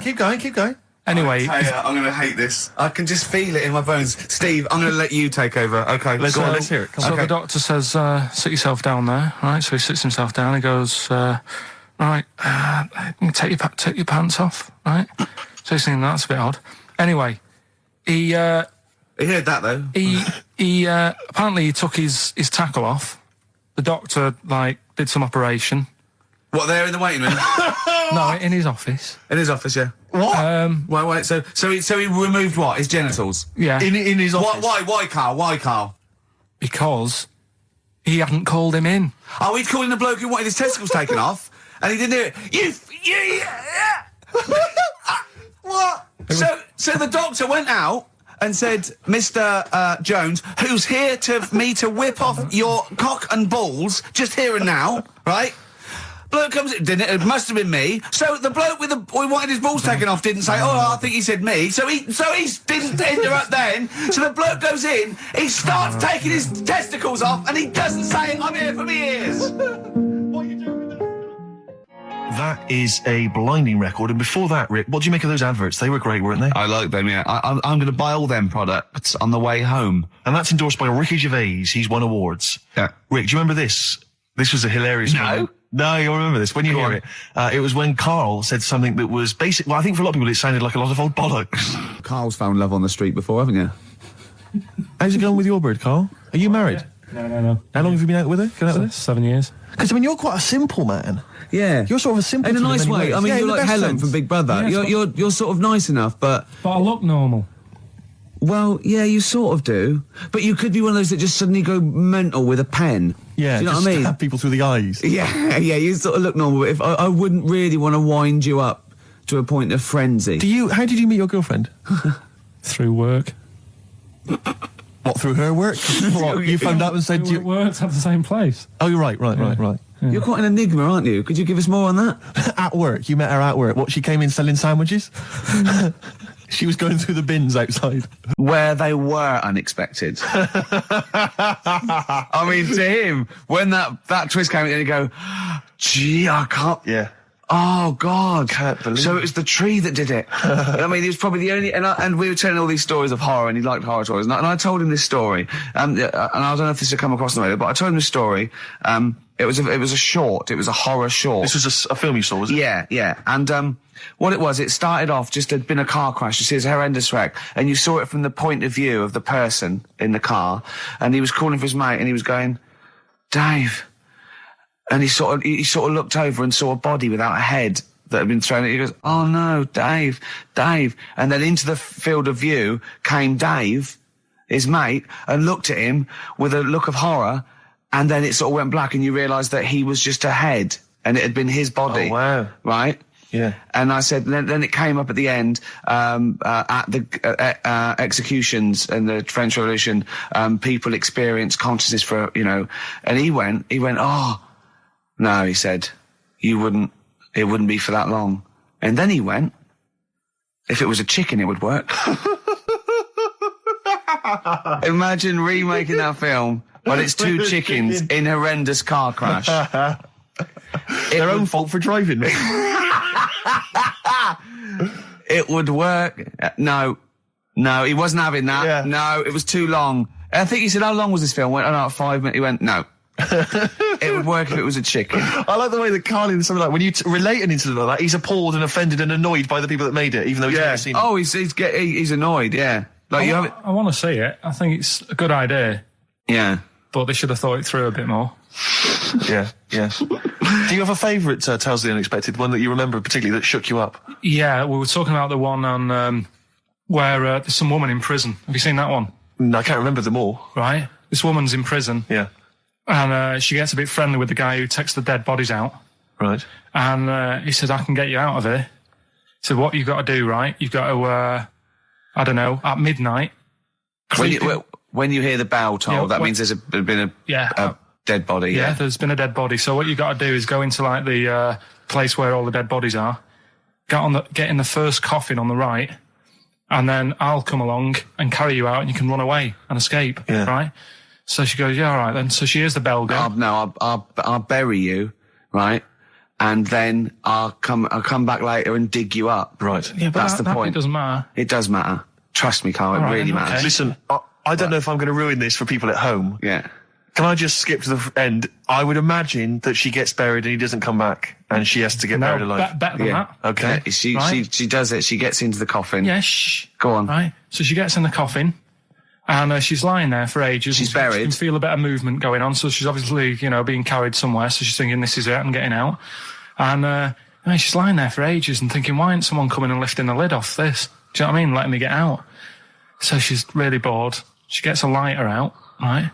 Lights it to have a look at who she's lying on. It's only the fella who said he'd help escape. Oh. How bad is that? That is... How bad is that? So it is quite important that she's buried alive then, isn't it? In retrospect, you realise that the jeopardy is that she's buried alive and can't get out. Yeah. It makes it so much worse, doesn't it, than just like lying in the morgue and going, actually, I'm getting out of here. Yeah. This isn't going to work. Look at Carl's face. Having told that, he's so pleased. His face is lit up. He's beaming like a child. Have you seen any? Is that your favourite horror thing ever? That's a good one. And let's see if anyone knows what the finger is. When that bloke was under the ground, wiggling his finger. We're talking about one with some fella who's stuck in the ground or something. This is a motif I noticed in your particular favourite ones. Yeah, right. People stuck in the ground. Go on. Right. So she's. It's a fella. A fella stuck. Now I seem to remember it just being his foot, to be honest, being stuck in a hole. No, he was under the ground and he got a little thing out of the pavement and he put his finger up and wiggled it to try and attract attention. Then you see a woman come along and her stiletto heel just knocks his finger off. You see, I'm wondering if it's the same one as I saw. Yeah, it could be two like that, couldn't there? They were running out of ideas by the last series. It's a big theme in Hollywood. Or what was that one you told me about with the porn? That was a good one. Oh, this was fantastic, right? Right.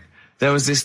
Sorry, can I just check now? We're just remembering classic episodes of the Tales Unexpected. No, this is important. Well, I saw one, right? I saw one on Tales Unexpected, right? And it was these two gents. What they used to do, they look down the obituaries and they'd blackmail the wife or the son of a dead eminent person, like might be a priest or a doctor, or something like that. And they'd go and they'd say, he bought some erotic stuff from us before he died, and he owes 100 guineas and all this sort of stuff. And they'd pay up because it'd be so embarrassing. They just didn't want them to say, just pay him, right? And this one bloke said, who are these people? I'll meet with them. And he goes round there, and he goes round, and they go, your father. He goes, my father could not have bought any erotic material from you. They did it. He goes, he couldn't have. He's blind. Right? And that was the twist. And Carl went, so it was magazines, not videos then. Yeah. Now think about it, Steve. Is that so stupid? Well, presumably it was set in olden times because people... professional pornographers don't tend to call it, erotic material. Yeah. They tend to call it, juicy jugs or whatever. But more than that, I don't understand how a video is going to be any use to a blind person either. I know that you can hear the sound, Carl. Look at him nodding like he's caught me out. Yeah, what sound will you hear? Do. Your meter needs looking at? Yes. Cut. What's then? What's that? Then it's just noises, isn't occasional groans. Yeah. Right. You could listen through the wall at your neighbours. He does. I mean, that's why I save a lot of money. But I thought you were going to point out, Carl, that they could have had a Braille porno. Now, have you thought of that? Look, feel the lumps on that. Exactly. Think about it, Carl. Think about it. You're excited now. Yeah. Your girlfriend's away, Carl. Yeah, the cheese grate is only under the cupboard. No, she's a good-looking lady. Yeah, it's time for White Van Man, which is where we ask Carl the questions that the Sun asks someone else. Exactly. It's an article in there where they ask them, typical man on the street, the big questions of the day, gives them their platform to the nation, and we think this is just too good to let out because we only care about one person's opinion in the country now. That's true enough. He's the K-man, and there he is. There he is. Right. What do you make of New York's ex-police chief saying we need more bobbies on the beat? He's come over here. He's the guy that sorted out crime in New York City. He's come over. He said, "You're going all over the place here. You need more bobbies on the beat, more policemen, a visible police presence." There was something last week about some copper in London who was sat on a bench, and he was asleep or something. Yeah. And people were like outraged because he should be looking after England's people, not nodding off on a park bench. Which is a bit daft because they were shouting he should be looking after England's people. Was this the 16th century you went back to? What do you mean he should be looking after England's people? Wherever he was, if he was in a park somewhere, they were really annoyed because he was asleep. But sure. He was probably undercover. No, but the thing is, if there would have been any trouble, I'm sure he would have woke up. Yeah. If there was any if someone needed help and he screamed, he would have woke up. So I don't know why they were having a go at him. Yeah. And he might not have been there at all. So, it was, he probably have his radio turned on, didn't he? Yeah. Listening to Heart. So you're not concerned then that there's not, the crime's going up? I think there's enough. I see quite a lot of them whizzing around. Okay. You're happy then? Yeah. As long as you're happy, Carl. So you don't think it's too much crime? No. Just the right amount of crime? Yeah. What about the fact that new gambling laws give Blackpool the green light to become a British Las Vegas? What do you make of that? Are you a gambler? Little bit when I go on holiday, like going in the arcade and having a little flutter. Sure. What's your favourite? I have a go on the fruit machines. Yeah. There's a good one called The Simpsons. Right. Is that your favourite? Yeah, it's quite good. Is that a tie-in with the TV show The Simpsons? Yeah. Okay. Will they make Blackpool the next Vegas? I don't think so. No, not Can't see it happening. No. You been to Blackpool? Yeah. What was it? It's a bit rank. Is it? It is a bit rough. Okay. Needs a lot of work doing on it. Yeah. No, that won't happen. Okay. And you're not worried about this encouraging gambling, generally? Gambling's not a vice you're concerned about?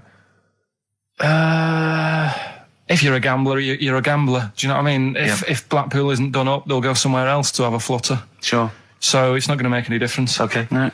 Well, it's time. Well, go on. That time, isn't it? Yeah. Play the jingle. Yeah. White van man, Carl. Brilliant. Recorded at great expense, that. Yeah. This is where we just hijack an idea from The Sun, which is White Van Man, where The Sun asks, in this instance, a cabbie by the look of it. Oh no, a fruit and veg shop owner. Ours is slightly different because The Sun sort of like pick on a perfectly normal member of the public. Exactly. So that's where we've got the upper hand. Yeah. And they ask him about the the hot potatoes. This week, Carl, my first question to you, well, your thoughts, please, on the criticism of the BBC over their coverage of the Queen Mum's death. What do you make of this? You're aware of all the criticism that Peter Sissons asked some probing questions? No, I thought it wore was a burgundy tie. I thought that's it. Yeah, he just it didn't show respect. He just had a burgundy tie on.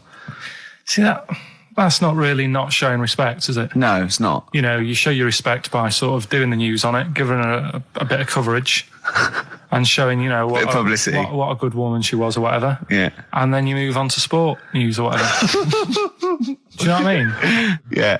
I totally agree. I don't like the way everything's morbid. I was thinking about it. It's like, the way in birthday cards and that, people always put funny things in them. I think you should save things like that for funerals, for like funeral cards and that, and try and cheer people up at times when they're low. Do you know what I mean? Because on your birthday, you're quite happy anyway, so you don't need someone putting a funny comment in a card. I think, when you send a card... What would you suggest? Well, whoopee cushion, but on the vicar's chair.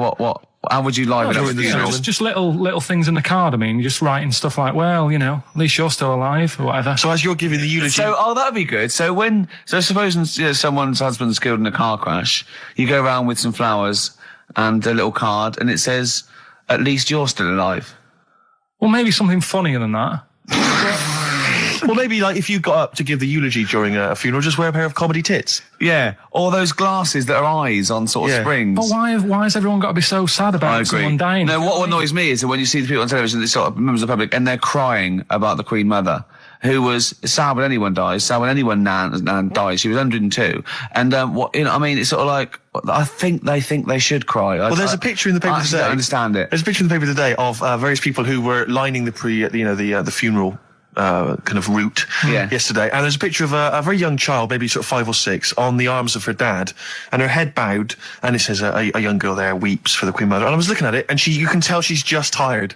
Well, she's just tired and bored. It's so transparent that it's not crying. It's most just, what are we doing doing when their nan dies? Exactly. It's sort of like. But what is a 5-year-old girl going to be? Why is she going to be crying? The Queen Mum said, I can't believe it. Yeah. Teletubbies? No. The Queen Mum. Oh, not the Tweenies. No, it's all in a minute. Yeah. It's just like, oh dear. I mean, I know. I'm sure, I don't know much about her. I don't know if she was a great woman. And obviously, it's always sad when someone dies. But it's interesting that there was a lot of tourists in that long line of people that are now queuing from hours upon hours to see her dying in state. Because it's clearly just people who want to be a part of history. Must be gutting if you're over from Sweden and you find out that the Queen Mum's died. Oh, you must be devastated. You probably don't want to carry on with your visit. Exactly. Really. Okay, listen, Carl. I think we've covered that. What do you make of the? What do you make of the first genetically modified baby? Oh, are you worried about this? Do you know what did they do? What? Let me see what it says here. Isn't it just choosing the eye colour? Well, this is the concern, isn't it? That in the future you'll be able to decide whether it's a boy or a girl, how intelligent it is, what it looks like, is it handsome, is it ugly? Obviously, no one will choose an ugly baby, and so on and so on and so on. And so it means that where will it lead? Where will it end, Carl? Are you concerned? I've thought about this a lot. What will us three look like in the future if they're being, genetically modified, beautiful people? What will we be like? How will we be considered in society? True, yeah. But we've talked about this before, haven't we? About the cloning thing. Yeah, that's a bit weird. Yeah. But I don't think it matters, because at the end of the day, right, you might look like some other kid, but it's the way you're brought up that will change your features and the way you are, your personality. If you lie, you get a long nose, don't you? Well, no, but listen, right, because I remember when we, I was growing up on this estate. This is going to be good. Go on. No, it's not. It's just an example of how this doesn't work. Go on. So we don't need to worry, sort of thing. Sure. Right? Okay. So I'm growing up on this estate, and there was this woman about 4 houses down, right, who's a bit rough. All right. Didn't fancy her. Oh God, no. Right, but she had a baby. Well, tell me about her first. I'm interested in this woman. Why was she? It was a very. Was it like being a man in a dress? I mean, I didn't grow up in a posh house or anything. I'm not saying that if you live in a bit of a rough house, you're a bad person. What does she look like? But anyone can tattoos, clean up. Look like Tony Green with a fag on. They didn't clean up much, right? Oh. Which, even if you've not got a lot of money, you can still try and make a place look nice. Yeah. Right? But she didn't, and a kid used to take a horse into the house. Sorry. Whoa, Neddy. What do you mean a kid used to take a horse into the house? Where did he get a horse? Must have nicked it from somewhere. Must have done. You seen a horse with it? No. What, is that from outside the saloon round the corner? Yeah, was it just tied up with a bit of leather? Right? And, oh, that's great. Did Big Jake come looking for it? I'd been out. Oh. Sorry, let me get this. This was before the lynching stopped or after. Where did he get a horse from? What do you mean he must have nicked it? His mum said, where'd you get that from? I bought it. All right then, but keep it out of the kitchen. I don't want you going Catlin rustling. Where did he get a horse from, Carl? And how long did he have it for? Was he leading it or riding it? Mum, open the door, I can't stop. I can't stop it. Open the patio door as well. Looks like we got us a runaway. What do you mean? I don't know, but the thing is they couldn't afford to buy one because they're not cheap. So I'm just guessing. Maybe that's wrong of me. But I think... He had a horse? Yeah, right. So that's why the family didn't have any money. They'd spend it on the horse. No, I don't think, that's what I'm saying. I don't think they would have bought it. So anyway... Yeah, it's wise to whisper, Carl, in case they're listening. Yeah. And they could be in the room next door. It's not buying it, it's keeping it as well. Oh, so I was like in the car with my dad coming into the avenue, and you used to have to drive down it to turn round and, and you know, sort of go back to our house. You had the traditional method of transport. Yeah. And the horse was in the lounge. Reading a paper. Just like walking around. What? And when I was doing, I tried to earn myself some money once by flogging little flowers in plastic cups. What? This is genius. It just keeps coming. What do you mean you're trying to flog little flowers? What do you mean? Wait. Listen, I want to play that song for various people who've emailed and phoned in saying they want requests. We don't really play requests on the show. We'd like to mention them anyway. Matt Barr, Magic Thighs. That's not Matt Barr's Magic Thighs. No. That's Matt Barr and Magic Thighs. Yeah. Kieran in Dublin, Stuart in Hackney, Lisa and Alison in Crouch End, and Glenn in Crystal Palace, who was phoning up with a nice message earlier. All of you, thanks for listening and thanks for enjoying it. Sorry we didn't play your requests, but tune in next time. It'll be fun. Anyway, that's all I wanted to say, really. Here's tragic. What's tragic? What did you want me to say about that song? Just your opinion. Your own opinion was fine. In fact, your own opinion is better than anything I could really hope for. Without doubt. Whenever I ask you a question, you constantly surprise us. Yeah, it's wonderful. So only ever carry on telling the truth, carry on saying exactly what's on your mind, and I think this could become a great... You're like a man who was frozen in Victorian era and has been reawoken and he's kind of discovering the world. Some things make sense, other things don't. It's beautiful. As opposed to one that was made in a castle in Victorian times, like Steve. Oh, that's just... Oh, I've joined in with Carl. I can't believe you're sorry. On my side. Yeah, no, it was irresistible though, wasn't it? I'm really sorry. Yeah. It was Carl, it was you that worked out the maths and worked out I was 28, because they just worked out I'm 27. You are 27? No way. Yeah, I asked you, didn't I? And I said... But what I sort of questioned was, I said, well, if you're 27 today, that means last week you were 26. Well done, yeah. That's irrelevant. So therefore you assumed that I must be 28 then? Yeah. Whereas I assumed you were using, your knowledge of maths, such as it is. I wouldn't do that. No, sure. Wow. I actually got lost in that conversation because I genuinely didn't know what he meant would mean last week you were 26. I don't know what that meant. I don't know what it meant. Wow. Well, it is Steve's birthday. But he would have been 26 last week. Sometimes you genuinely frighten me because it's those staring eyes. There's nothing behind him. It's this little bald head. Looks like Davros looking at me. Genuine fear on his face when he enters into a conversation with another human being. What bit don't you understand? If he's 27 today, he would have been 26 last week, and he doesn't look 26. He didn't look 26 last week. He looks older than 28 today. You've started on his birthday. You're still having a go at him. Carl, I don't look like the kind of hot stud that I actually am, but face facts, that's the truth, mate. Yeah, live with it. Get with the programme, jeez. Well, let's have a little bit of cake. Okay. Oh, that's appropriate. See what birthday. But you mean the band, don't you? Not the cake. You haven't actually bought a cake, have you? Got anything at all? Anyway, the winners, Carl, I think you took some answers. Tim and Neil. Well done, Tim and Neil. Are they going together or are they... No, two separate. Lucky people. Yeah. I don't think your heart's in it anymore either, Carl. I was all right today, but Steve's really dragged me down.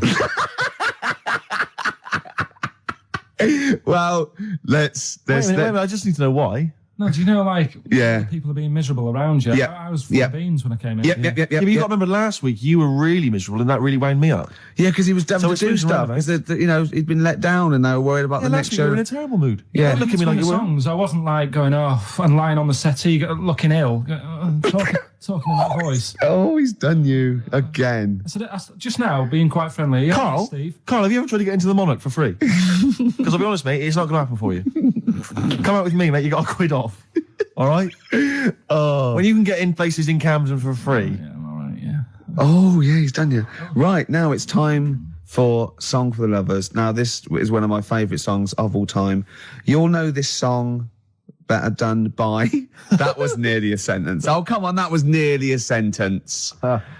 What's his name? Glenn Campbell. It's Galveston. Oh, yeah. This is the man who wrote it. This is the original. This is Jimmy Webb. Oh, yeah. With Galveston. From what I can work out, I think it's about a bloke who goes off to the Vietnam War and he's missing his bird. And I've brought it down, haven't I? I've brought it down a tone by saying bird. It's a beautiful song. It was irony. Just play it. Galveston. It's beautiful. All right, look, yeah. This is the reason, because actors are often very... You're talking nonsense, Carl. Well, whatever. I mean, I'm a little bit concerned about your toilet discussion. What exactly is your point again? I was just a bit bemused. You see, it's a tricky one. All I'm saying is, right, there I was at the pub quiz. I go to the toilet, not thinking about anything. I try to go, right, there's a little gay fella next to me. I love this little gay fella. Now, the weird thing is, there's nothing stopping him having a little glance, right, because he's allowed in the fella's toilet. Yeah. Now, I'm not allowed to go into the woman's toilet and have a little look round. Right. So all I'm saying is, should they have another toilet area? What, for gay people? Yeah. And so this would be gay men and lesbians? Is that going to complicate things? Well, I mean, I can only assume. I mean, to what point? I'll ask you a question, right? If you're intimidated, that's a shame. But you know, most gay men aren't looking at your knob. You know that. What do you mean? I can only say that 99.9% of gay men who use a urinal standing next to what they assume is a heterosexual man aren't looking at his knob. And what they're doing then? They're emptying their bladder. No, but the thing is, I can't talk. You're Carl. saying like, you know, about would you have one toilet for lesbian women and gay fellas, right? What does that mean? Would it be mixed? Would it just be? Well, would it have a man on one? That's heterosexual man. One little picture of a woman, the other, and then what? What would the little icon be? A man and a woman. A man and a woman. Just having a chat. Yeah. In pink and dot But lines. you couldn't mix them because then what would happen is you'd get people who are going, oh, I'll play up to this a bit. What, pretend to be gay? And yeah, you know, sort of grow a moustache and shave their head. And pretend to be a lesbian. Right. Yeah. So, well, I see. So, you know, people pretending to be gay so they could go in and have a look at the lesbians. Yeah. Right. So that would mean that we need 4 cubicles now, wouldn't we? Yeah, no, this is fine. 4 cubicles. So every pub How now... many toilets do we need at Every the pub's moment? now got 4 toilets. Oh, Carl, bisexuals. Yeah. Now, interesting. Bisexuals. How many toilets do we need now? Call the council. Do you use any? Huh? No. No, because they're interested in everything, aren't they? Because the little bisexual fella will be looking at your knob. Right, with them, what you do, you just have a door, you open it, and there's one urinal there, so you can't get a queue. They have to sort of wait. I just thought that, well, why can't there just be a thing between the urinals, so no one can look at anyone else's knob? Wait a minute. Just to go back to Ricky's point, what stops, even if we've got the toilet for gay men, what stops the gay men who want to have a look at your willy going in the regular toilet and pretending that they're straight? Most men don't wear gay across their No, head. exactly. They don't have a tattoo. There's no branding yet in the British house where they have to declare. So we're going to have to expand this. What So we've do all got to carry identity Do you know cards. you can see a gay, can you? Coming a mile off. No? No, I'll just hold it in next time. No. Can you tell gay men? Do you know a gay man? I'd say probably if you did if you lined some people up and said, point them out, I reckon I'd get... But hold on, we're not talking about people dressed in leather with the arse cut out and an handlebar moustache. Yeah. We're talking about, the everyday, non-seen... of course. Yeah, but I mean, suppose I put you in a room and there was 10 naked men, right? Yeah. And there's 5 gay men and 5 hetero. Could you walk along that line looking at those gay... Am I naked? No, you don't have to be naked. Why would you have to be naked? To catch them out. How would you catch them out? The rice is right. The rice is right. Now, just run the rules past me again. We had to identify whether it was a Chinese meal, rice or steamed rice. Well, either. Basically, it was a Chinese restaurant or an Indian restaurant. But is it true that you played this at home with your girlfriend and it was clear you could always tell which was which? Because one had an Indian sounding name and the other was Chinese sounding. No, I managed to, it did work once. I managed to pick some sort of duck dish that sounded a bit Indian. Right. But then it wasn't Bombay duck, was it? Which is actually a piece of fish. You don't know. He wouldn't let me put, that whipped cream in the fridge. I saw that. I thought that's fun. Yeah, he wouldn't let me put it on. He was shaming foam. Oh. Yeah, but every week we have this. Do you know the other week, Steve? I didn't tell you this, right? He comes in straight away. I'm trying to talk about sorting the show out. What we're going to do? How we're going to keep it good for 2 hours and that. Grabs a pen. He says, "Let me draw 666 on your head." Because you can see the scale. I said, don't do that. He goes, all right then, how about we meet halfway, put 333. Every week it's the same thing. But I quite like the cream. Did you get any cream on him at all? No. Is it the spray cream in a tube? Yeah, he said no. Carl, can I just make some, just spray on some glasses? Just some round glasses on your face. Father Christmas! Hello. It's nearly Christmas, hello! Come on, it is Ricky Gervais' show. Yeah, should we play a record and then come back to this mayhem? This crazy mayhem? Yeah. Foo Fighters.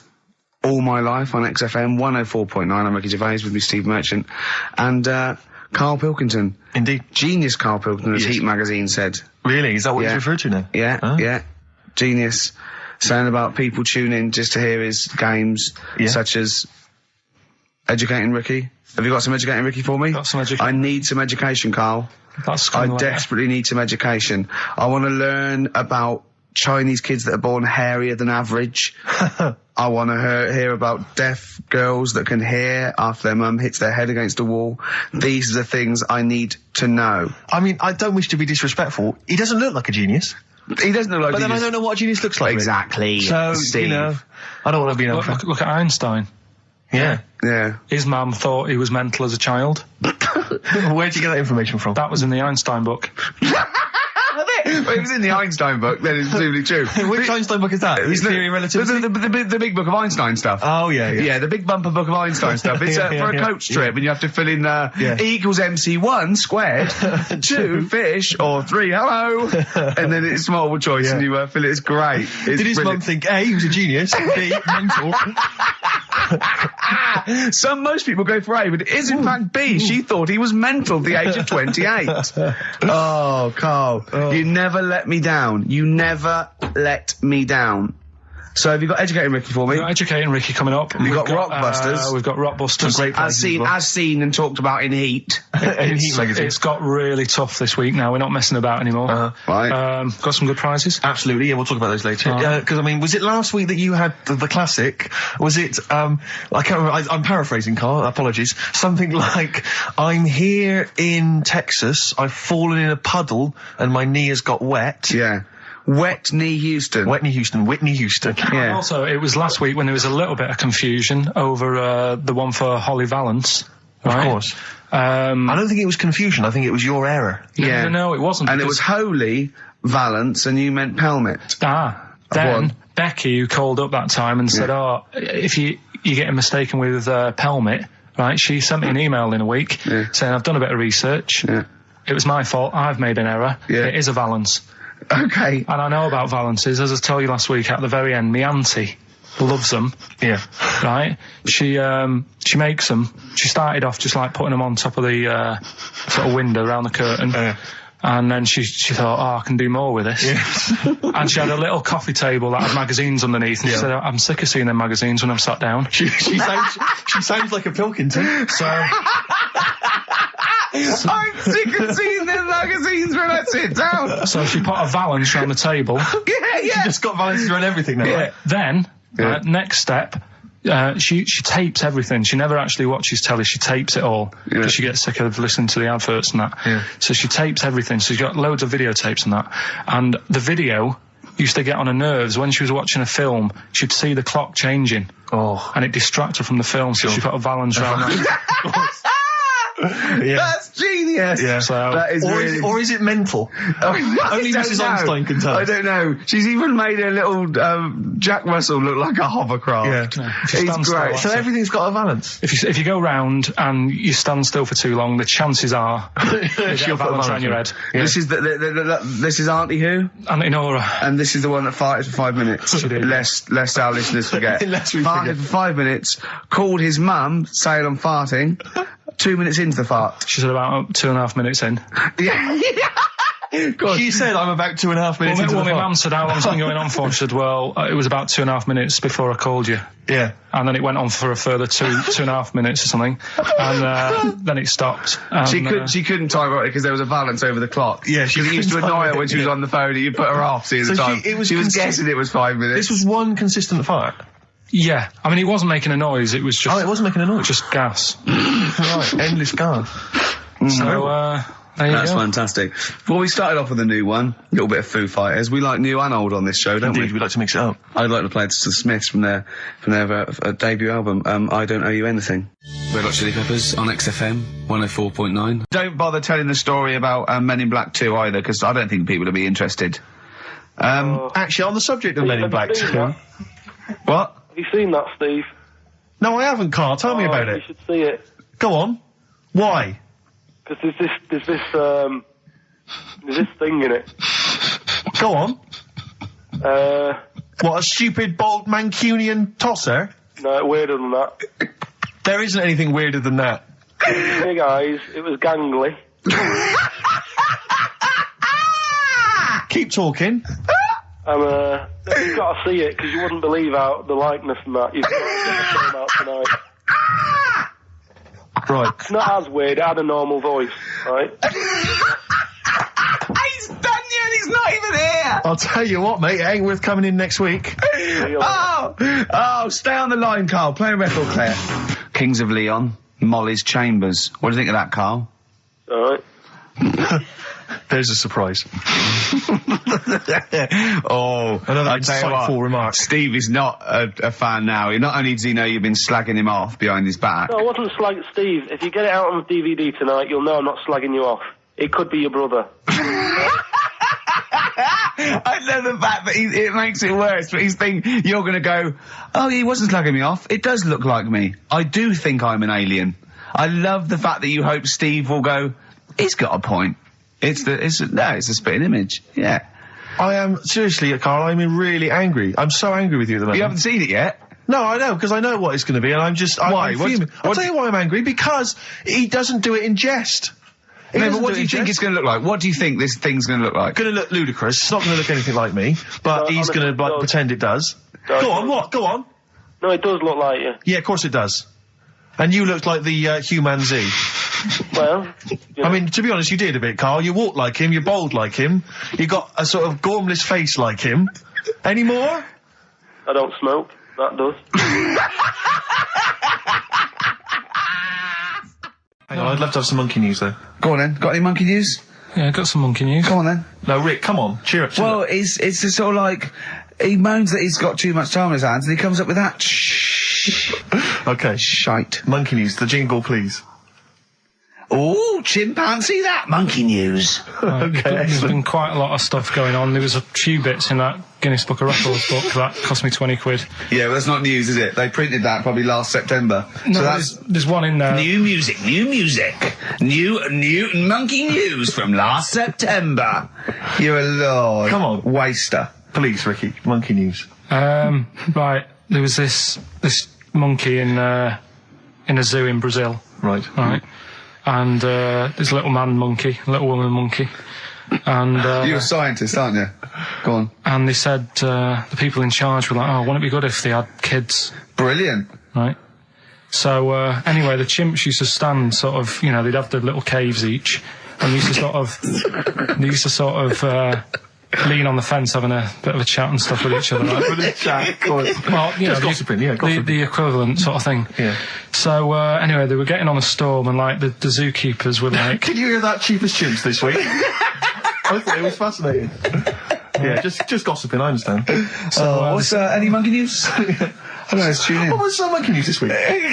Come on. It was from last September. So there was, you know, stood there having a chat, and the zookeepers were like, I wonder if they're ever going to, you know, have kids and that. Yeah. Anyway, it went on for ages, you know, this just chatting, no sort of action. So what the zookeepers did was, they said, I know, they'll have kids. Are we letting that go? They were just chatting. Are we just letting that go? We're letting it you know go. what I mean? Just doing whatever monkeys do. Okay. Right?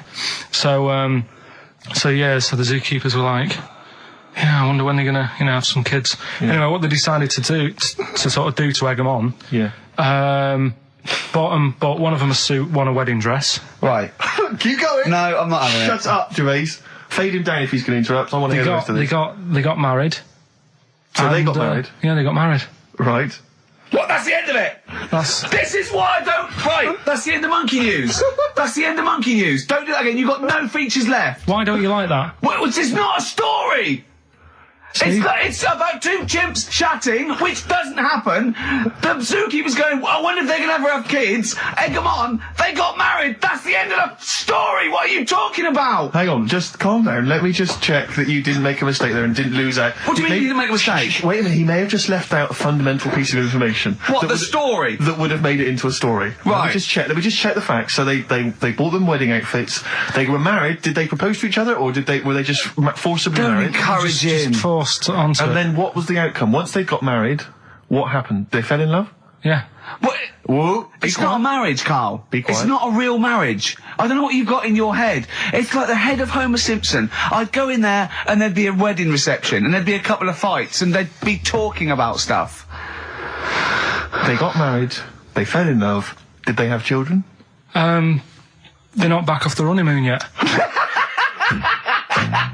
Play a record. You got no features left. Now, what it is this monkey, right? Yeah.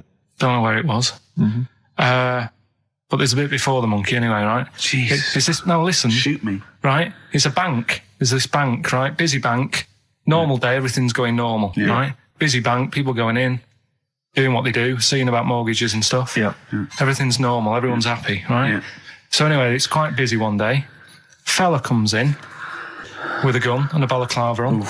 Up to no good. Right, I'll tell you now, Carl. If this fella turns out to be any ape or monkey related species, you're never doing this again. You're never. So just, if you want to finish it, it's at your own risk. But if this fella who robbed the bank turns out to be a chimpanzee, that's the end of monkey news. All right. Okay, let's hear the end. It's a lovely day in a lovely bank. Everyone's happy. Everything's normal. The man comes in the balaclava. Man comes in. Is it a man? Starts waving a gun around. Shut up, Rick. Let him finish the story. Starts waving a gun around. Yeah. Right? Up to no good. So everyone's thinking, oh, God, you know, wish you didn't come in here. It's not going to be a good day. How tall is the man? Shut up. Let's hear it. Everything, you know, oh, God. And he's telling everyone to get down on the floor. Yep. Hey, what, in English? In English? Yeah. In English? So? Yeah. So everyone's panicking. Everyone's getting on the floor thinking, this is it. This is, you know, it's all over. Yeah. Just when you think, you know, it's all bad news. Yeah. It's all bad news. Doors swing open. Little monkey wanders in. God, it's worse. Shut up, Rick. Little monkey wanders in, right? The robber's like, what's going on here? He's telling it to get down on the floor. I don't think it was taking any notice. No, right? it was just busy asking for coffee. It runs in. I don't know if it was going to withdraw or deposit or whatever. It wanders in, right? Goes up to the robber. Where did it come from? Shut up. Will you let him finish the story and then ask questions? That's only fair. Okay. Wanders in. Runs up to the fella with the gun. Takes the gun and the bag of money off him. Everyone's like, yay, you know, we've been saved. Then the monkey starts backing out with the gun and the money.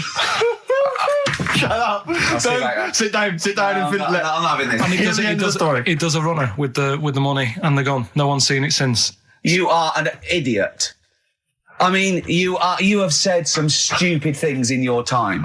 What are you talking about? It's a story that happened. No!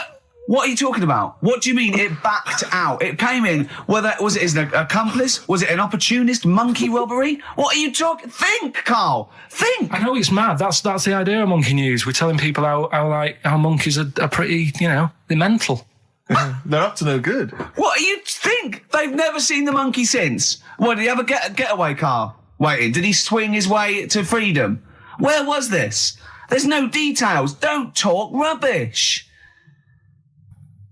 Well, yeah, Steve emailed it in. He's got it off the net. And the funny thing is, can I see it? Have you got the information there? Yeah, the funny thing is, it wasn't just him who sent it. I had that a couple of times. So a few people obviously read the story and said, that'll be good for Monkey News. It doesn't say anymore. It doesn't say if he went off to Spain. It doesn't say, if he's on Crime Watch. Yeah. It doesn't say any of that. It's just saying that's what he did. That's the story. And that's what Monkey News is about. I've heard that they're making a movie version with Phil Collins. So I look forward to that and Julie Waters. So that's this week's Monkey News. If you've got any, if anything's happening don't bother. In your town. That's the end. No, that is the end. That's the end of Monkey News. No more Monkey News. This is bit of Queen. It says it here in this email, Rick. It's got to be true. Right. So that seems well. Oh. Right. Before I went away, I told you about Alfred. He was the monkey where there was a robbery going on in a bank. Yes. And then he nicked the robber's loot and backed out with a gun. Yeah, he sort of stole. He robbed the robber, didn't he? Yeah. Did he take his gun as well? He took the weapons. He took all the weapons. There was like a couple of robbers. He managed because they were so amazed that a monkey was coming in. It was like don't talk shite twice. Right? So anyway, got a follow up to that. Okay. Now what was that monkey's name? Alfred. That was Alfred. So anyway, because a lot of people wanted to know, well, what did he do? Did he go off and have a holiday? Did he? No. Right, so the follow-up is, what happened is, the monkey had the guns, had the cash, which was $250,000. Sure. Right? It went back to the zoo, right? Right, Carl, you're talking shit. Ricky, I get angry with you when you won't let him finish his Monkey News. Right. Can't we just get out the official Imagine thing? if people were interrupting Trevor McDonald. It wouldn't happen. I want to make sure I don't get anything wrong. No, of course not. Check the internet. So the monkey goes back to the zoo, right, where all the zookeepers come out and go, get him. He's got the guns. Yeah. He hands out a couple of guns to his mates. What? Right. His monkey mates? His monkey mates, so they've all got a couple of guns each. Oh, Carl, Steve, I can't, mate. I cannot stand it. Honestly, I want to scream. Please, I really get annoyed with you. They tried to do him a deal. They said, how about if... I'm going. Tell him that. I'm not going. No, I can't. Step out for a moment. Okay, we'll just do it. Look, don't listen. Step out and I'll paraphrase what I hear for you when you come back in. Step out. Now, please, I need to hear the end of this. This is Monkey News. This is important stuff. Right, Ricky now has left the room. He cannot bear to hear, which is surprising to me. Right, so anyway, they've got the money, and they say to the zookeepers, how about we give you some cash? Yes. And they go... Oh. Sorry, hang on. Sorry, the zookeeper said that to the monkeys? Yeah. Right. No, the monkeys who have got the £250,000 right. say to the zookeepers, we'll sort you some money out if you let us go. Sorry, the monkeys say to the zookeepers... We'll give you some money. Yeah. You don't see any problem with that?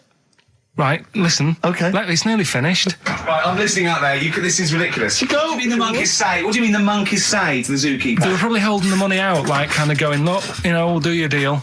Right, okay, come on.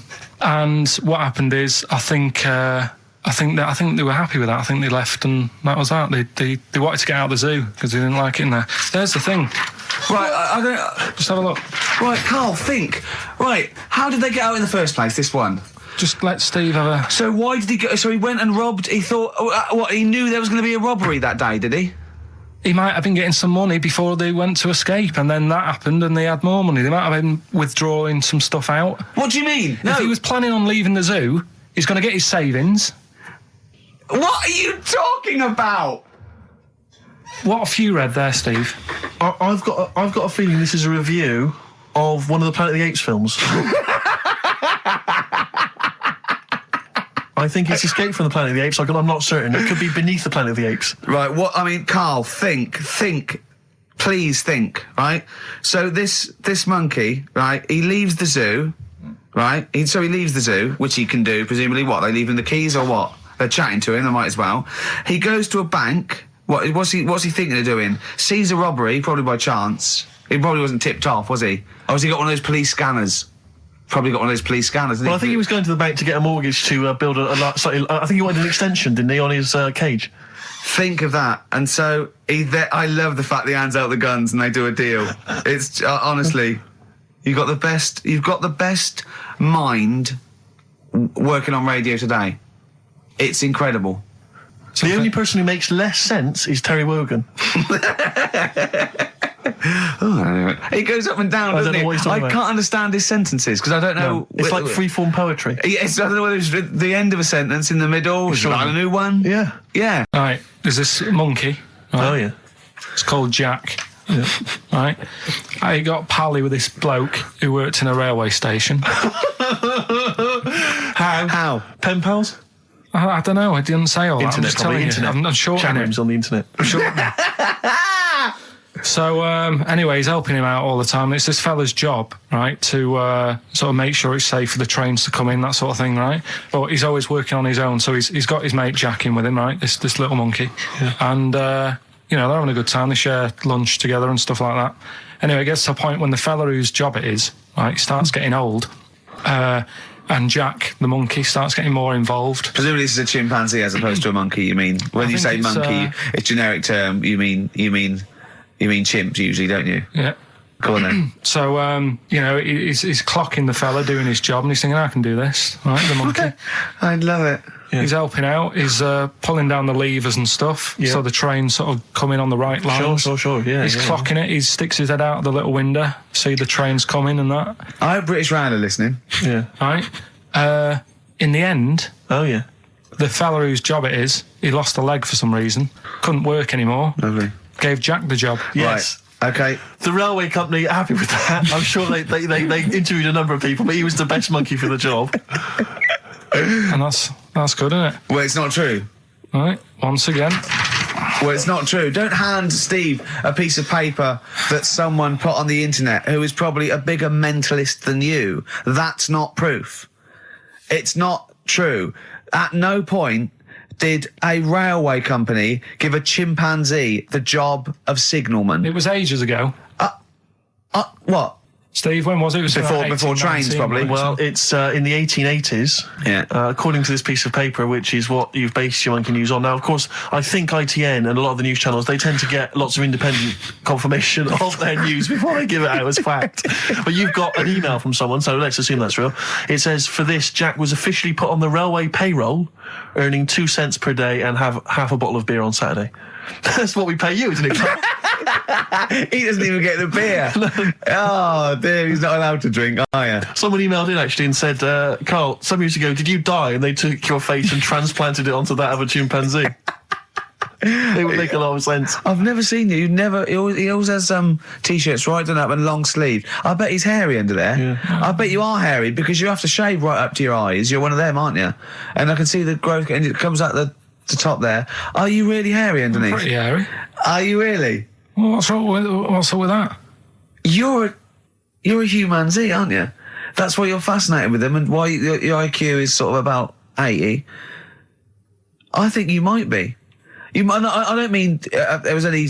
I think it was a genetic sort of throwback. Well, you're pretty hairy. Look at your arms. What?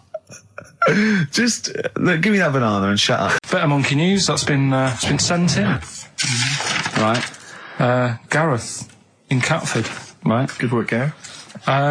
Basically, it's about this monkey. Oh yeah. In the jungle. Yeah. It's got a gig at an hairdresser's. What are you talking about? What are you talking about? It's got itself a nice little job going in an hairdresser's. As what? It gets people sitting down, and what it does before the people have their hair cut, that it sort of sits there, and it goes through people's hair, makes sure it's clean, and people are loving it. Right, backtrack So slightly. it's a pet monkey. It's nothing to do with it getting a gig in an hairdresser's. It's a pet monkey. It's not working at Monkey and Guy. Yeah. No, seriously, it's in there. I think it might have started off as a job and then... So what does it say? It says junior £15, stylist £35, and monkey £63.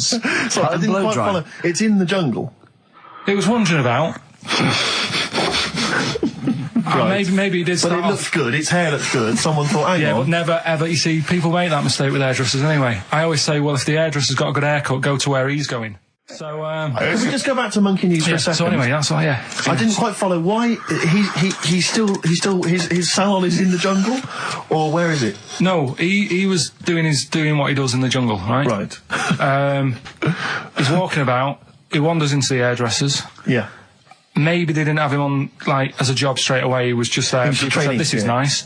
He's sat there picking the knits and Carl, I don't know where to start. Then it's just it's the embellishment. You don't he walks from a jungle to an hairdresser's. I mean, you're an idiot. You really are. I'd love to see you try and get a job in an hairdresser if there was another monkey up for it. You'd never get a job. So he was good at that. People said this is relaxing. Apparently he had really nice hands, soothing, right, on people's heads. They said, let's put him on the payroll. So let's put him on the payroll. What do you mean? No, I'll give you that. Okay, this is the news item, is it?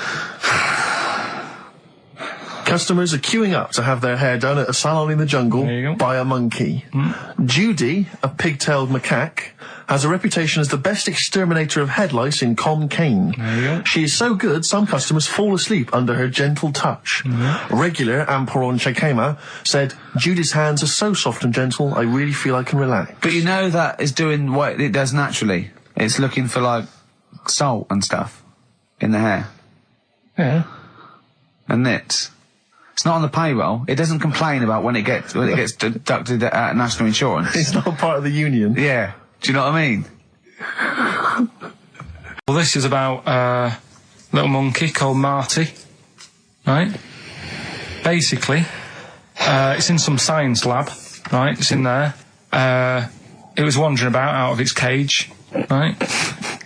The lab fella was busy on the phone or something, right? And typical.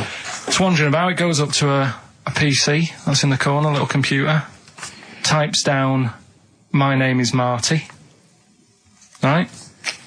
So the fella got off the phone, saw this on the screen with the monkey sat there, says to his mate, "Have you done this?" Right, hold on, Carl.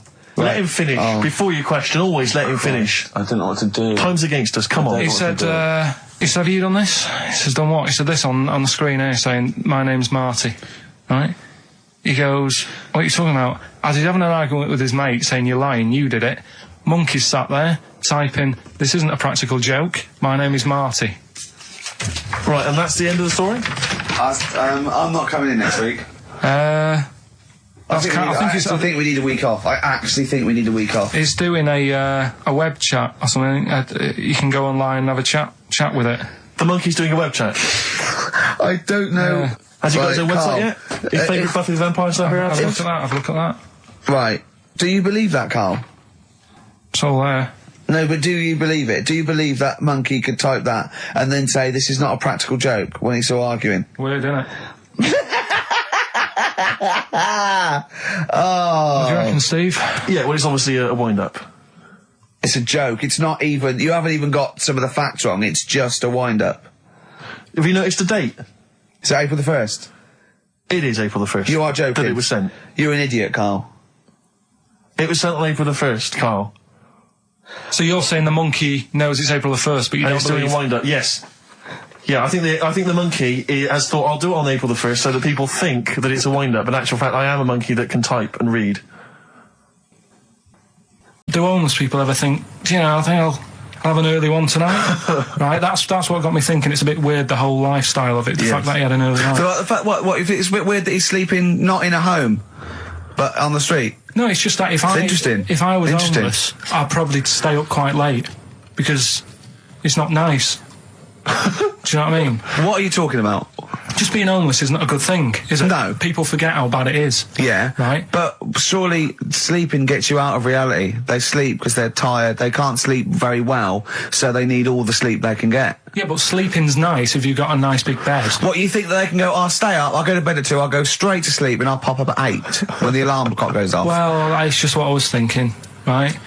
So I was thinking how bad it is, and it's, you know, especially this time of the year, you know. Yeah, it's terrible. It's the really worst thing. And to sort of give it some publicity and get a bit of help behind it, get celebrities, someone like Phil Mitchell, maybe, off EastEnders, who's a big fella, he can look after himself, put him in a shop doorway, have some cameras set far away in a building or something. Yeah. They can film him, and it's up to him how he raises money for food to eat. He could sign autographs. Well, they wouldn't know him though, would they? Because you never look at a homeless person. You get, what's her name? Gail Porter. Yeah. Gabby Roslin. Right, yeah. Narinda from Big Brother. Yeah. Who else would do it? I got a game show idea. Les Dennis, I reckon. I got a game show idea called On the Game. And what happens is, you get Narinda from Big Brother. You know, I've never been into getting presents and that. I had the problem at that Christmas one, that time with the Victoria Plum. Yeah, we'd hate that. We'd hate to bring that back. We've done that. Because you talked about the book, because it's kind of to do with your dad, isn't it? He's a very bad gift buyer. Was that the problem? Well, yeah, my dad just wouldn't bother.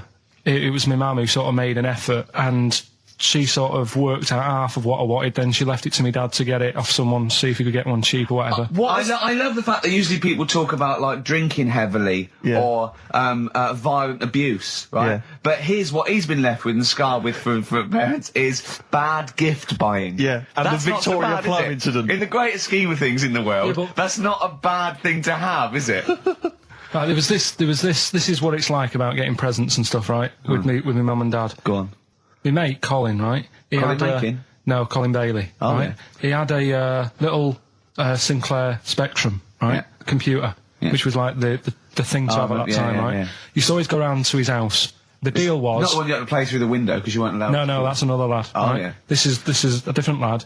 And the deal was, he came to our house and my mum gave him a pie. And then I'd go round to his and I'd stay there for a few hours playing, you know, Hungry Horace and stuff like that on it. Right? Now, my mum and dad knew that I really wanted one of these computers, right? So I waited about a year. Came round to Christmas Day. I thought, I reckon might have one. Turned out they bought me the wrong one. They bought me a ZX81 instead of a Spectrum, right?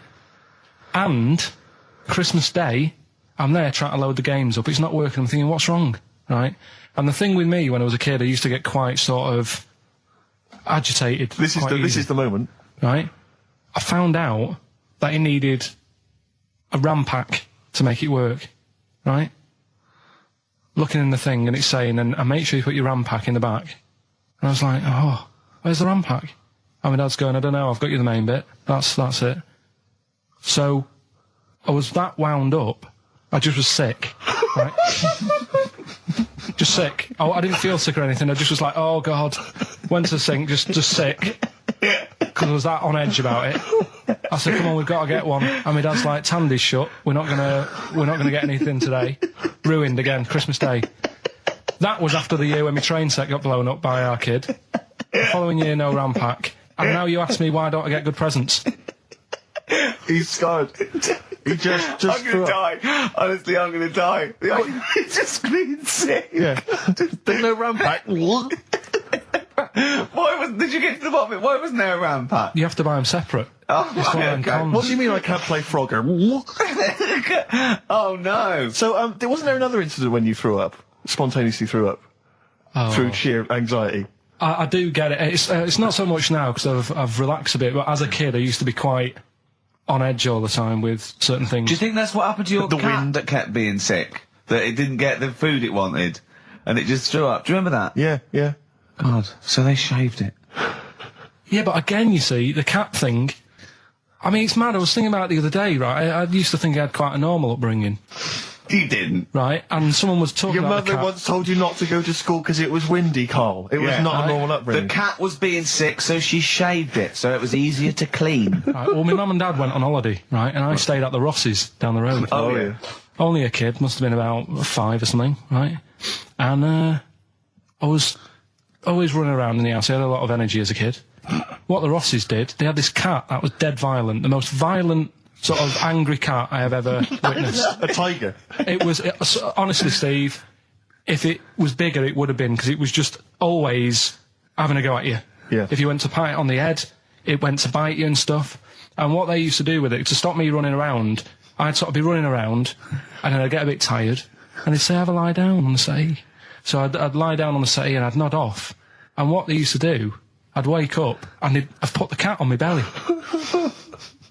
Right? So I'd be scared to move because it's like it's going to get me. But it would keep you there. It kept me there, and it used to sort of slaver on me, and they'd sort of, you know, go out or whatever, and I'd be lying there.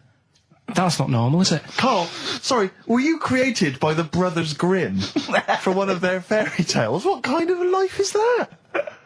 A cat paperweight to keep Carl in place. He keeps blowing around. It's windy. We'll have to weigh him down. Be careful. Your mum probably told him that it's a windy day. You've got to get something heavy on him. Otherwise he just gets blown into the road. God. Bless him. Roll Over DJ by Jet on XFM 104.9. I'm Ricky Gervais, with me Steve Merchant and Karl Pilkington. All right, Karl? Yeah. Bit miserable today, Karl. Let me explain why. Go on. Steve, and to you, the listeners. Well, we came in to a big bunch of stuff. Dropped off was it Becky from Marks and Spencer? Just like lovely stuff. Food, presents for the cat, books, just, you know, to Ricky and Steve. Ricky and Steve who do the show, right? Ricky Gervais and Steve Merchant. GQ presenters of the year. Creators of The Office, right? Award winning. Carl's looking over, I go, well, maybe, it's not for you, no. And then he told me why he's grumpy anyway. Go on. Do you know what XFM are giving everyone? How long have you been here? About 6 years. What are you getting for Christmas from XFM? 2 CDs. Is that of your choice, or do they choose them? That was real. Play a record. But It's mad. Every time you insult me from That's now on. mad. Oh, is this the Cardigans? Great. Brilliant. I didn't even say anything. It makes me feel better. I can enjoy the rest of the show. Yeah. Before we carry on with anything, I should just tell you, we're on the subject of emails. There's one emailer we're always looking forward to hearing from. Dickers! Richie Anderson! Dicky Docky Doo! Richard Anderson, thanks for emailing. He's my biggest fan. He's now. one of the biggest fans. He absolutely loves me. But not afraid to offer some constructive criticism. Go on, That's the great thing about Dickie. And from Anders this week, he says, Ricky, I'm lazy, I talk nonsense, I'm badly organised, and I believe in ghosts. Can I have a job working on your show?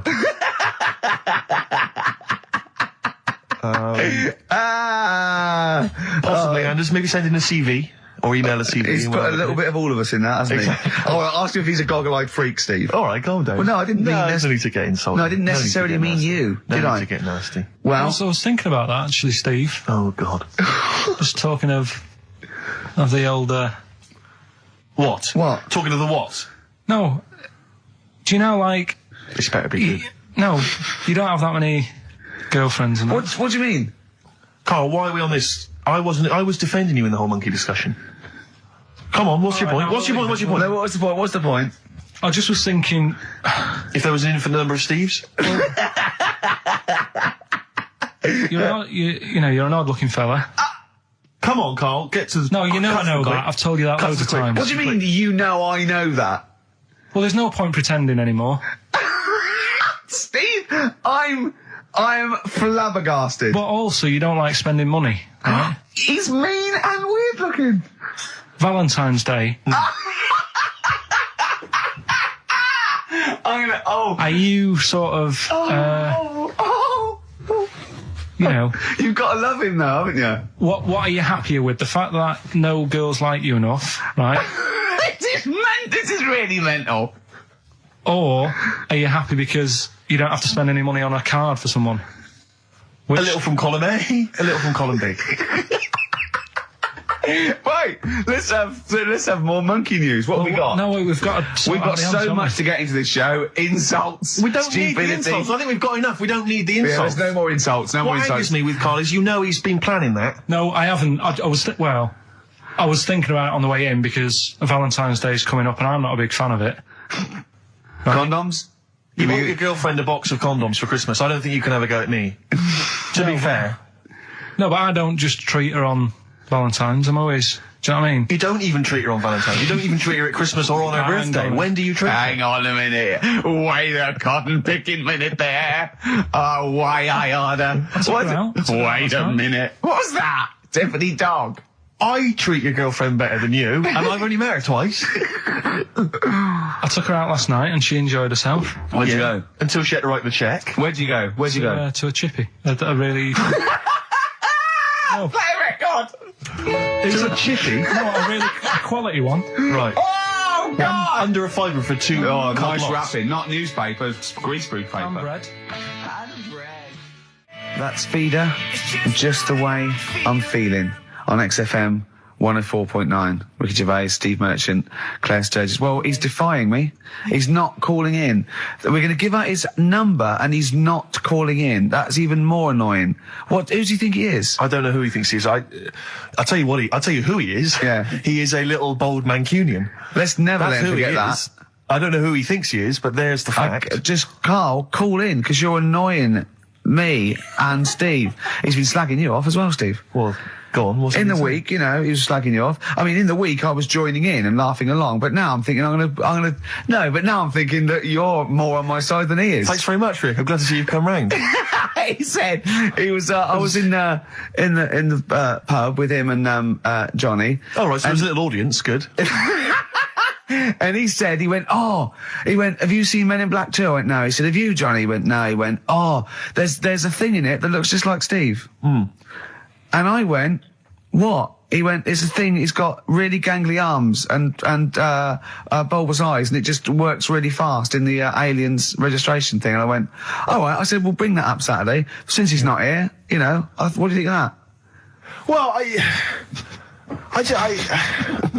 the reason is that I think the problem I have with is this, that if I was to say things like that about Carl, I'd destroy him. He'd be a broken man after I'd finished with him. Call in, Carl, or Steve's going to say a few things about you. I'm going to get a couple of home truths out there. I can't believe it. I cannot believe it. Yeah, we were, you know, at the time I was joining it, we were having, you know, slagging you off on other things as well. Sure. But now I'm thinking, maybe maybe you were wrong. Maybe I was taking the mickey out of the wrong person behind their back. If you receive any phone calls from people you don't know, we don't know anything about that. Instantly, we don't know why that is happening. That is just going to be a weird, spooky thing. So and don't bother telling the story about Men in Black 2 either, because I don't think people will be interested. Actually, on the subject of Men in Black 2, what? Have you seen that, Steve? No, I haven't, Carl. Tell me about it. You should see it. Go on. Why? Because there's this thing in it. Go on. What, a stupid, bald Mancunian tosser? No, weirder than that. There isn't anything weirder than that. Big eyes, it was gangly. Keep talking. You've got to see it, because you wouldn't believe how the likeness and that. You've got to get the film out tonight. Right. It's not as weird, it had a normal voice, right? He's done you and he's not even here! I'll tell you what, mate, it ain't worth coming in next week. Stay on the line, Carl. Play a record, Claire.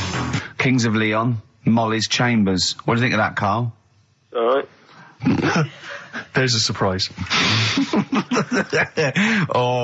insightful remark. Steve is not a fan now. Not only does he know you've been slagging him off behind his back. No, I wasn't slagging Steve. If you get it out on DVD tonight, you'll know I'm not slagging you off. It could be your brother. I love the fact that it makes it worse, but he's thinking you're going to go, oh, he wasn't slagging me off. It does look like me. I do think I'm an alien. I love the fact that you hope Steve will go, he's got a point. It's a spitting image. Yeah. I am, seriously, Carl, I'm really angry. I'm so angry with you at the moment. You haven't seen it yet? No, I know, because I know what it's going to be, and I'm just... Why? I'll tell you why I'm angry, because he doesn't do it in jest. No, but what do you think it's going to look like? What do you think this thing's going to look like? It's going to look ludicrous. It's not going to look anything like me, but he's going to pretend it does. Go on, what? Go on. No, it does look like you. Yeah, of course it does.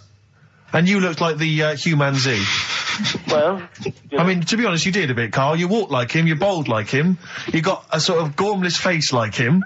Any more? I don't smoke. That does.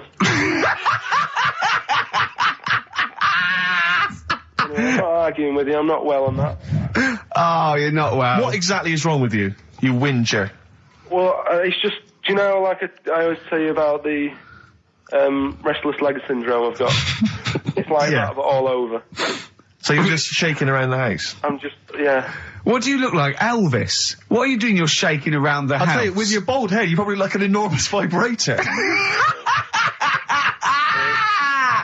Oh, God. That's what you probably look like if you strip naked. Oh, you'll have the Scottish widow coming round.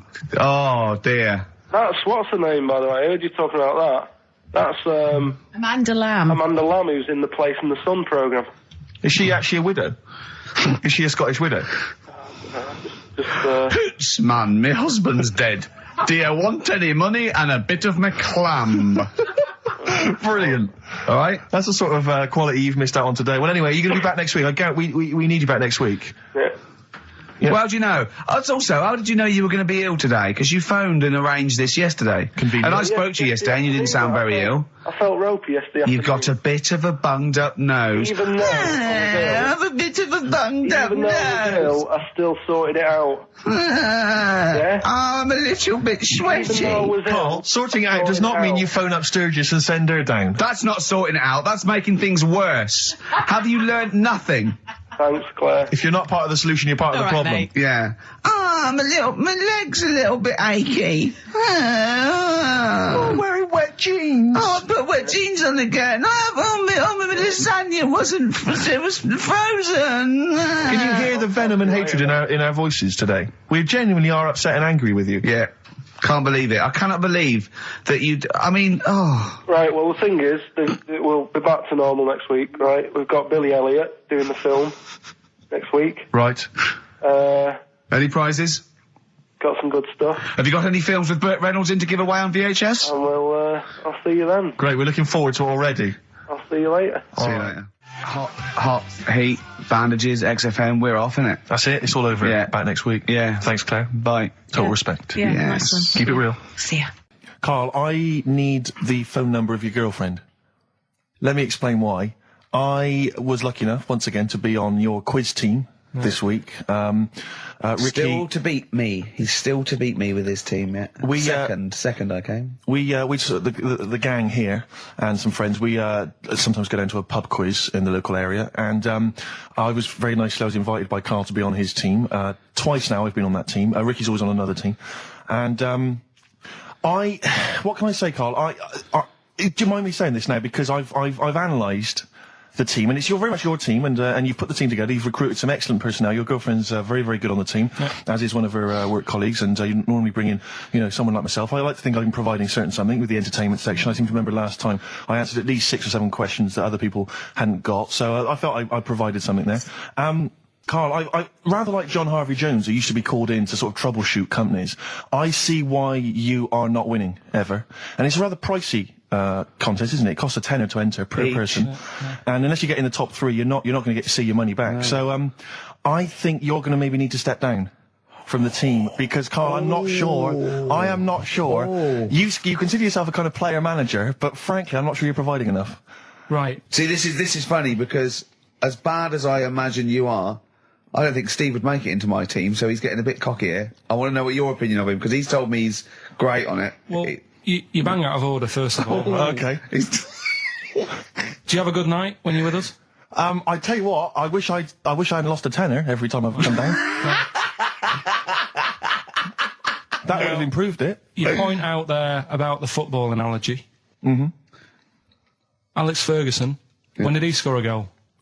Right. He doesn't. He tells the others how to do it. Right? That's my role. He doesn't take up one of the 11, though, does he? No, exactly. It's not like you can only field 10. Yeah. Because we only got 10 again. I want to be in the 11. Exactly. He's not running around in midfield, falling over. Yeah, shouting, oh, what have I told you? Yeah. No. Right. I'll admit, And there's a limit of 5 players. We should explain that. That's the point. Yeah, there's only 5 players on the team. But it was pretty tricky on Tuesday, though, wasn't it? It was one of the tougher... Tell everyone the one question you got right. Something about... Well, tell us the answer. The 2 words you had to say to get the answer. Danny Minogue. Danny Minogue. That was what you provided, Danny Minogue. Is this valuable? Well, no, not really, because there was at least 2 of us who also knew the answer. Oh, well, we gave him. No, exactly. We gave it to Carl. We massaged his ego. I just feel Carl. Do you know what? I feel a bit bad now because I just thought he had a crushed face. Then. Can I just tell you right now? He just can't believe this. Can I just tell you right now? I think the problem is this. I think there's that precious 5th position that is not being filled at the moment, I think, consistently enough by a decent player, right? You've got a solid team. I'm thinking if you want to remain on the team, you are going to have to pull your finger out and find a 5th member that is going to provide, and I'll tell you where the weaknesses are. I can tell you right now, mate. The weaknesses are natural history and science. Something which Ricky Gervais is scoring on week in, week out on his team. There is a few. Now, if he was available for a transfer, we could be fine. But we've got to find someone to fill in that space. Otherwise, I'm either going to quit or you're going to have to step down. Because I don't think I can be on a team where there is these obvious deficiencies. There are visible deficiencies. And, you know, the £10. That's £10. I'm not made of money. That's once a month. I've seen him depressed for 2 hours when he lost £20 at a casino after 5 hours playing. Don't bring that back. Don't bring up that again. Yeah. That story. He doesn't like wasting money, Carl. You know that. What do you think? What's the solution? We've got to think proactively now. We've got to sort this out. See, there's always other things going on in my mind when I'm in that pub quiz. For me, it's just a little bit of fun. Sure. It's a night out. You know what I mean? Suzanne enjoys it. Yeah. It's a bit of a get-together. We have a chat beforehand. Yeah. We have a bit of fun. Yeah. But there was other things on my mind. Carl, I could do that here. I don't have to lose a tenner. Wait, what were you thinking during the quiz then when the questions were coming out? What were you thinking of? Well, what it was, right, just before the quiz started, I had to go to the toilet, right? Because the rule is, right, people who don't go to it, once it starts, phones off, no more toilet. They take it dead serious, don't they, right? Yeah. Can you name names or? I can't really. Big promises you can't. I can't really mess anyone up. I think it's the Kagol. Looks good. It does look good. It's waterproof, Rick, and it's also stylish. I wear nothing underneath, so it's tight to the skin. It gets sticky in bad weather. Is that why you sort of rustle? Sexy. But what's all the? Is there abuse? What's this? No, they just say. Because I'm a pretty trendy guy, but I, as you say, I cut my own trend. You know, I make my own style. So just go back to insults briefly. Go on. You know, saying. No. See, that's goofy. That's not fair. No, because that's what he said. It's in my head. What do you mean he said? No, when did he say that? No, I mean, when did you call me goofy? No, he didn't. He said about what's in my head. Hey, no, when it's come off it. Don't Who's start. calling me goofy? No, I'm not even goofy. Goggle-eyed's fair enough. Yeah, but you can sort your look out. I can't. What do you mean I can? How can I sort my look out? I'm not even goofy. That's not fair. You've got the proper features. What? Just needs sorting out a bit. I can't help it if my hair's not good. I noticed the other day when Carl was sitting on your knee having his picture taken. It's a long story, right? He's got a completely spherical head. It's slightly too small. I'm not being funny because I mean, you know, I'm not perfect. But he's got a completely spherical little head. He looks a little bit like a baby hamburger. You know, hamburger off McDonald's. Sure. He looks like a little baby hamburger. And it's sort of quite put upon. Suzanne thinks I look like that thing in that Dulux advert. Do you know when the woman pulls the head off that? A little plasticine morph type. And then they make a new head for it. And it's like a little head. Really? And that's your girlfriend saying it. I know. Anyway, listen, let's get back to business here. This is a great track. It's America by Simon and Garfunkel. This is where I started saying we don't care about being trendy and all that. That was it. Because I just want to mention to people that they should be very excited because it's going to be Carl's special night tomorrow. You excited, Carl? Oh, yeah. Oh, this is, me and Steve, because we were nominated, we get a guest. For the BAFTA Awards. And it doesn't say guest, it actually says, partner. So I'm taking my partner, and Steve's taking Carl. Yeah. But what Carl doesn't realise is you will have to pretend you're his partner, otherwise you wouldn't be able to. We'll have to hold hands when we go on the red carpet. Is this really your partner? It's not just a guest. That's how it is. And either we go in like that or we can't get in. You just have to be with him when you go up there. I mean, does he have to? We should hold hands. But I think what we should do is just to make sure that there's nothing at all that it's going to go wrong. We should just do a little kiss. Just like, or be seen sort of like cheek to cheek, just to show them that, you're not, he's like not Elton just John and David he's not just Tennant. getting his mates in for a free meal. You are actually partners. No, I'm not up for that. Why not? Well, because we know we're not actually gay. No, but so it's not a problem. You've come out of it looking quite good because you've got a good-looking fella. But I'm meant to look like, I mean, I'm not gay, but if I was, I don't think I'd go for your thing. Oh, he's done you, Steve! It's turned on you again! I cannot believe we were trying to get him. Wait a minute. I have got the cream of London's totty phoning me up, trying to get an invite to the BAFTAs, right? We have very graciously asked you if you would like to come along. Well, that worries me even more. That you've got women calling you up. Carl, I can't choose between them.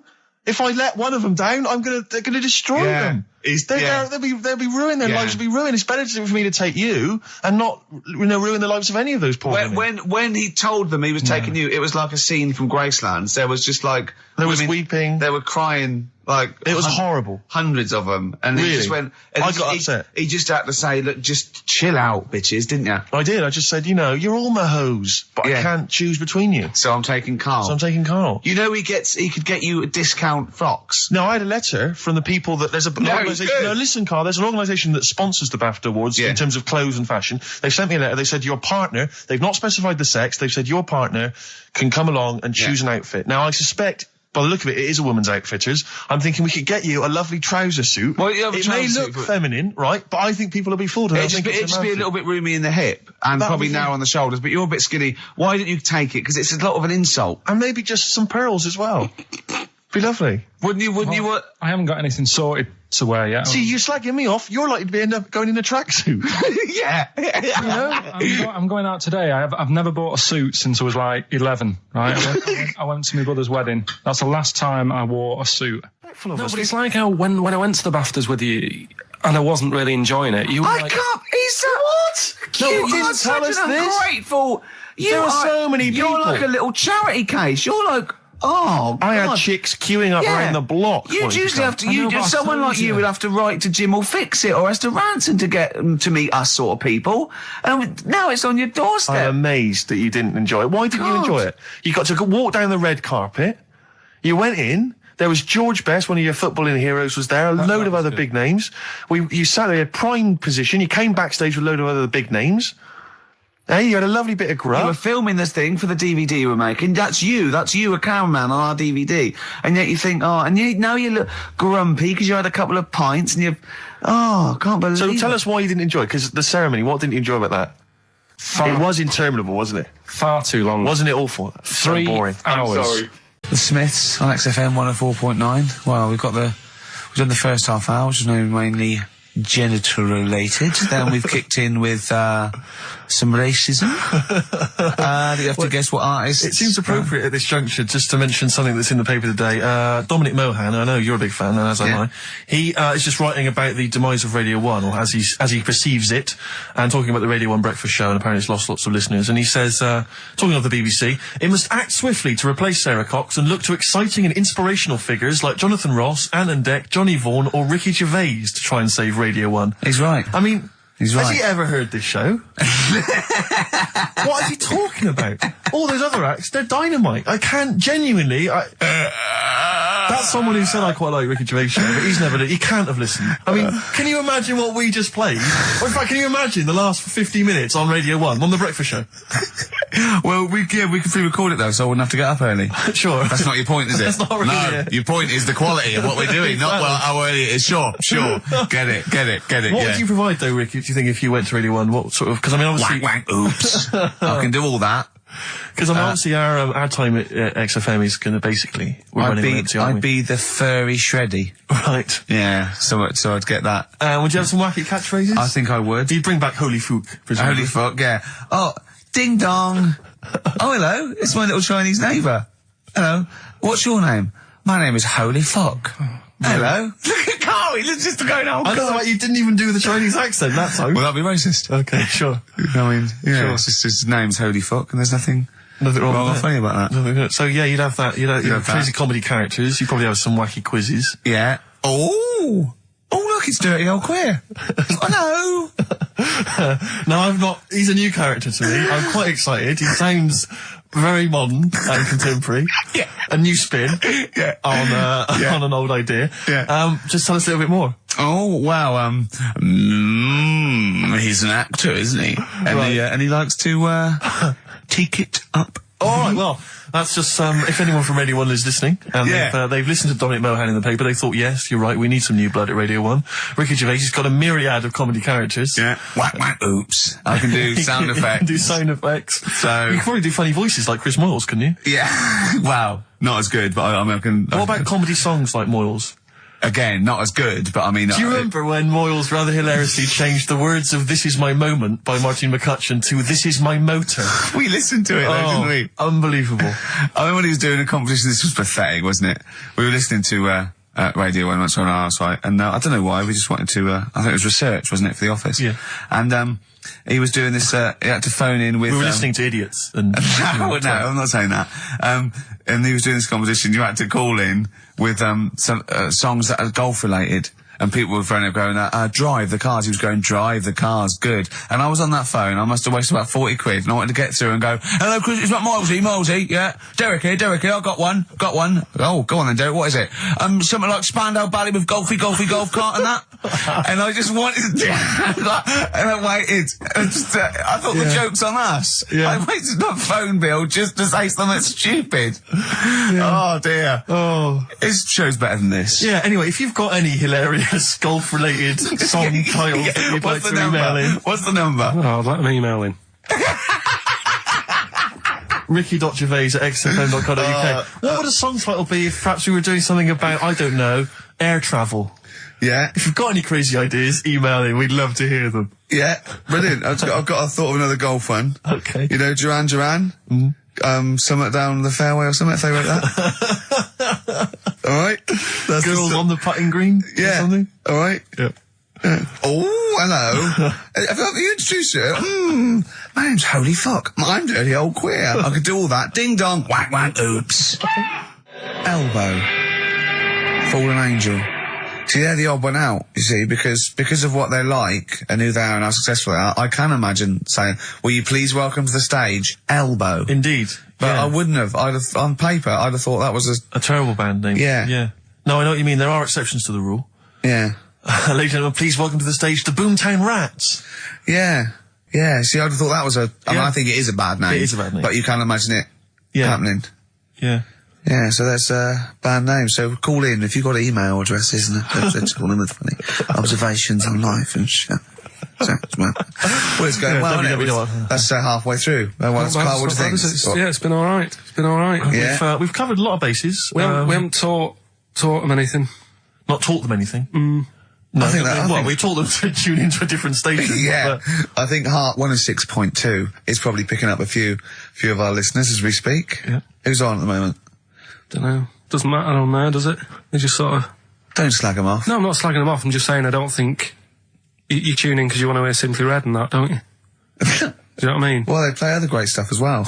Magic is the one that I love. Alright. Here we are then. 1 o'clock. Yeah. Hey. XFM. I'll tell you what you should play. No, I'll tell you what, before you say. Yeah. We're back then. Yeah. We're back in town. Well, that was what I was going to say. You should play Boys Are Back in Town. No, this is Boys Are Back in Town. You should play that then. This is just as it. Talk then. Someone should talk. It's obviously already a shambles. Can you believe that? I'm amazed that we're back on the air and it's already a shambles. What are you doing? What? What are you talking about? I'm talking. No one was speaking. The record was ending. No one was speaking. It was just... Well, I might shoot off. Already, I might shoot off. It's like nothing's changed. Boys Are Back in Town on XFM 104.9. We're back then, aren't we, Carl? I'm Ricky Gervais, with me Stephen Merchant and Karl Pilkington. I'm not coming back. I'm definitely not coming back. Oh, care that I'm not coming back. Rick, I seem to remember the end of the last time we were on. What was that, 3 months ago? Yeah, 3 months Carl ago. said he's never going to do the show again. There was nothing that was going to bring him back. Yeah. He didn't enjoy it, wasn't going to do it. All a ruse, right? Really? Yes. I've known him been coming back for about 2 months, you know, because he's got our agent now representing him. I thought he was a fool. Really? Why? Well, what's he done for me? What's he done for us? No, I know, but I mean, he's your agent, so, and he's sort of calling Graham. And it was all a con, so Carl could get Mondays off. Poor Graham, the station's struggling enough as it is. Yeah. It's like running around like a headless chicken. Yeah. No one's listening. That's why I don't bother talking on a record then, because there's no loss to London. Sure. Right? It's pointless, this show. We don't do it for the money. We don't do it for the kudos. I don't know why we do it. No. Is there anything on telly at this time? I could have had a lie in. I know. But, it's all a ruse to get Mondays. He's got Mondays off now, because he has to do the show, 2 hours, right? And he's still getting paid. And it's all a con, because he knows that he's holding him over a barrel, and it's like, we've got to keep Carl happy. Right? I had Mondays and Tuesdays off before Duncan got involved. No, but you know what I mean, though? And it's like, poor Graham, who's the MD, in charge of the thing, probably pulling his hair out, worrying about the station, right? You know, it's a sinking ship. And then Karl Pilkington, well, I'll do it, but I want Mondays off. He's probably sitting home now. His family, he's probably ridiculed by his wife. His kids almost certainly would have lost all respect for him. He's been fooled by Karl Pilkington. He calls his mates and goes, I'm busy, Graham. I don't, I just can't think.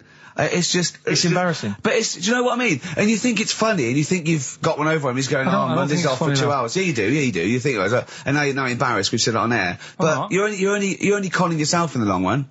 Because, do you know what I mean? I hate that sort of, the world owes me a living, what can I get out of the world? What are you going to give back to the world, Karl? What are you doing now then? Are you going to prepare Mondays? What have you prepared for this show now? You've had 3 months to prepare. Yeah. What have you got? What have you got for us? Okay, what's happened in the last 3 months? What? In this place or just my life? Well, what have you got for us? 3 months, we're cloning about, you get Mondays off, you're getting paid for it, you've got a cushy deal, you're having a laugh, you're taking the piss out of the management, right? So, what have you got for us? Give it to us. I've kind of, updated Rockbusters a bit. Right, brilliant. Yeah. Right, so, and you said don't mess with it. If something's good, don't mess with it. What do you mean it wasn't good? It was never good. It was never good. Of course we had to fix it. It was fun to do. It was a laugh. I mean, much more. I imagine it was much more fun for me than the 450 listeners. You know what I mean? I enjoyed it. I enjoyed squeezing your head and dressing you up. No, but that's just it. When I had a meeting with Graham, right, I said, look, I'm not being funny. I don't want to do it anymore. Yeah. I've had enough of it. Yeah. And he was like, oh, what's up with you? You sounds like you have a right good laugh. I said, yeah, but that's all good acting and stuff. I said, it's hell in there. I said, he's talking about Vietnam. Yeah. I said, having my head squoze, right? What? Squoze is still not a word. We've been away 3 months. It's still not a word. Right. Yeah. I said, he's putting a dustbin lid on my head. Yeah. You told this to the ND. He's hitting me with a tray. Yeah. He's chucking toilet paper at me. Yeah. And he said, yeah, but that's all over 2 years. I said, no, that was the same day.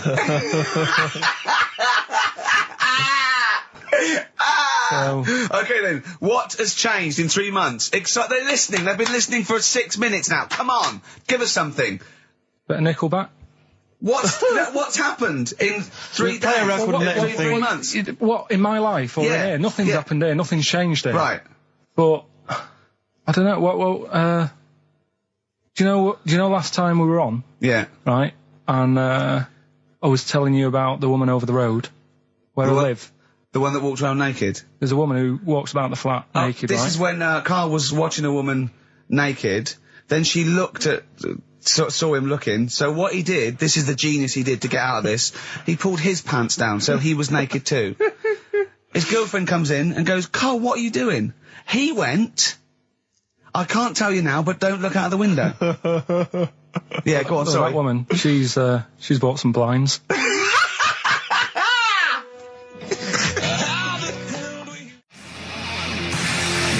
Darkness. I believe in a thing called love on XFM 104.9. I'm Ricky Gervais. You're Steve Merchant. Sure. That's little Karl Pilkington over there. Where is he? There he is. There he is, yeah. All right. Yeah. Hey. Back together again. The old gang. Yeah, it started last week. Yeah, I think triumphant return. I think it went well last week, didn't it, Karl? Good show, wasn't it? You loved it, didn't you, Karl? Brilliant, right? Yeah? Yeah. Now, you weren't speaking to Suzanne last week at this time because you said she had a haircut, probably quite an expensive haircut. She's a lady in media. She's got to look good. She probably doesn't go to the barber like you or just shave it at home. Probably spent quite a little bit of money on it. She came home. She thought, well, my sweetheart, my lover, my sweetheart, you know what I mean? The man in my life is gonna love this. Well, he adores everything about me. He's gonna love my hair. She walked in. Hello, Karl. All right. You look like Dave Hill from Slade. Is what you said to the poor woman. And then talked about it on air. She was furious about that. So what did you do? Karl? She did listen, yeah. She wasn't happy. And she heard you slagging her hair off? Yeah. Well, what so this is probably annoying her now. Well, no, it doesn't matter. We can do a lot today because she's at work. So, and of course, no one's going to tell her. Let's have a chat about a fat arse, shall we? Hold on. Oh, dear. Oh, dear. You are in so much trouble. That's... Look, he's realised he is a little bit worried. Oh, didn't you go and buy her a coat or something?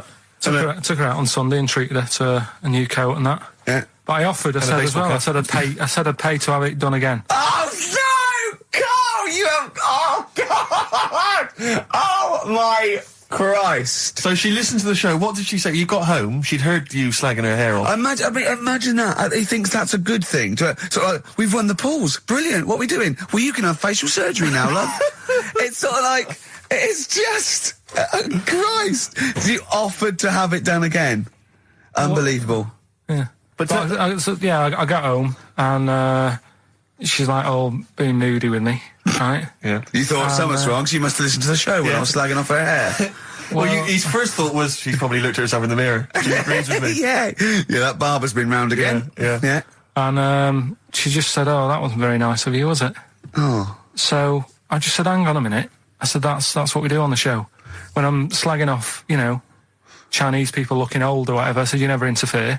Sure. I love the fact. She's got to get her priorities right. I love the fact that she's in the same queue as a billion people you've never met. Yeah. That's fantastic. She's in the same queue. Well, look, you didn't complain when I was slagging because off. Carl, I don't think Carl has ever admitted he might be in the wrong. Ever. Certainly not to your eye. So did you admit... That is so true. Isn't it? That is so true. He's never admitted that he might be in the wrong. So did you, in this instance, agree that maybe you'd overstepped the mark? No, I just said she took it badly. Do you know what I mean? It's only a haircut. Yeah. Yep. Steve, you haven't seen it, so you can't start interfering on this one. No, okay. No, I haven't seen it, but I very much doubt she looks like Dave Hill from Slade, who, if I'm, unless I'm mistaken, used to cut his hair with garden shears blindfolded. Well. So, you know what I mean? And did her teeth stick out and she started speaking with a Brummie accent as well? I've got used to it now anyway. So. And so did you bought, so at some point you came crawling back and you said, do you want me to buy you a coat? I just said, let's leave that, let's go out and have a good weekend. Sure. But get your hat before we go. And, treat it to a new coat and that. It's a nice coat, so it takes, people will look at that rather than looking at the head. So if does it do flash? It's got obscenities across the back. If anyone who knows Carl's girlfriend is listening... Tell her. And maybe you're a work colleague and you're listening to the show. Because I think this is terrible. Get her to phone him now. Get her to phone him now. I mean, get her to phone on the XFM number. What's the fat ass complaint line? Because you are in deep shite. That's Michael Stipe and his boys from Rapid Eye Movement. Bad day. I hope you're not having a bad day. It's Saturday. It's 1:05. I'm Ricky Gervais, with me Steve Merchant and Karl Pilkington on XFM 104.9. Big up and a big thank you to Alex Zane for the last 3 hours. Here's a problem that someone's emailed in. Yeah. We're taking emails today. If you've got a problem, a concern, or just a general query that you think Karl could answer for you, it could be about anything. It could be about some of the big kind of philosophical questions. Yeah. It could be something to do with war or famine, anything like that, or it could just be a personal dilemma. Something that's happening locally. Anyway, this seems one that I think you and your father have probably come across this sort of dilemma in the past. Yeah. And I'd be interested to know what your take is on it. Let me see, this is from Lee Matthews by the look of it. He says, he lives in a suburban area where the local teenagers also live on the same road, and they're running riot. They're smashing wing mirrors off the cars, they're crashing into parked cars on their skateboards, and they're just generally making mayhem, night and day. What can he do to stop this going on? The parents of the kids don't seem to give a damn. Anyone who complains to them, they just say, oh, piss off. The police are useless because they never catch them in the actual act of violence, which is what they got to do to apparently convict them. So they don't know who to turn to, really. It's rather like when a little old lady went and got the A-team, and he was dressed as an elderly Chinaman. Exactly. She knew who he was. Colonel Decker didn't have a clue. Yeah. You see, it's weird because now it has got out of hand. Sure. Do you know what I mean? Like years ago when I was growing up on the estate, you had problems, but not like you have now. Do you know what I mean? Summers were nice as well, weren't they? Well, right. And police are getting shorter and younger. But you yourself kind of admitted in the past that you were something of a tearaway. You didn't do anything like these kids here. The thing is, I was scared that if I got caught doing it, my dad would go mad. Yes. And I remember smashing a car window by accident and legging it in the lounge and sort of pretending to go asleep on the settee. Right? Genius. And I heard a knock at the door. He chloroformed himself just to be unconscious when his dad came home. And there was a knock on the door, and I thought, oh God, this is a fella who saw me. I was chucking a stone in the air, seeing how high I could throw it. Of course you were. Did it keep landing on your head? That would explain a lot. it came down. Chucking a stone in the air. Love To it. see how far I could It's throw it. brilliant. So, I wasn't bothering anyone. Did you but- invent that game? Right, Did you get the anyway. stone for your birthday? Go and play with your stone. He gave one to Suzanne. Carl, go and play with your stone. The thing is, right, and it came down at a funny angle, and Of course it did. It ate the back of this car, and the back window is the most expensive because it has that heating thing in it. Yeah. In case you got a frosty window. Yeah. So I thought, oh god. So I legged it in, got on the settee, went to sleep, knocked at the door. Genius. It's a brilliant plan. It's a brilliant plan. I couldn't be guilty. I'm asleep. So I love the idea. So the thing is, our lounge used to sort of you could see in from the door, right? So this family who saw me do it saw me asleep on the settee, and my mum said, "Go and get the door." And I sort of went, "What?" as if I'd been asleep. Yeah. I went to the door, like rubbing my eyes, and the fella said, "What did you run off for? I saw you." I was like, "Oh no," and I didn't see my dad. I went out. It was when he was working sort of evenings, so I went out so I didn't have to see my dad. And then the next day I came home from school, and my dad said, 45 quid. Ooh. That's all he said. That's all he He said. looked at me. And then you fell asleep, and he went, wake up. You know what I said? No, 45 quid. Now the thing Carl. is, he didn't have to do anything. £45, Carl. Now, I know you were saving up for a brick, but you can't have it. Yeah. Just So, Equally, if you're doing a bigger crime, a bank job or a murder. Remember to take the stocking off your head, because if they wake you up and go, why have you got a stocking on your head? Just go, I had a weird dream. Right. Okay, look, quick query for you. This is from Jay. He's got a problem here. He says, my parents won't let me ditch my studies. He's currently reading modern languages at London University. Sure. He wants to follow his dream, but his parents won't let him, of being a dancer. Carl. Worse than that, he says that they're trying to arrange a marriage to a bunch of minging daughters of people they know from good families. He doesn't know what to do, so he's got the arranged marriage coming along, and he's also got, he basically wants to be a dancer. His parents are forcing him into something more practical. Well, the first thing, right, I don't think Live your dreams? The arranged marriage thing is such a bad idea. Okay. Because I think too many people go on looks. Right. And then you soon get bored of that. Mm-hmm. And you find out the person who you're knocking about with is actually not your type. Right. Why don't you arrange marriages for people? Well, I'm just saying, right, so I'd say, Jay, go along with that. I wouldn't worry about it. Okay. I mean, if they're really ugly, then, don't go along with it. But if they're half bad, put up with it. That's Sure. all right.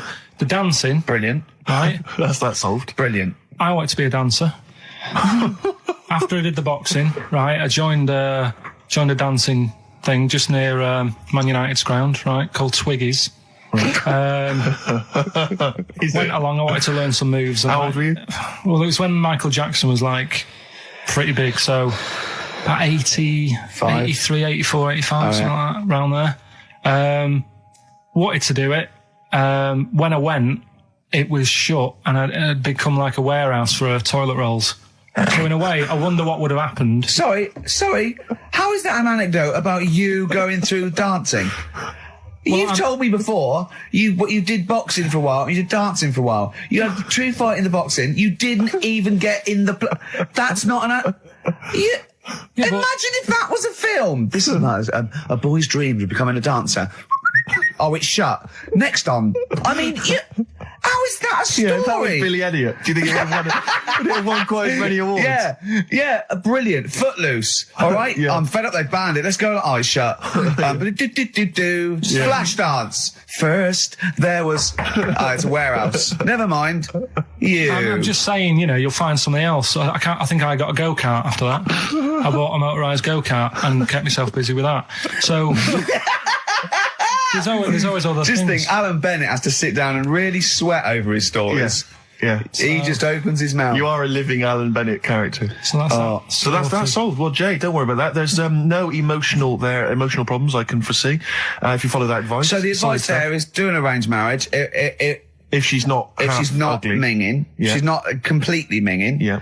And don't worry about dancing. These songs. And just remembered recently, actually, I was on a train coming back from hometown Bristol, and I was on the train, and this girl walks on, good-looking girl. I thought, hey up, largely empty carriage. I'm thinking, my luck's in, because I take every opportunity, Carl. That's the thing about me, I don't choose. She was a good-looking girl. She sat down. I thought she sat down right near me. I thought, brilliant. As this guy comes up behind her and says, I think it's probably a boyfriend or something. Sits down next to her. And I listened in on the conversation, obviously, because I'm pretending to read. It was very clever. I read the same page for hours, so I was pretending to listen. I was listening, but pretending to read. And I realised that it's not her boyfriend or anything, it's just some guy she's met on the platform. And I'm thinking, brilliant, if she's the kind of girl who's just going to start talking to someone, you know, on a platform, on a train, brilliant, I'm going to be in here. Because he was only going one stop. So I'm thinking, what's the worst that can happen? He'll nick off, you know, I'll get chatting to her, you know, and who knows, I could join the... is there a train equivalent? Foot High Club. The Foot High Club, brilliant. And so I'm excited, you know, I'm listening in. And it turns out that they're both kind of graduates who've just finished university, or they're coming to the finals or something. And they're chatting away, you know, and he's making a couple of witticisms, you know, and she's kind of tittering at his jokes. I'm thinking, well, I'll tell you this, if she's laughing at this kind of material, I am going to blow her away, you know, with my kind of anecdotes and wry observations, you know. It was weak stuff, I got to be honest. Really? He was coming out with nothing. He was running on empty, as far as I'm concerned. Yeah. And she was loving it. So I'm thinking, brilliant, I'm going to be right in here. And then they get moving on to higher brow things, you know, and I think she was going to study kind of Marxism or something like that, or communism, something. And she was asking him, you know, by way of conversation, she was asking him what he knew about Marxism, you know. And he was fumbling for his vague knowledge of it that he had in his life. And I'm just sat there thinking, yeah, come on, love, in any given capitalist environment, the proletariat will revolt against their oppression by the bourgeoisie, and after a brief period of socialist rule, emerges a classist society governed by community cooperation. Well, if that sort of talk wouldn't get a woman hot, I don't know what you'd use. If Marx and Engels is not going to get a woman sweaty down below, then nothing is. Then my name is You're not just Steve biding your time. Exactly. I'm just going to go in for the kill any minute. Yeah. So anyway, it comes to his stop, right? He gets up. I'm thinking, this is a piece of cake. And he gets off, and off he goes. He walks off. And I'm thinking, brilliant. And I thought, I'll wait till the train's pulled away. I'm not going to leap in straight away. No. And he comes back on the carriage. And I'm thinking, hang on a minute. He goes, listen, do you mind if I give you my email address? Right? And if you want to get in touch, email me. I'm thinking, come on, you loser. Get off now. Save your face, please, before it's too embarrassing. She accepts the email address because she obviously doesn't want to hurt his feelings, whatever. I'm thinking, fair enough. She's a good woman. I'm liking her. I'm loving her. I'm thinking, that's my kind of girl. So anyway, he gets off. I'm sat there, the train pulls away. I'm thinking, I'll wait a few minutes, I'll just, give it some time. Her phone rings. It's her friend on the phone. And she starts saying, and I was listening in, and she was going, just met a guy on the train. I'm thinking, yeah, that's true enough. She goes, yeah, he was a good-looking guy. I thought, you're having a laugh, love. To be honest. Because I was looking at him, and she said to her friend, he looks a bit like tennis player Boris Becker. I thought, you should be so lucky, frankly, because I saw him. He had awful facial hair, if that's what makes him look like Boris Becker. Terrible little goatee beard. It was laughable. I thought, I don't know. And then she goes to thing, and she's like, yeah, I met him, we got chatting and stuff, and she was going, it's not often that you meet someone, generally in life, who's, kind of thoughtful and intelligent and funny. I thought to myself, I'm not even going to waste my time with you, love. Frankly, if that's what you thought of him. You just walked away. And I'll be honest with you, I didn't even bother talking to her. No, you were just didn't even waste my time with her. If she thinks that bloke is not only great looking, but funny and intelligent, and she got on well, and he was polite, and it was a chance meeting, and he thought, and she thought that you were like a freaky looking dork who didn't even have the nerve to speak. If that's what she thinks, then I don't want to know her. I couldn't. You walk. Letter to Hermione, David Bowie. Well, we've had the most convincing answer. That it's about 290,000 actual words, but possibly 3 million in our vocabulary, using all jargon and scientific stuff and all that. Sure. 290,000. Still a lot, isn't it? It is a lot. We know so little, don't we? Apparently the average person has about 20,000 words in their vocabulary and uses maybe 2,000 a week. Really? Yeah. Karl, obviously, slightly bringing that average down. Karl, what does he get that? Single figures. Doesn't matter, get by. Why have you got to use longer words messing about and that? I told you, that word about old, anti-dipuian or something. Just say old. That's a bit old, isn't it?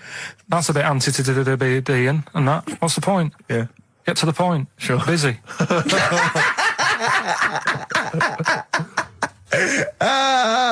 Right, okay. Are you in a film this week, Karl? We're doing that now? Yeah, go on.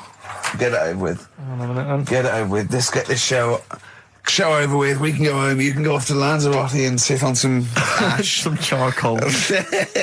He's not happy about that. That's annoyed him. The listeners have all ganged up on him. Yeah. XFM giving him 2 CDs. We've had more calls for his resignation this week than ever before. What do you think of that, Karl? What do you mean?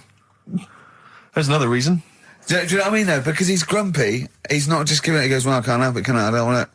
You're being paid well to do a job. People have tuned in to be entertained, to have good songs. Me and Steve are working here. I'm pressing the buttons. I'm paid to press the buttons. That's what I'm doing.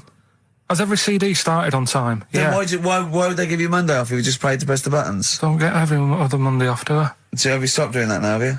Well, yeah. Why? Because there's work to do in that. I'm not moaning about it. Let's get on with it. Blur on XFM 104.9. I forget the name of that track, but it's good.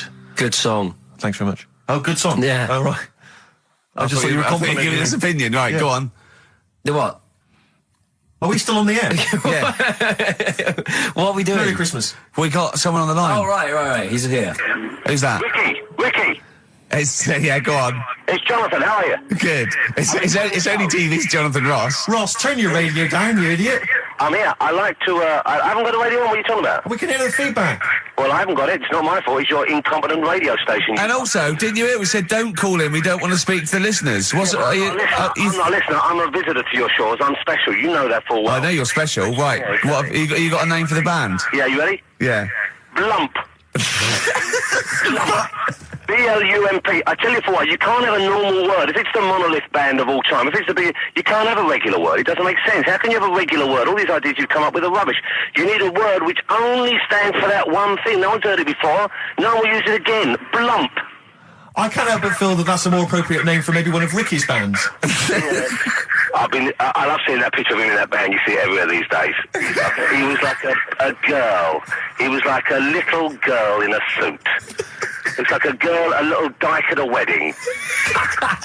What was that? That's got to be the kettle calling the pot black, surely. I've always got nothing but 100% heterosexual. We're not sure about. There's not anything wrong with it. I know that, but look at you. I actually had to get that in. There's not anything wrong with it. I'm Jonathan Ross. Oh dear. I was thinking the other day, right? Oh, yeah?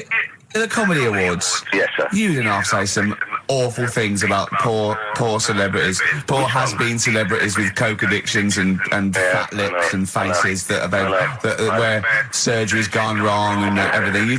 And when they're on the show, they're going, "Oh, you look lovely." Yeah, I'm nice to them. Well, I'm nice to them to their face, but obviously when I'm not with them, I like to let my true feelings be known. What's wrong with that? That's how everyone. Well, I'll tell you what, you can get anything off your chest you want on this show. Any celebrities you want to talk about? There's no one listening. Yeah, it's just between me and you. A lot of people listen. They listen to my show, and after they've had a few hours of good laughs, they like something bland to just cool them down afterwards. So they flip over. We know this happens. Did you mention my DVD on your radio show? You know what? I forgot to. I forgot to mention it. Christ! I meant to mention by the office, but I forgot to mention it. And then I thought afterwards, it's not like he needs the cash, is it? It's not like he needs it. It's not like it is, but he's probably earned more money in a short space. You're like a lottery winner, and you've got about as much taste. You're like one of those burglars who's won the lottery. I am. I'm dressed like an Albanian window cleaner at the moment. Burglar from Reading who won the lottery, and now he's fritting it away on what? I do feel sorry for my neighbours. I've moved into a really nice place. I feel like it's the hillbillies. No, it's nice he's moved in though, because it's nice. He's given them something to sort of talk about behind your back. You've united the whole block. Right, go and play with some Japanese wind-up toys now. I'm going home to play Mario Double Dash with my son. It's going to be a good afternoon. I phoned you once after I finished my show. It's about 5 minutes past 3. Yeah. And I don't mind if I said, how you doing? You went, it's brilliant. You said, this is what you said. You went, everyone's out. Jane's taking the kids out. I've already masturbated twice, and I'm playing with a new Japanese toy. I'm masturbating now.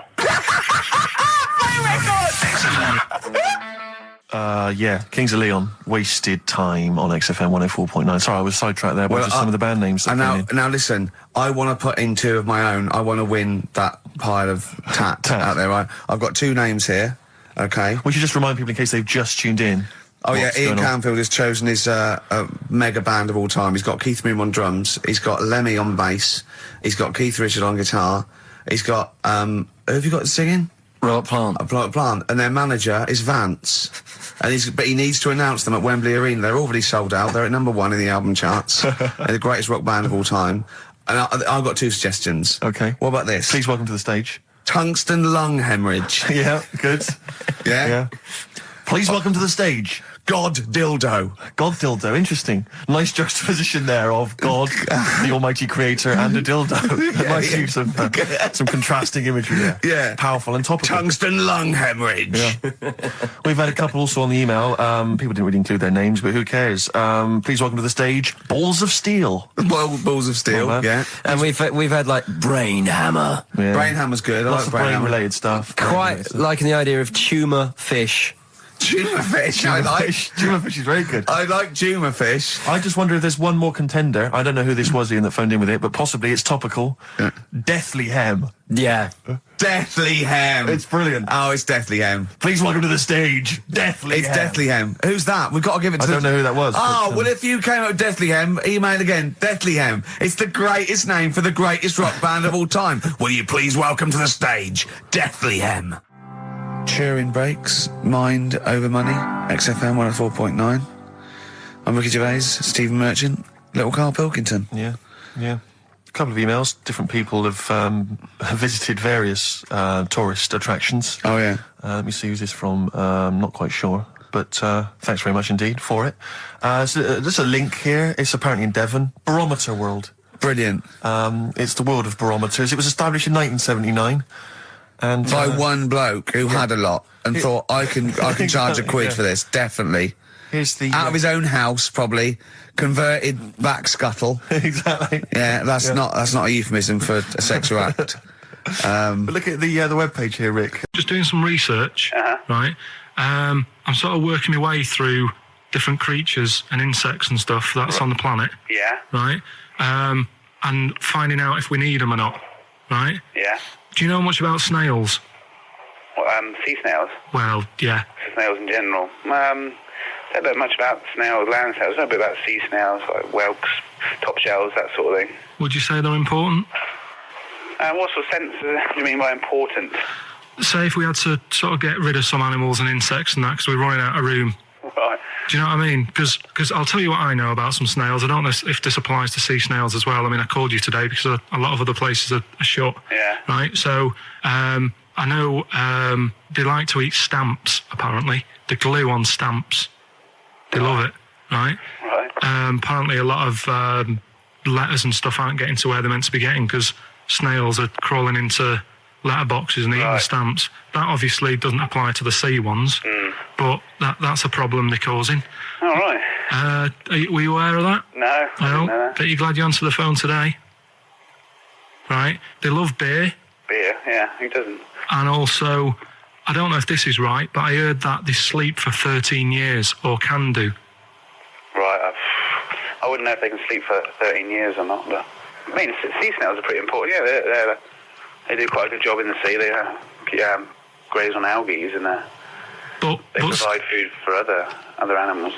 I mean, you can say that about any fish, or any animal. Why do they exist? Would you be upset if someone said we're getting rid of them?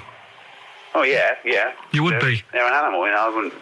Forget being like favouritism and all that I get for them, right? There'll be other things knocking around you can sort of spend your time looking after. You'll still have a job. Don't be worrying about that. Because I'm not going to get rid of all the fish. Jellyfish need looking after, so you're safe. Yeah. But do we need them? Come on, there's loads of people saying, come on, we've got to move on through the animals, and you're holding them up saying, well, I want to keep them. Well, who's saying we need to... That just sounds a bit crazy to me. Just imagine. Do you know what I mean? And they would come to you because you work in an aquarium, so they'd be asking for your advice. Right. And you're slowing it down. Well, they asked for my advice and I'm giving it to them, so, that's what I think anyway. Yeah, but snails, I mean, like I say, they drink beer and that, What do they do apart from some food for a whelk? They were around, their descendants were around a lot longer than we have been. Yeah, they've been around a long time, but what have they done? Well, they've survived that long, so they must be doing something pretty good. Well, apparently they sleep for 13 years, so really, even though they've been around for ages... I think that sounds a bit... But I don't think they sleep for 13 years. Not all of them, just the tired ones. So, snails, do we need them? Well, yeah, I just think they've got to... Just as, it's not for us to say, do we need them or not, we can't. So you think we should keep them? Yeah, definitely.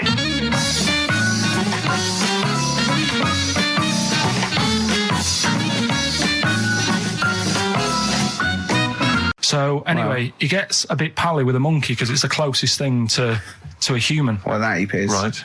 Yeah, but you can't really go that close to apes.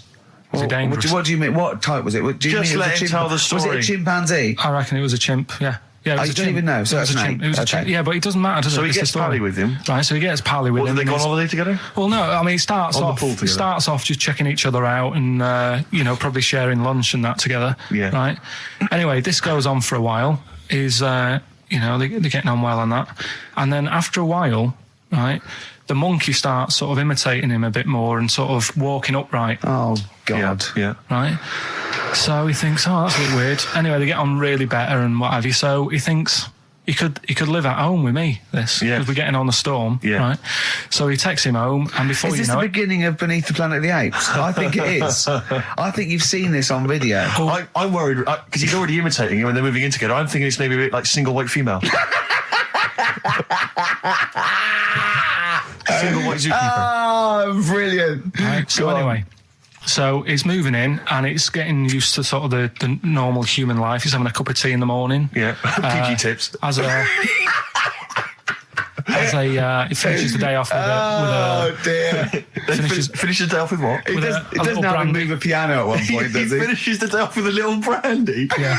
What, he pours himself one. Is he wearing a smoking jacket? I'll tell you what, Carl, you're a maniac, mate. No, this is why it attracted me. It's amazing, right? So he's having his brandy and that, loving his life. Next thing you know, he sort of, I don't know if he loses it or he gets shaved, but the top half of his body is hairless. Right? Apart from his head.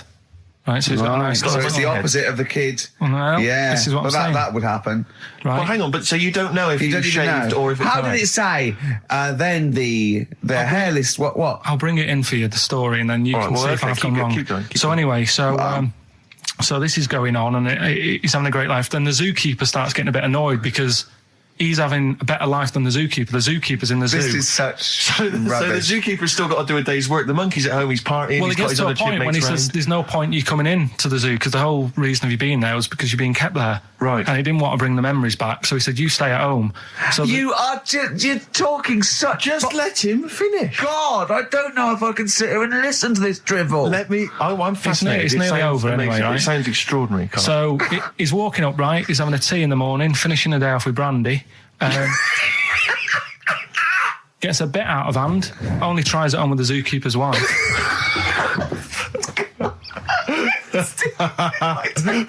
Make him go away, Steve. How does he do that? Well, because he's around humans a lot, he becomes a bit of a charmer. And, But what is it that he could do to seduce her? Pick fleas out of her?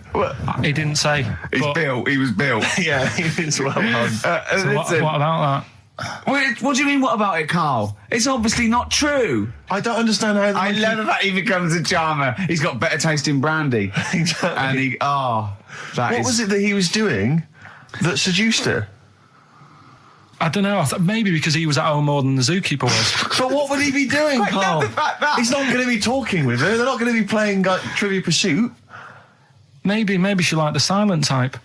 He didn't go into that. He just said that's when the trouble started. Carl, play a record. Right. Did I tell you the time when the doctor said I was going to die? All right, keep talking. Right, ages ago. Must have been about 15, right? And at lunchtime there was this. We used to have a choice of stuff to do at lunchtime, right? Used to have like a burger place that had an arcade machine in it, right? So we used to go there and play on that and have a burger. Or there was this baker's, right, that my mum worked at and did great cakes and stuff, right? So she used to like bring some home and that, but she couldn't always bring them home every night because, you know, they'd cost money and she used to get them for free. And they used to say they'd rather chuck them away than give them to the staff because there's a chance that the cream might be off. Right. Right, so they used to chuck them round the back. So I used to go around the back with my mate and eat a load. Brilliant. Eating out of bins. No, it wasn't out of bins. They were still in trays, but they just stacked them up near the bins, right? So this got out. I mean, it used to be chocker. Once the school found out, everybody used to go there and it'd be like, well, have a cake. The headmaster fighting the kids off. Right, so I'd have, you just eat, 6 jam donuts or something, and then you'd spend your dinner money on the arcade machine. Brilliant. Right? So it was a good afternoon, really, right? So you'd do that, and this one day I must have had 6 or 7 jam donuts, a few Congress tarts. What's the Congress tart? I love them. I can't get them in London, right? So I'd have some of them. And if anyone can get a Congress tart for Karl in London, please let him know. So anyway, this day, that was just a normal day. Do you know what I mean? Twice a week, you'd have a load of cake. In your life, yeah. Yeah, So normal anyway- day in your life. Were the frog boys there with the webbed hands and the big heads? So- and the horse in the settee? Yeah. But the day after one of these days, I had really bad cramp in my belly. Right? I was like in agony, could hardly walk. So I said to my mum, You could hardly stagger to the free cakes. So I was in absolute agony. I said, I don't like doctors, but you'll have to get a doctor in because I don't know what it is. I can't walk. She gets the doctor round. I won't say his name, but he said, well, doesn't look like he's got long left. Blimey. So I was a bit like, hang on a minute, I've only had a few cream donuts. Yeah. My mum was panicking. Sure. He went. My dad came in from work. She said, something's really bad with Karl. I think it's serious. The doctor said he ain't got long left. So he said, what? He said that and just left. So she said, yeah. He said, I'll have to call him then. So he called him up, said, what's all this about? Karl hasn't got long left. How long's he got? So he goes, I was only messing. It's just had some bad cream. Can you believe that? Well, the thing is, I like the fact your mum didn't ask any questions. I know. She didn't but go she into doesn't. detail. Can you explain more, doctor? No, I got a shoe off. But she doesn't. I don't want to diss you or your family, but I imagine if I was there, I'd have known the doctor was joking. Yeah. That's all I'm saying. I mean, I sound very arrogant there, but I imagine he went, what's he been doing? Yeah, I had about 6 cream cones. Oh, right. Oh, wow. He hasn't got long to live then. I'll see you later. Yeah. That's what I think the doctor did. Yeah. I just like the idea your mum just let him go. Yeah. Terrified, thinking, well, I'm not going to probe him. He's that's it then. Dad comes in. Hi, honey, I'm home. Anything happened? The doctor said Karl's going to die and then left. Did he? I'll call him. Old woman, about 70 years old. She's normally fit and healthy and stuff. Nothing wrong with her. She's having a good life. And one day, she goes for a check to the doctors just to check herself out because she's getting on a bit. Yeah. Says, take your clothes off and that. So she does. And checks her out. Says, yeah, you're looking good. You're looking good. Turn round. He said, oh, God. He said, you got a tumour on your buttock. Right? So she goes, oh, what, can you do anything to sort it out? So they go, yeah, we could book you in for an operation. It's best if we remove this. Books are in for an operation. Operation day comes, strip her down and that. They're all stood round, the doctors. Start to operate. It only turns out it's a pork chop that she sat on 5 years earlier and it had stuck to her buttock. Right, Karl. I can forward you. I'm not, honest, right. No, listen. Serious. Right, okay, Karl. I'm telling you now. I'm leaving. I'm never doing this show again. No, I'm serious. Honestly, you're talking. I've never had such. What do you mean? You couldn't believe it? No, when I read it, I said I've got to tell Ricky this that. This woman had a pork chop stuck to her arse for 5 years. You mental case. Of course she didn't. I've been looking around, right, on the internet for stuff. Yeah. On the internet? Yeah. Your Bible, where you get all your information about the world and the universe and morality from. And you know, like, how I always say to you, I don't really read that much of it, I just read the headline. Perfect. Right? Yeah. Anna Nova have sort of nicked that idea to grab you. Nicked what idea? Well, to sort of get to the meat straight away at the top. Do you know what I mean? The headline to the story and everything. What? Right, these are stories. But the headlines already existed. That was why you thought that was a good idea. Not like this, though. All right. Headline. Well, these are all headlines, right? Vibrating shoes could stop elderly falling. Do you know what I mean? Oh, God. You don't Vibrating shoes could stop elderly falling. Yeah, that's the story. You don't need to read on. That's what I'm saying. Well, right? could you read on anyway? Can't be bothered. Read on anyway. Well, you have a look at that in a bit, right? So this is frustrating radio if you're sitting at home. No, well, it's not on. They've turned it off. If you want to know more, you know where to go. That's what I'm saying. That's what they should do in the news. Get the news done in a minute. There's a good story about Iraq. Right. Bong. Right. Look it up. Look it up on the internet. Right. Anna Nova. Give us another bong. Bong. Family sick of living on Butthole Road. Oh, brilliant. Bong. Man wears same shoes for 60 years. Oh, bong. This isn't that good. Some fella pulls a train with his teeth. And in lighter news, I remember that. Triple Donald, this one isn't very good. And the last one, man fails to break clothes pegs on face record. She's always good. Well, that's the one I did read on about. I love that out of all those. That's the one he read on about. Go on then. Just why is that news? He fails to make a record. So did I today. I know, yeah. I failed the long jump record today. Yeah. Didn't even take part. No, I was rubbish. But what are the rules on world records and that?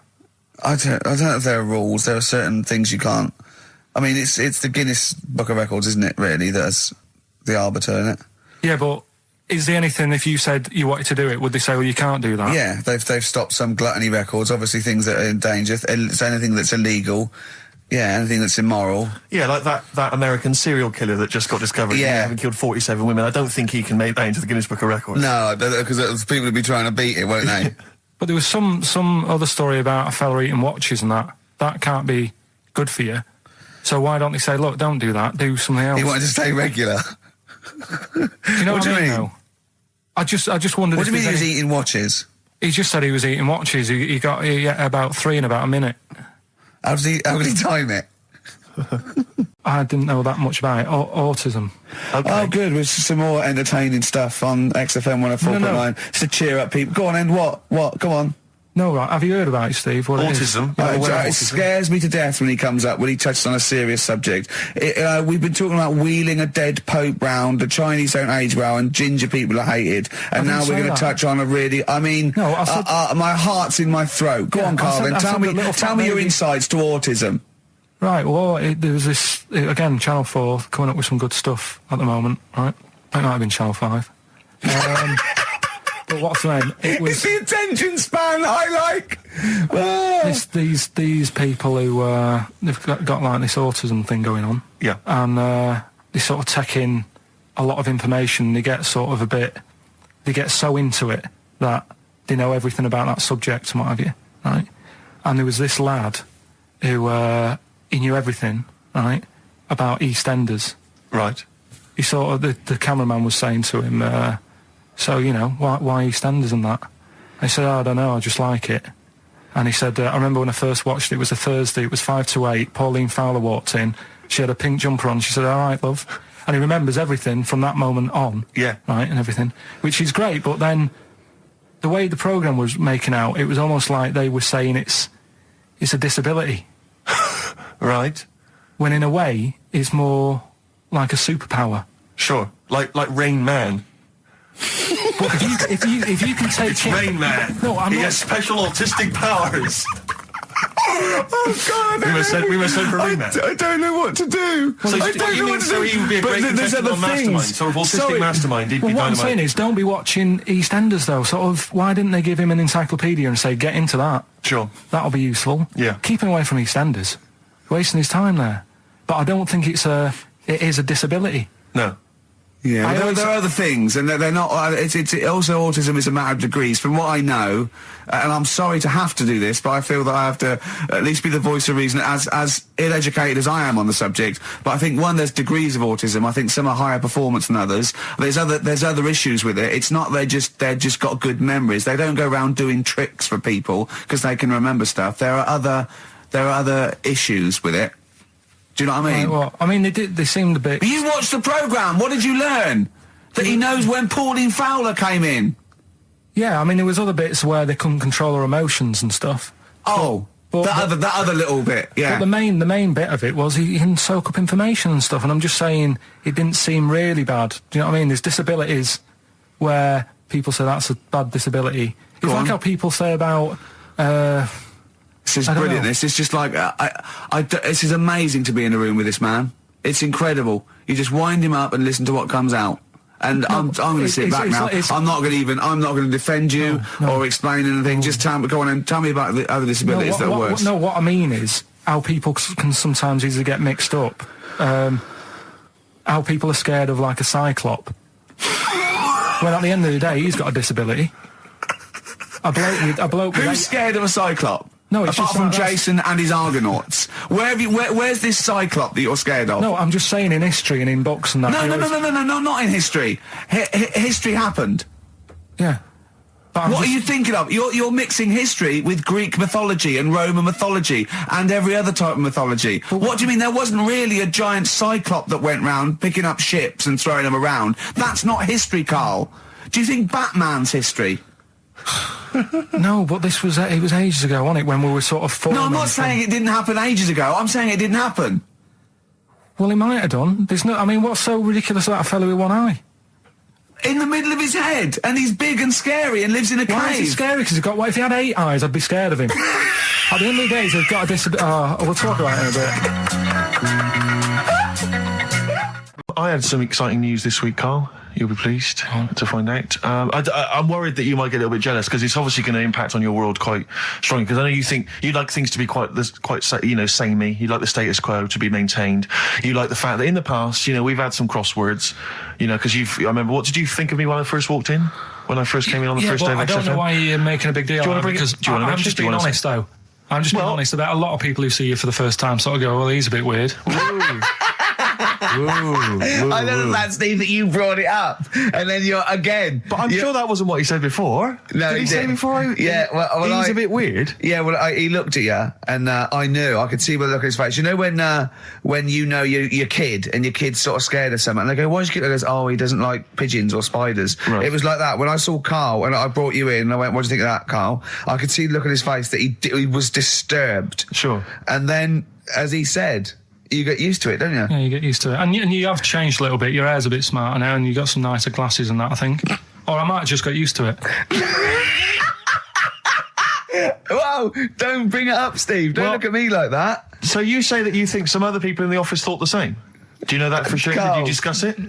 Carl. Yeah, I think they do, yeah. Okay, leave it there then. But not just in the office, as you walk through the building. Oh, it's worse than you ever thought. Well, no, it's not worse than I ever thought, because as you well know, Ricky Gervais, what did I do on Thursday morning? Oh, is this the thing... For those that perhaps are not of the female persuasion listening, there's a magazine. Apparently it sells quite well. It's one of the sort of female, kind of issues magazines. I think it's called Company Magazine. It's like your sort of, I guess it's a bit like your Moore or your Vanity Fair or whatever. Anyway, they run every year the 50 most eligible bachelors in Great Britain section. Ding dong, hello. Who's in there this year? In the 50, in the top 50 of the entire country. And then they vote, and they put them in order and see who's the most eligible bachelor. But that's 50 people, right? It always annoys me slightly because bachelor, it kind of seems like a more sophisticated word for loser.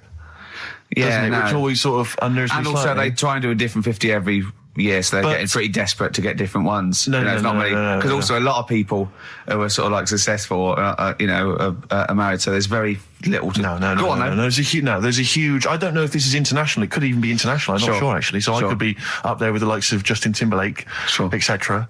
So Fred Durst... Yeah, that sort of person, So anyway, this is what's exciting, right? Although I'm slightly frustrated because they were telling me that last year... All right, because what happens is the readers of the magazine, they vote for who they think is number one most eligible bachelor, right? Last year, the prize was a 2-week trip in the Bahamas. Okay, this year I'm rather annoyed because all I'm going to win is a moped. That's the prize this year. That's the prize this year, a moped. Whoa, backtrack. What? Sorry. Last year was a 2-week trip to Bahamas, and this year just a moped. All I'm going to get is a moped. All you're going to win is a moped. Yeah, you got no chance. You've got no chance. Who else is in it? Well, I mean, I don't know lots of people you'd never heard of. I know Duncan from Blue. Ding. So you're second to him at least already. I imagine you're going to come behind the other 49. Because there'll be people voting for me. They get to vote for me. Yeah, Steve. They'll see my photo and then they can vote for me. Hippopotamy News. Right. Well, this one it's. I'm not going to take the credit here. I heard Christian talking about this on breakfast, right? Because it's a good story that happened. Basically, I don't know if I told you about it last week when we were having our spaghetti, but I think you did. Right, I know what it is. I know what this is. Okay, I've not heard this. Right, there's a little midget. Right, there's a circus. I'm loving it already. Circus going on somewhere. I think it was in America. Yeah. And is that present day or old times? I'm talking like in the last 3 weeks. Okay. Right? Little midget, circus, really packed out show. People are loving it. Steve, you'll ask the same question I did, I know. So there's a little midget jumping up and down on a trampoline. That's what circus is. Right? I pay good money to see it. So everyone's clapping and he's getting carried away. Because he can't believe they're loving it. I didn't know they'd like a little person on a trampoline, but they love me. But you know what it's like when, if there's a crowd of people sort of encouraging you to sort of go higher and stuff. Yeah. And I'm sure he knew it was getting out of hand. But he was jumping and he was coming down the road going higher and he's going really high in the air, right? So he's doing this, crowd are clapping. There's a hippo, right? Just sat next to the trampoline getting ready to come on and do his act. Oh, right, I thought he was in the audience. That's it, getting ready to do his act, Steve. Yeah. So he's a ventriloquist.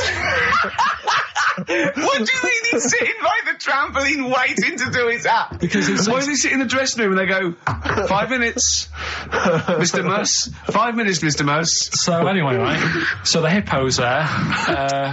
He's getting annoyed, is he? Because the midget's He's going, how can I follow this? This is really annoying. They're going to be, no. So he's thinking, he's already done the trampoline, my pogo stick act is never going to work. Yeah, go on. So there's a hippo waiting. See, it's a great story, and I just know he embellishes it or he gets slightly wrong. Go on.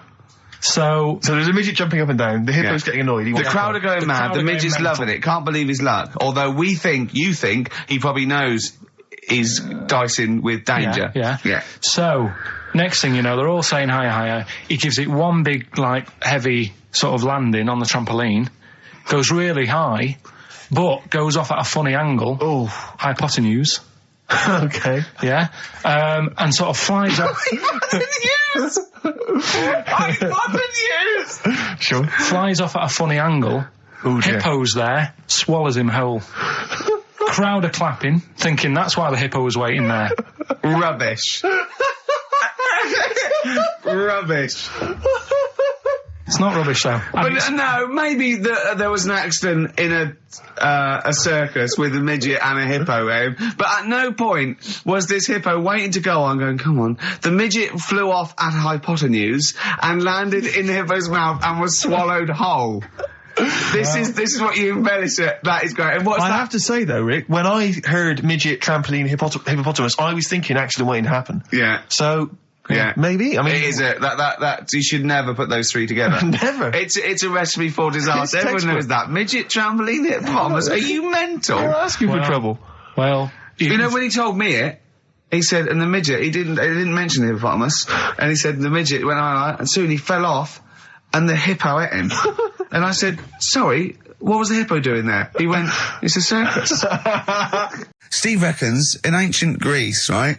It was better to shag a bloke than a woman.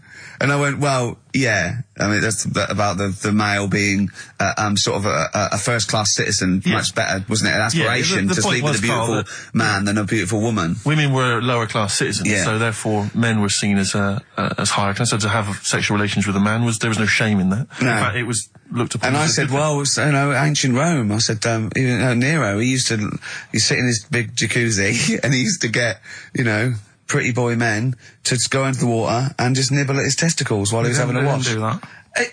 He did. No. Yeah. And he's not a gay fella. No. I mean, I don't know about Nero, but I mean, it wasn't a case of a big delineation between what was heterosexual and what was gay. It was just, whatever you... So what did this fella do then? This one who's having his... Well, he was pretty much top boy, Nero, for a while. He was in charge. And, you did what you're told. If Caesar or... But why were people going round there? Why didn't they go, oh... No, they weren't dropping in. It wasn't like the door was opening. I was just going to see what Nero's doing. It's not like when I pop in here to see you. Normally what would happen is he'd say, come back to my place, I got a book for you. Yeah. You'd pop in. But he'd come out in his pants. Elton John would be on. You'd have probably been like a delivery boy or a stable boy or something, and you'd have popped round there and you'd have gone, there, right, Nero, there's the tablets of stone you wanted. And they go, Pilkington, why are you out here? Pop under, I don't know why he's French. What is that? I don't know why he's French. Just pop under the water and nibble at my testicles and you'd have done it. Because he was Nero. I wouldn't. He would have. There's no way I would have done. Yeah, well, you would What have. have I done? I've dropped a pizza off. Yeah, you why am I put there? Nero's place in the pizza. Right, I'd say I've done my job. Right? Yeah. That's not the sort of tip I wanted. No, he'd have said, get the little baldy chap to nibble on my testicles, and you'd remember what? I wouldn't have done it. No, Well, you you might might have me head on the done it. wall. You hadn't done it, right. No, I wouldn't have done Well, it. can I just say this, Steve? Not only would you be nibbling his testicles, you'd have been going mad. You'd have been noshing him just for extra. You'd have been doing everything he wanted. You'd have been going, he'd have gone, I didn't ask you to do that. You'd have been going mental. They'd have been chewing, slurping, smacking, poking. You'd have chopped, you'd have gnawed his packet off. You think you're eating Walker's crisps. There'd be bubble. 4 million tons of concrete, please. They're an absolute death trap. Yeah, what do you mean fill him in? Do you know what a volcano is? Just a hole, isn't it? That's happened. Well, it's more than the hole. It's more a portal to the magma in the centre of the earth. Back in 1730 it happened, and they still haven't sorted it out. Well, when you say it happened, volcanoes were made a lot longer ago than 1730. No, but the one that did Lanzarote in. Right. Sort it out. What would you suggest? How tidy can they up. fill it in? It's joined. It's all joined. No, but what I'm And saying is, the big plates of the earth are all joined. It All was the a disaster, magma's wasn't it? joined. With the trade centre thing, that happened. They cleaned it up, sorted it out, they've moved on. That's what I'm saying. Whereas Lanzarote have just gone, leave it. It happened back in 1730. You misunderstand me. How, in the name of God, can you fill in a volcano? You ignorant twit. No, but it's not just the holes. They've actually left the lava everywhere. That's what I mean. It's not just the big holes. There's lava everywhere. But it's molten rock. They can't just pick it up like they're like a carpet. Put it in the holes. The holes are there ready. Just push it all in. That's what I'm saying. What exactly is there then? Is it just a kind of moon-like kind of surround with just kind of dust and rock? That's exactly what you see. I was there when the Mars thing went wrong. Yeah. I would have just sent a camera crew there, filmed a bit of that, right, and say, here we are. This is it. Ignore the little coffee shop in the background. Right? This is Mars, because that's where it's like just loads of dust. Yeah. Holes everywhere. Tidy it up. Little round-headed aliens complaining. Whinging. Just like Mars. Yeah. So is there what's the best bit about the holiday? Come on, pretend you're Judith Chalmers. I have been doing. I would have done all. I would have said that. Don't bother. Right. I mean, the hotel was good. Yeah? That was all right. What was that like?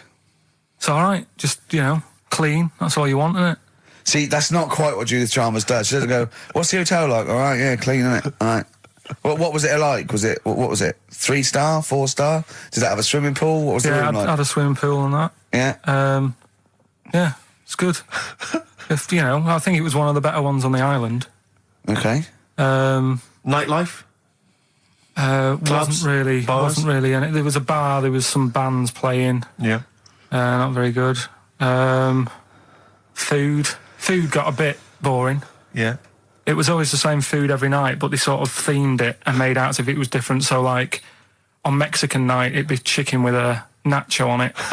Right. And Chinese night, sort of chicken with a little prawn cracker on it and stuff. Sure. But that got a bit boring. That's me just turning on my phone, because I want to read to you a text that I got from Karl. I think you sort of sum up the holiday in this text, don't you? Do you remember it? I can't remember. Let's have a look. Let's have a little look. Instantly, what did Suzanne, your girlfriend, make of it? Similar view to you, that they should fill in the holes? Yeah, it's just that thing. You see, I went on a coach trip, right? And you go and see the volcanoes. Like I say, there's 36 of them. Yeah. Which, how many do you need? And when we're on the coach going round all these volcanoes, the fella on the front's going and look out your left window at the moment, and there's a volcano.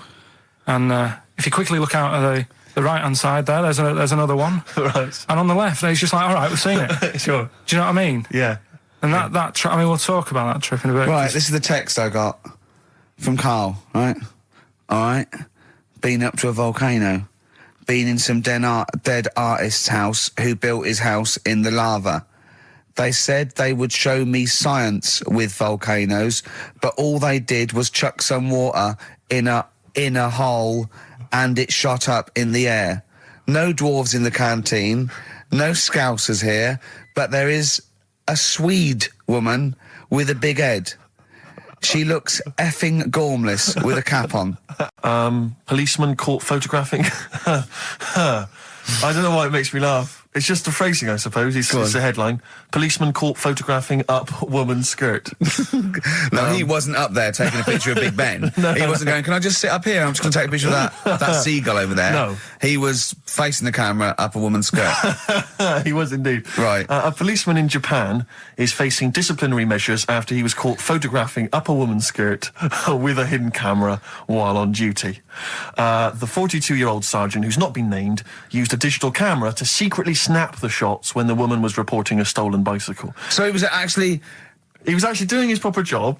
He'd obviously thought to himself, I'll bring him a digital camera today. On the off chance a beautiful woman comes in to report a crime or robbery, I'll have it ready, I'll have it positioned, in such a way. But this is interesting. This is how he got caught. Okay? The woman became suspicious after she saw a flash go off. Brilliant. I mean, this not a secret at all. Sorry, did I just see your shoe? Your shoe just seemed to just spring into life there. It was light. There was light. Yeah, I think I've had someone set fire to some magnesium that was on the end of it. It won't happen again. But it's only you and I in here, and your shoe was just suddenly lit. Why are you standing like that? Why is your shoe just sort of like between my feet? There's no reason. This is how I always stand. What did the bike look like? Flash?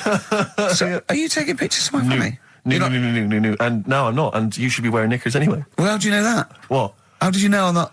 How did I know what? I'm not wearing any... I didn't know you. I don't know what you've got up there.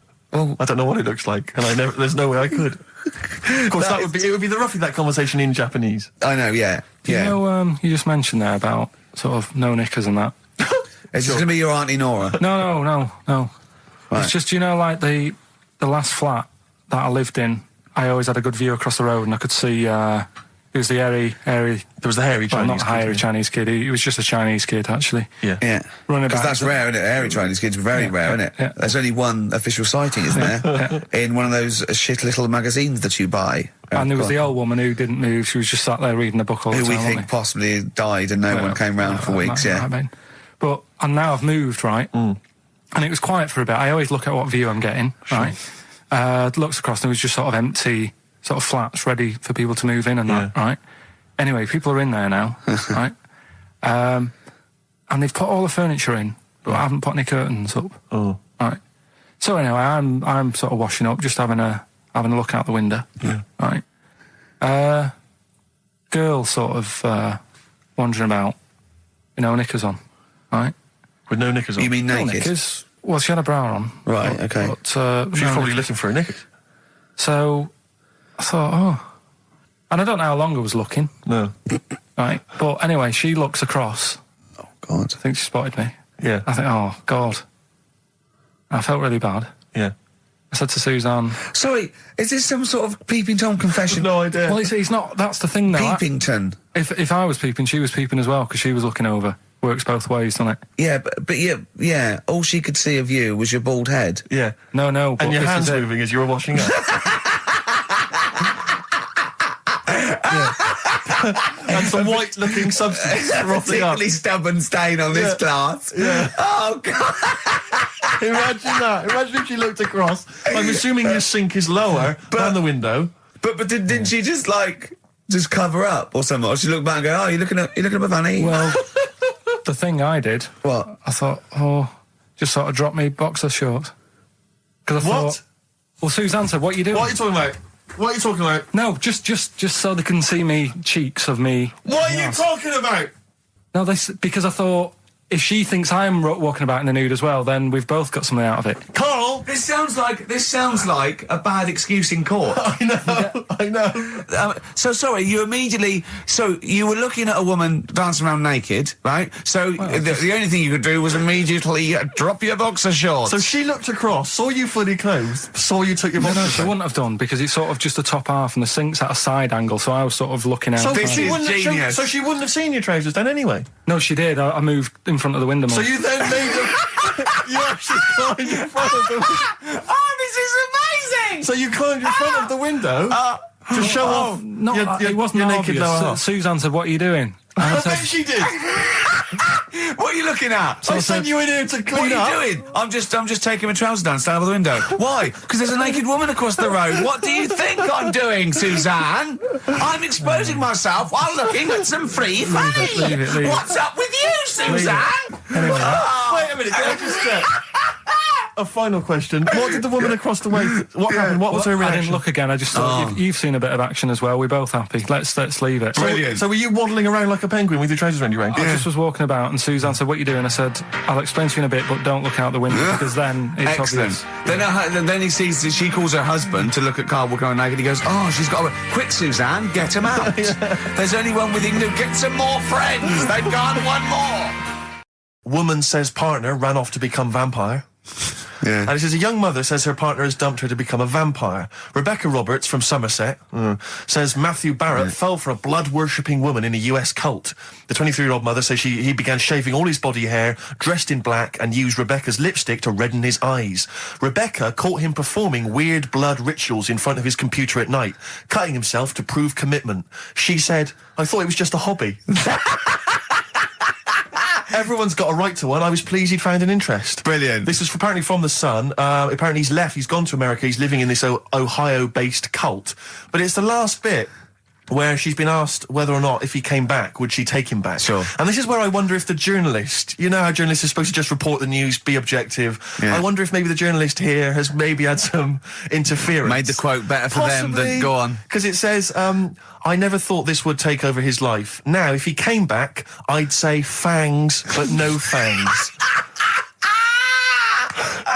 Oh, dear! I can't believe. Imagine you're the woman, Rick. Okay. And I've come round. You're the journalist. I'm the journalist, and I've come in and I've said, okay, I read about this. All I have to do is not say that thing. You've come. I understand you're obviously quite upset. Your husband's gone gutted.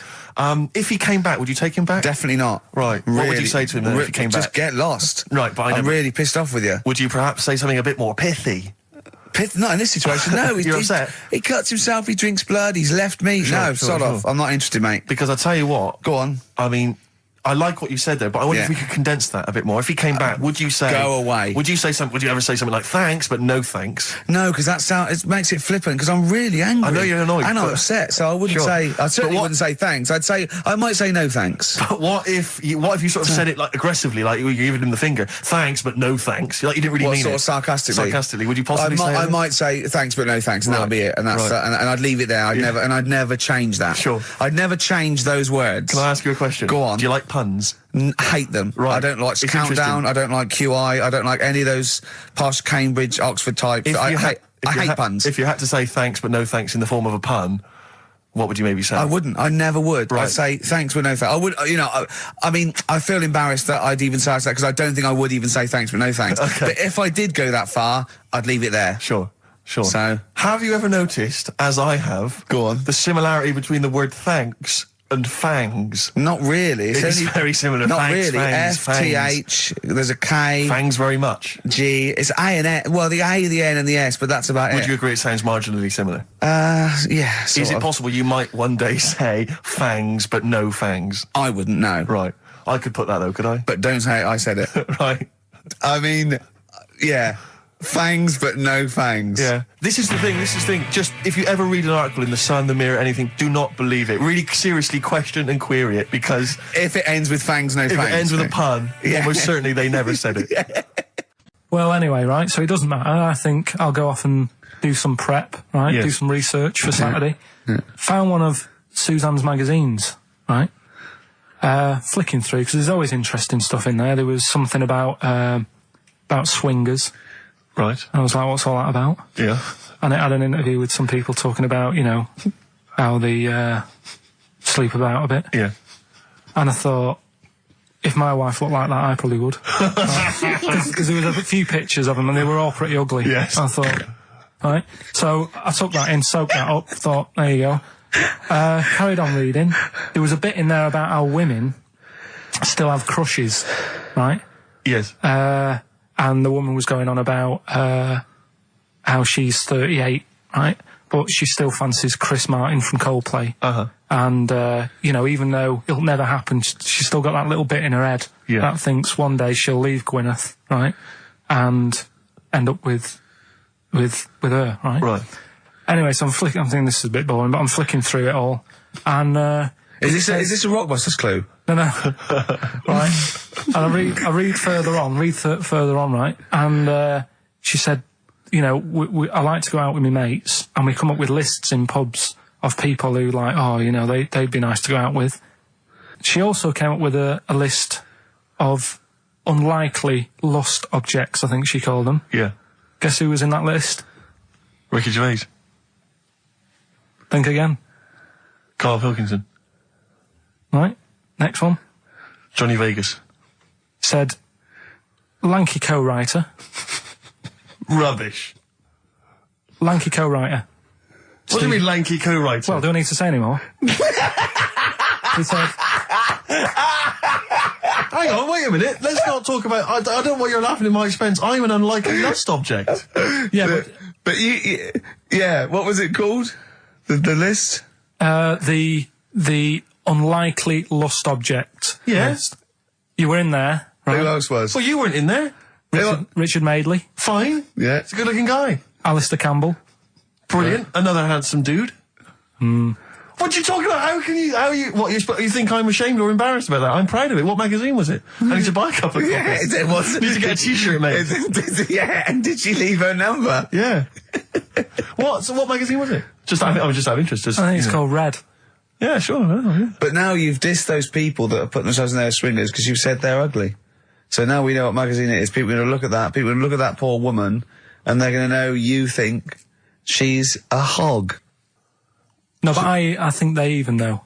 Was there a picture of the woman who'd drawn up the list of unlikely lust objects? Mm-hmm. What was she like?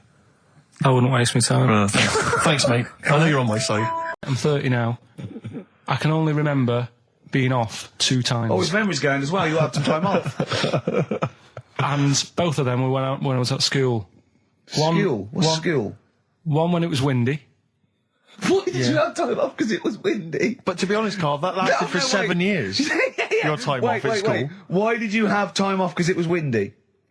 Were you windy, or was it windy outside? No, it was like when... Your auntie wasn't out the window, was she? When the winds were bad in the 70s, and my mum said, oh... What? I remember space operas and flares. I don't remember the winds being bad in the 70s. Well, my mum just said, you might get blown into the road, so don't do that. She had so much faith in you, didn't she? As a human being. Is that why she got fired from the pie shop? I'm not coming in today, I might get blown into the road. God. The funny thing it was, right, Steve, they had this thing going at school, because a lot of people used to wag it back then. Used to what? Wag it, sort of not go in. Yeah. Right.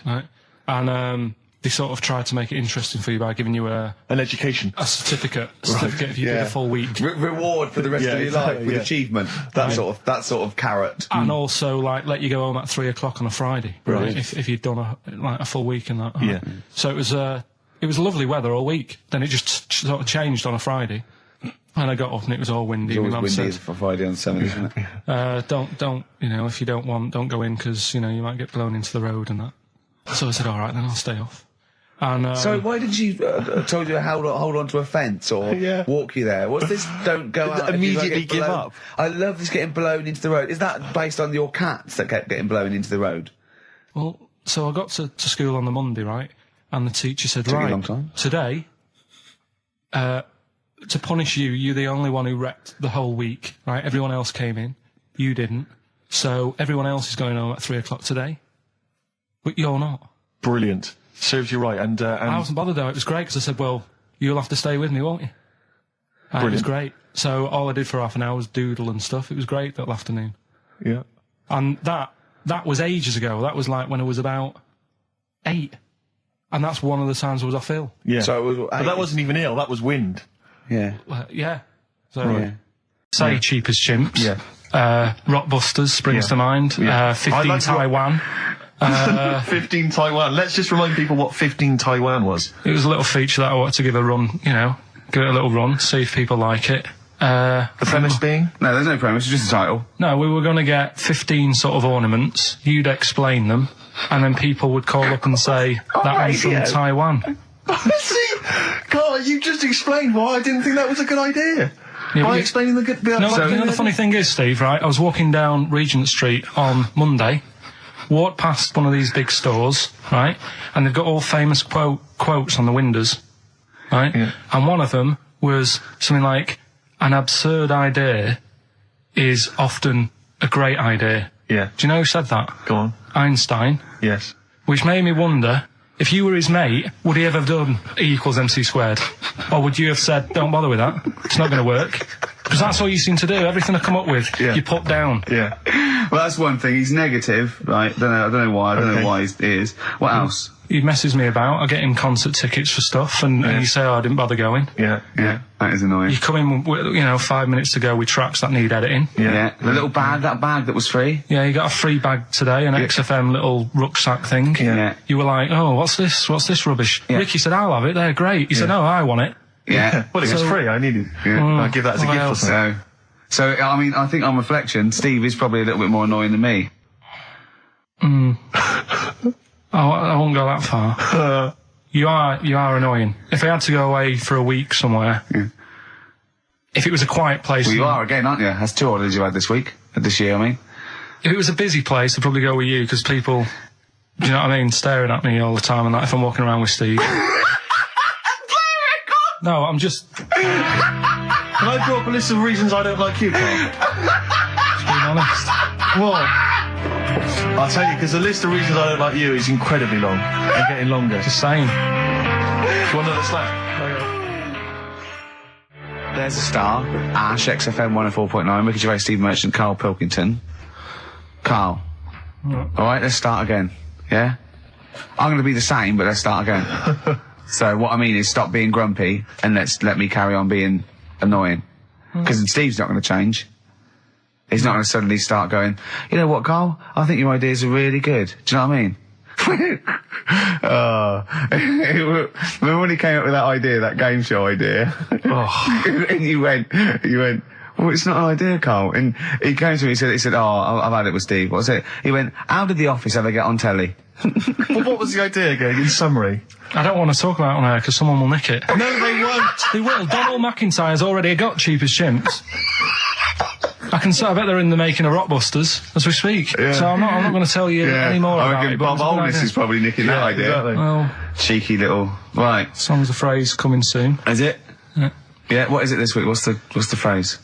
We're, remember the story I told you ages ago about my neighbour having a horse in their house? Oh, yeah. Having a horse. What's happened with that? Lenny Henry doing it as a series?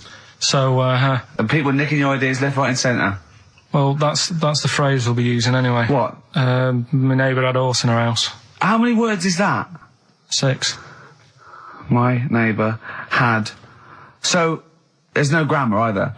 My neighbour had horse in the house. My neighbour had horse in house. What is the phrase? My neighbour had a horse in her house. Are there any prepositions? Are there any prepositions in this sentence? Look, don't judge it beforehand. You see, I'm turning over a new leaf. I think this is a great idea. I think Carl's a genius, and I look forward to hearing this enormously. Yeah, okay. And I won't be sick on your leg, or squeeze your head, or make you jump when you're making a cup of tea. Just looking through the Guinness Book. That's still the funniest thing, isn't it? Squeaking at someone when they got a cup of tea. Right. There are a lot of what strike me as seemingly pointless feats. The Guinness Book Records is right. The Guinness Book Records is great. I used to love it as a kid. I've had about 10 copies in my life. The last one I bought a couple of years ago, present. It was really good. I love it. I love the real records: tallest, fattest, thinnest, best, fastest, most expensive, biggest, and all that. But the ones that really annoy me are the ones that. The reason these people are in there for it are the only people that tried. What? Yeah. Balancing the milk bottle on your head. Most watches eaten. I just found that one. Kim Sung-do from South Korea ate 5 watches, the entire watch with the exception of the wristband, in a time of 1 hour 34 minutes. What do you make of that, Carl? Made him regular. Come on. How did they time him? Most live rattlesnakes held in the mouth. 8 live rattlesnakes held by, it just says an idiot. Yeah, this gives you an idea, Carl. Talking of idiots. Do you want to get into Guinness Book Records? No, Carl, come on, that'd be brilliant. There's things in there that are just absolutely anyone could do. Like that one in Big Brother, I was watching it, and it was balancing sugar lumps. I want to go. How many people try that? If there's schools around Britain going, listen, we've got to get in the Sugar Lump Award. It's grassroots level. There's not enough kids balancing sugar lumps. How can we compete in the world market? I was looking at it last night, and there was one about the farthest that a dog swam. I think it was something like 9 miles, but it had no choice, did it? Do you know what I mean? He took it out to the Atlantic or something, and so it didn't want to do it. Threw it in the water. Yeah. So it's not all right to put it in a bin bag and chuck it in a canal. No. But, it's for a world record. Yeah. 9 miles it did. Oh, God. Possible ones that you could do, Carl. What's the most Forrest Gumps fitted in one wheelie bin? What about this one for you, Carl? The record stands at the moment for most arrows caught by hand, but that's quite tricky. So what about most arrows caught by head? Yeah. And you would just fire arrows at your head? They wouldn't. It would just skim off him. Do you think so? Yeah, the roundness. It would never actually get any sort of, connection. Fastest human crab. Could you do that? Do that. Can you form the crab? Can you do that? What's that? It's just like go bending over backwards and running. Do that. No. Right, what about... what would you be good at? What about hamburger stuffing? Right, Carl. All right. In the mouth, you mean? Well, it says the record for stuffing the most regulation-sized hamburgers, including buns, in the mouth at one time is how many? How many hamburgers with buns in the mouth? This is just... You're not swallowing anything, you've just got stuffing in your mouth. You'd be so good at this because your shape of your head. You've got a shape... His head's just like Hamburglar. You'd be good at this, man. Yeah. Honestly, you'd be perfect. You look like Zippy. And the great thing is your head's empty, so you could get more in there. So explain this again? Right, so I got back off holiday. The first job I find out I've got to do is work with Ricky for a voiceover. I do a regular thing. I do X-Ray magazine, but I'm allowed to make the script up. And they said I could, so I did. Right, so imagine this. Well, I know you, Rick, and I know you like to put a lot of work into these things. Yeah. You want to do a good job. So he rolls up, he says, let's do it then. He said, what's in the magazine? I said, well, here's a selection of stuff. This is what you've got to sell. He said, leave it with me. He goes into the little booth, and the first one he comes up with is this little advert for it, right? X-Ray magazine. It's out now. It's £3.50 May edition. Music of Tomorrow. Dandy Warhol's picture, and there's a free CD with all the Placebo and the Donners and Smog and Nightmares on Wax and Alpine All Stars. Only £3.50. It's out now. Buy it, innit? Have you got a sore throat there? Well, that's all right, isn't it? And he was going, you can't. I said, we are doing that. I've done one. That is it. That's it. So I persuaded him. He went, right, okay, we can possibly put that on XFM, right? I'll have to see, right? And so I wouldn't do it again. And he went, but you need one for Capital. He said, Capital will know what I went, right, I'll do one more for Capital. Because all the stations advertise the XFM magazine, right? So this is the one that you thought would be all right for them.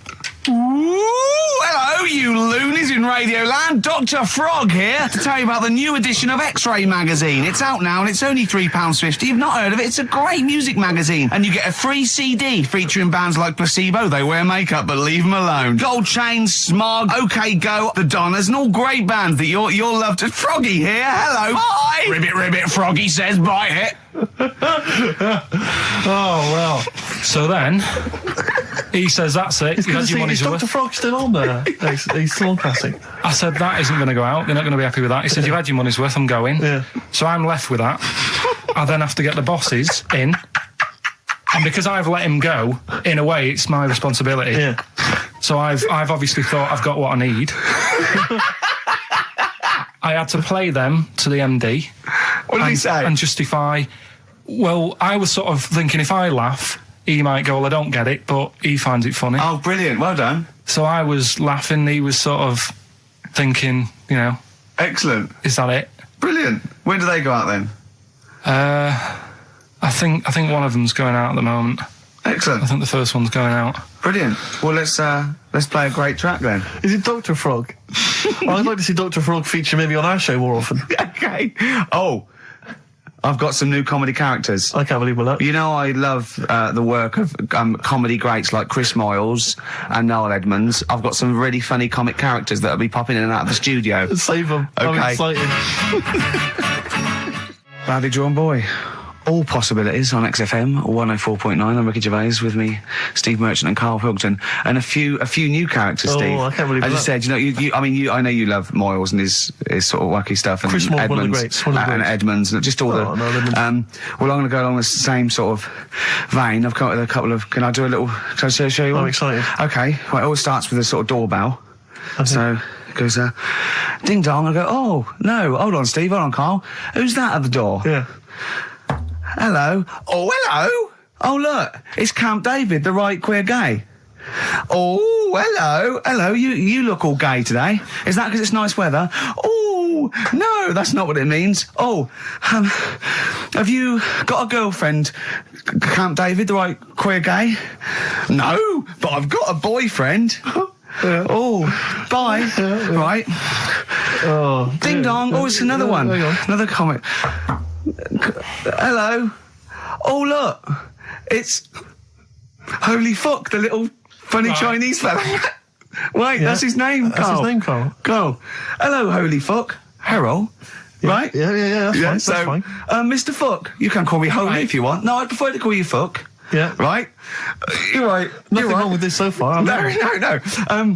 Have you got a girlfriend, Mr. Fuck? Achoo. Oh, you haven't got that SARS, have you? Yeah. No, that's my girlfriend's name. See? Yeah.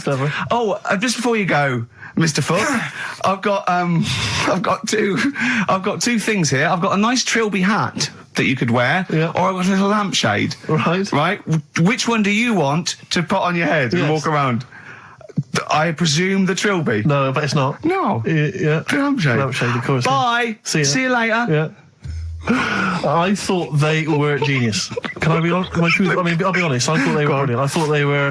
You didn't steal them off Chris. No. They're original. They're original. Sometimes characters. Chris Moyles has done stuff as good as that. I know. Yeah, I know. But no, these are all mine. So there you go. We'll be hearing more from Camp David, the right queer gay, and Holy Fuck, the funny little Chinaman. What?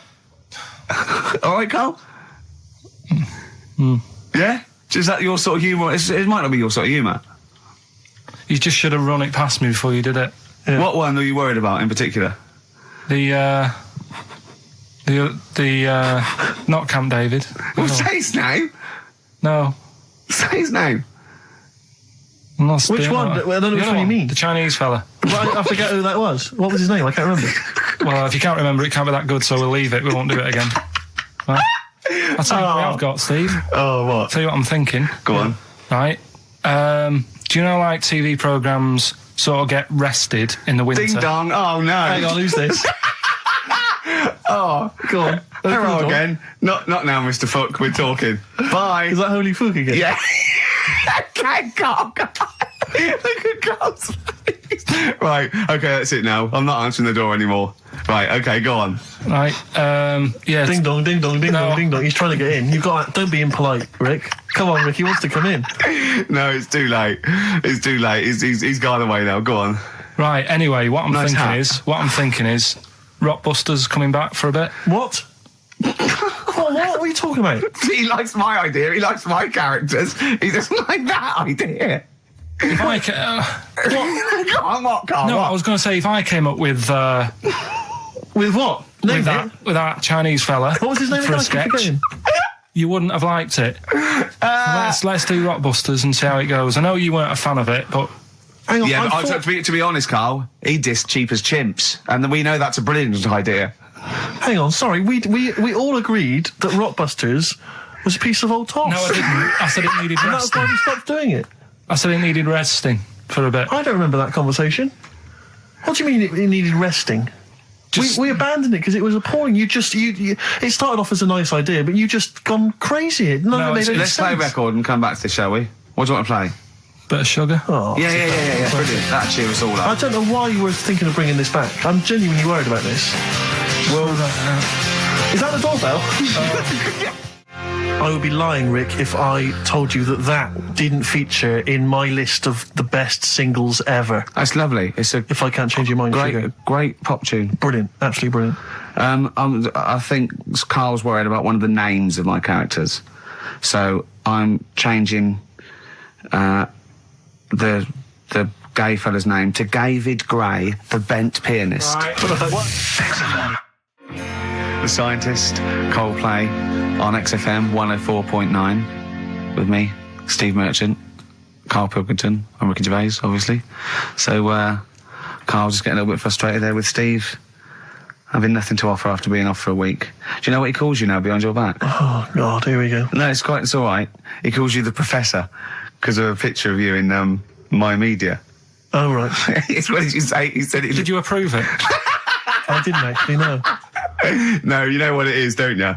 It's, you know, when you take it from an angle, it sort of distorts one side, and they've taken a picture from a bigger picture, I think, and so it's, do you know what I mean, like he's looking in a kettle, and he went, what's going on there? He said he looks like one of those professors of BBC Two schools programmes. Well, I take that as a compliment, considering what I call you behind your back.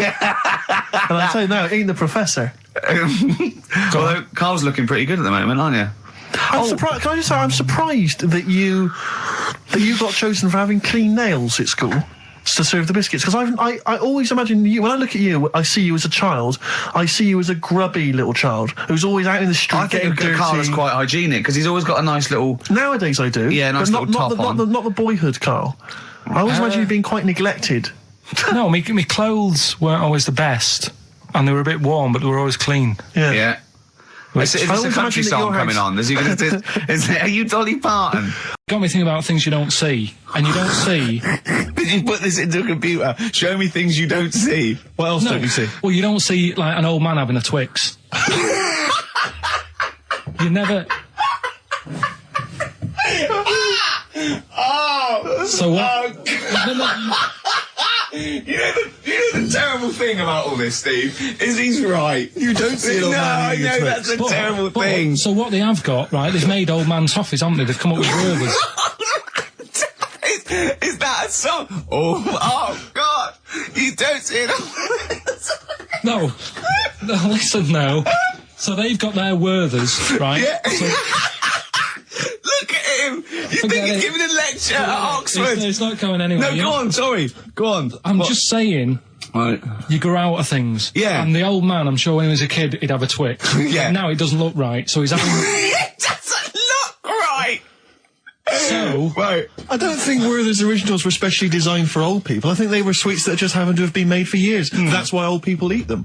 Yeah. They didn't go, hang on, there's a market here. I've noticed old people aren't eating Twixes. Quick, let's make some old man sweets. But the advert, he gives it to his grandson as well, doesn't he? He goes, I have a Werther's original.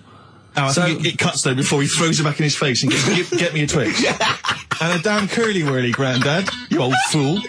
But at the same time, I was thinking about this a couple of weeks ago.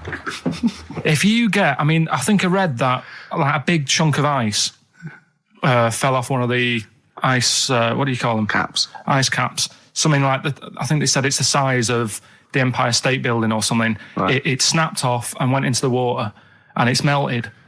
And they say, oh, it's bad news, that something that size is melting. But the way I look at it, if something that size falls into the water, it's like a big ice cube, and it's gonna freeze it up again. Are you with me? Not really, Carl. Go on. Right, you get a giant ice cube, the size of the Empire State Building, stick it in the water, it's gonna make it's gonna stick back on again, isn't it? Well, no, only if it freezes up again. Yeah, well, it will freeze up. The water's going to get cold again because you've just put a giant ice cube in the water. So when you put an ice cube in a drink, the drink doesn't freeze, does it? No, the ice melts. If you put one the size of an Empire State Building in your glass of Jack Daniels, it's going to make it freezing. It's not going in a glass of Jack Daniels, it's going in the ocean. I know, but I'm using my fables. Imagine a world. Use your brain instead.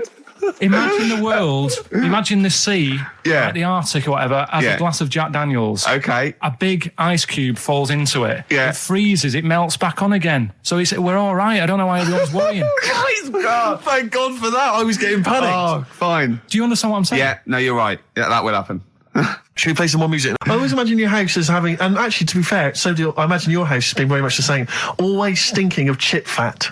Yeah, also, my mum was always cleaning, so again, it was always sort of like clean. It was just, it smelled and cigarette smoke, maybe? Yes, it smelled of Dettol, pets, and cigarette smoke, and such chip fat. A working class and smell, chip fat, Yeah. That's a real working class sort of smell and look and stench. Yeah. Are you talking about me now? Yeah. I mean, the interesting thing is that Carl's cleaned up his act. I have 2 baths. No, you are obsessed. It's It's just really bad of me. I was in Waitrose earlier buying a sandwich. I got a bit of money now, Carl. I like to splash out on a sandwich. I like £2.50. You ever seen any of it? Benji's shop. He does go to Benji's. I'll tell you what. I love Benji's. We go for lunch, right? And if he looks in the restaurant and it's sort of like $6.50, he goes, Rick, I'm not made of money. Yeah. He is. We have to go to Benji's. He gets 2 sandwiches that have to fill him up, right? Because they're a quid each or something. But I'm a big guy. I need a lot more food. I genuinely need more food than most people. I'm like a brontosaurus. It is. He's just grazing all day. So I can't afford to sort of splash out in Pret a Manger all the time with your fancy French sandwiches. I like to get a lot of bread for the money. I want a lot of bread. So I was in Waitrose and some guy came in behind me, and he was sort of, I don't think he was mentally doolally, but I think he'd been homeless for just too long, and he was really. What's just right at the time to be homeless? Well, I think it was. You want to get out of that game early, don't you? He's past the point of no return. This guy. I think it was too late for him. I think there was no going back really. 6 months. He came in and he was sort of walking at a bit of a weird angle. He walked like the Elephant Man, even though he wasn't deformed. It was probably like you were in the week. It was quite unpleasant. And he sort of came up to me and he went, and weirdly he spoke a bit like I'm speaking now because of my throat. And I thought, if I speak to him back, is he going to think I'm taking the mick? So I kept quiet. And he went, all right, what's your name? And I said, Steve. And he shook my hand. He forcibly took my hand and shook it. But he had these cuts and bruises on his face. Oh, the open sores. Yeah, and he was shaking my hand, and I was just terrified. I was just thinking, get off my hand, let go of my hand. And thankfully, did he have a bow round his neck? Well, he may as well have. I mean, seriously, and I caught the eye of a security guard. I had him thrown out. I'm all heart. This man does not have the funds to be shopping here. Please have him removed. This is part of the John Lewis partnership. And so they had him thrown out. And seriously, then I was just freaked out. I had to wash my hand as soon as I could. I couldn't imagine the kind of grime that was crawling across whether his kind of homeless ways. Are you still doing your social work? Or whenever I can, Rick. Yeah. Yeah. At least he used to give it to old people biscuits. You'd have gone, I'm not going near them. Look at them gums. Wouldn't that have been grim? Would you have wanted that though? Old kind of homeless people touching you? Well, no, I'm not Jesus Christ. No, I know. It's not on my list. I don't have a shopping list on. What do I know? I need some batteries from a Walkman. I need to be touched by some old people. See you later. Cheers. I was watching, the one thing I did watch all week was Columbo, which seems to be on constantly. I was watching Columbo, and I know you're a fan of Columbo, Rick. One of my favourite programmes of all time. Right. I was like, do you not think that All right. I just thought you were going to talk about it. Well, which one? They made about 90 and they're showing on about 4 channels in rotation. But it doesn't matter if I tell you who did it, because you'll find out in the first 5 minutes. Yeah, exactly. You find out in the first 2 minutes anyway. Let's be honest, if Robert Vaughan's the star, it's probably going to be him. Or Culp. Often Robert Culp. Yeah. Yeah, sometimes Patrick McGowan. But do you not think that Columbo looks like he smells? Would you imagine he smells a bit? He's a brilliant detective. Well, he's got that dog and he smokes cigars, so I imagine he smells... I reckon he stinks. I reckon he doesn't clean his clothes enough. Oh, I think he has. I think he gets up and washes. But I think he puts on a crumpled he's too absent-minded. I think he's too busy thinking on solving crimes and stuff. What do you think? Do you think his wife makes him clean his pants now and again? I think they're quite a bohemian couple. I'm not sure she's really interested in that. I think she's got her own mind. Maybe she's a painter or something. No, maybe she's losing it a bit and he's a bit embarrassed by it. Yeah, that could be the truth. And she's probably incontinent, so while she's ironing his trousers, she just all over them, and he goes, oh God, she's shatting my pants again, I gotta wait a minute. Yeah, so that's what... Oh, ding dong! Who's that? This? Oh, hello! Oh, look, it's David Gray, the bent piano player. Oh! Alright. I thought it was going to be Columbo. That would be the joy. Ding dong. My wife loves you. No. Hello. Oh, I don't believe it. Look who's turned up, Carl. Do you want to do Rockbusters, Steve, now? Can we listen, with the whole Rockbusters thing, I don't want to be responsible for bringing it back. So I think we should put it to the vote. You should email in. We'll give people 5 minutes to email in. I'll take a straw poll. Do you want to see the return of Rockbusters or not? We're leaving it to you, the audience, to decide. Okay, Steve. I guarantee it's going to be a landslide. They are all going to want it. But why have we ever trusted our listener? We know what they're like. You've just described some of them with a bloke in Waitrose and Columbo's wife shitting herself. So that's the sort of people that, you know what I mean? Yeah. It was weird because the waitress guy did ask for my autograph before he was hauled away. So maybe he is a listener. But all I'm saying is maybe the posters have drawn in some fresh blood. There's some people who've maybe not heard Rockbusters before. They're the ones who probably vote for it. Anyone else who's heard it before, surely they're not going to see the return of that. No one wants to see the return of that. What's the number? No, that's email only. We don't want to speak to these freaks.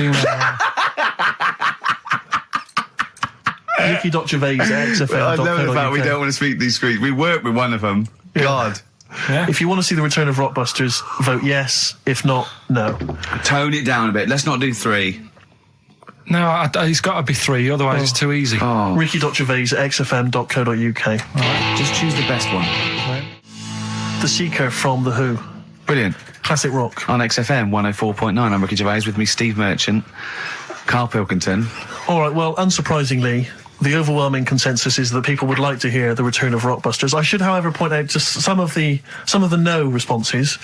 Let me see what we've got here. Is Dickie Anderson called in yet? Sadly, nothing from Dickers. I think I might make him one of my hilarious sort of comedy characters. What do you think he would sound like?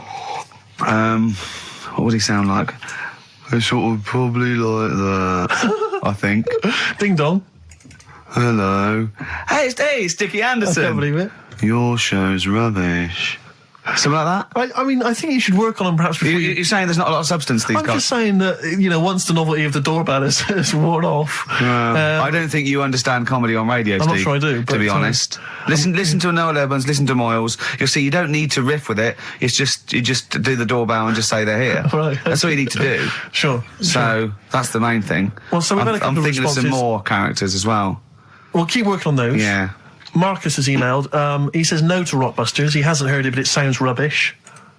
Believe me, you couldn't be more right. Well, does The Office sound good as a title? As seen and talked about in Heat. In Heat magazine. It's got really tough this week now. We're not messing about anymore. Right. Got some good prizes. Absolutely, yeah, we'll talk about those later. Because, was it last week that you had the classic? Was it, I can't remember, I'm paraphrasing, Carl, apologies. Something like, I'm here in Texas, I've fallen in a puddle, and my knee has got wet. Yeah.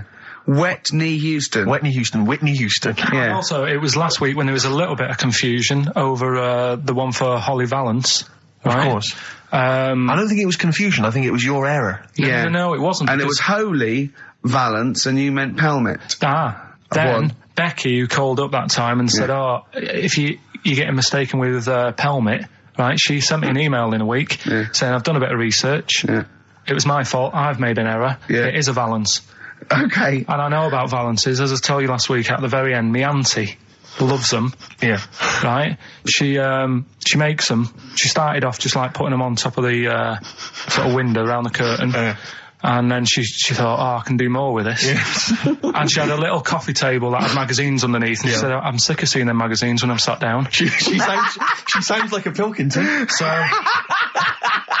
I'm sick of seeing them magazines when I sit down. So she put a Valance around the table. She just got Valances around everything now. Yeah. Right? Then, next step, she tapes everything. She never actually watches telly. She tapes it all because she gets sick of listening to the adverts and that. Yeah. So she tapes everything. So she's got loads of videotapes and that. And the video used to get on her nerves. When she was watching a film, she'd see the clock changing. Oh. And it distracted her from the film. So she put a Valance around that. That's genius. Yeah. So, that is or is it mental? Only Mrs. Einstein can tell. I don't know. She's even made a little Jack Russell look like a hovercraft. Yeah. It's great. So everything's got a Valance. If you go round and you stand still for too long, the chances are she'll put a Valance around your head. Yeah. This is this is Auntie who? Auntie Nora. And this is the one that farted for 5 minutes.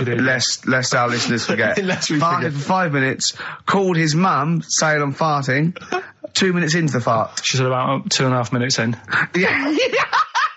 She said I'm about 2.5 minutes into the fart. My mum said, how long's it been going on for? She said, well, it was about 2.5 minutes before I called you. Yeah. And then it went on for a further 2.5 minutes or something. And then it stopped. She couldn't time it because there was a Valance over the clock. Yeah, she used to annoy her when she was on the phone and you put her off seeing the time. She was guessing it was 5 minutes. This was one consistent fart. Yeah, I mean, it wasn't making a noise, it was just... Oh, it wasn't making a noise? Just gas. Right, endless gas. So, That's fantastic. Before we started off with a new one, a little bit of Foo Fighters. We like new and old on this show, don't we? Indeed, we like to mix it up. I'd like to play the Smiths from their debut album, I Don't Owe You Anything. Red Hot Chili Peppers on XFM 104.9. I'm Ricky Gervais. With me, Steve Merchant. Hello there. Karl Pilkington. All right. Don't be nervous. We might see a difference in Karl. He's a little bit shy.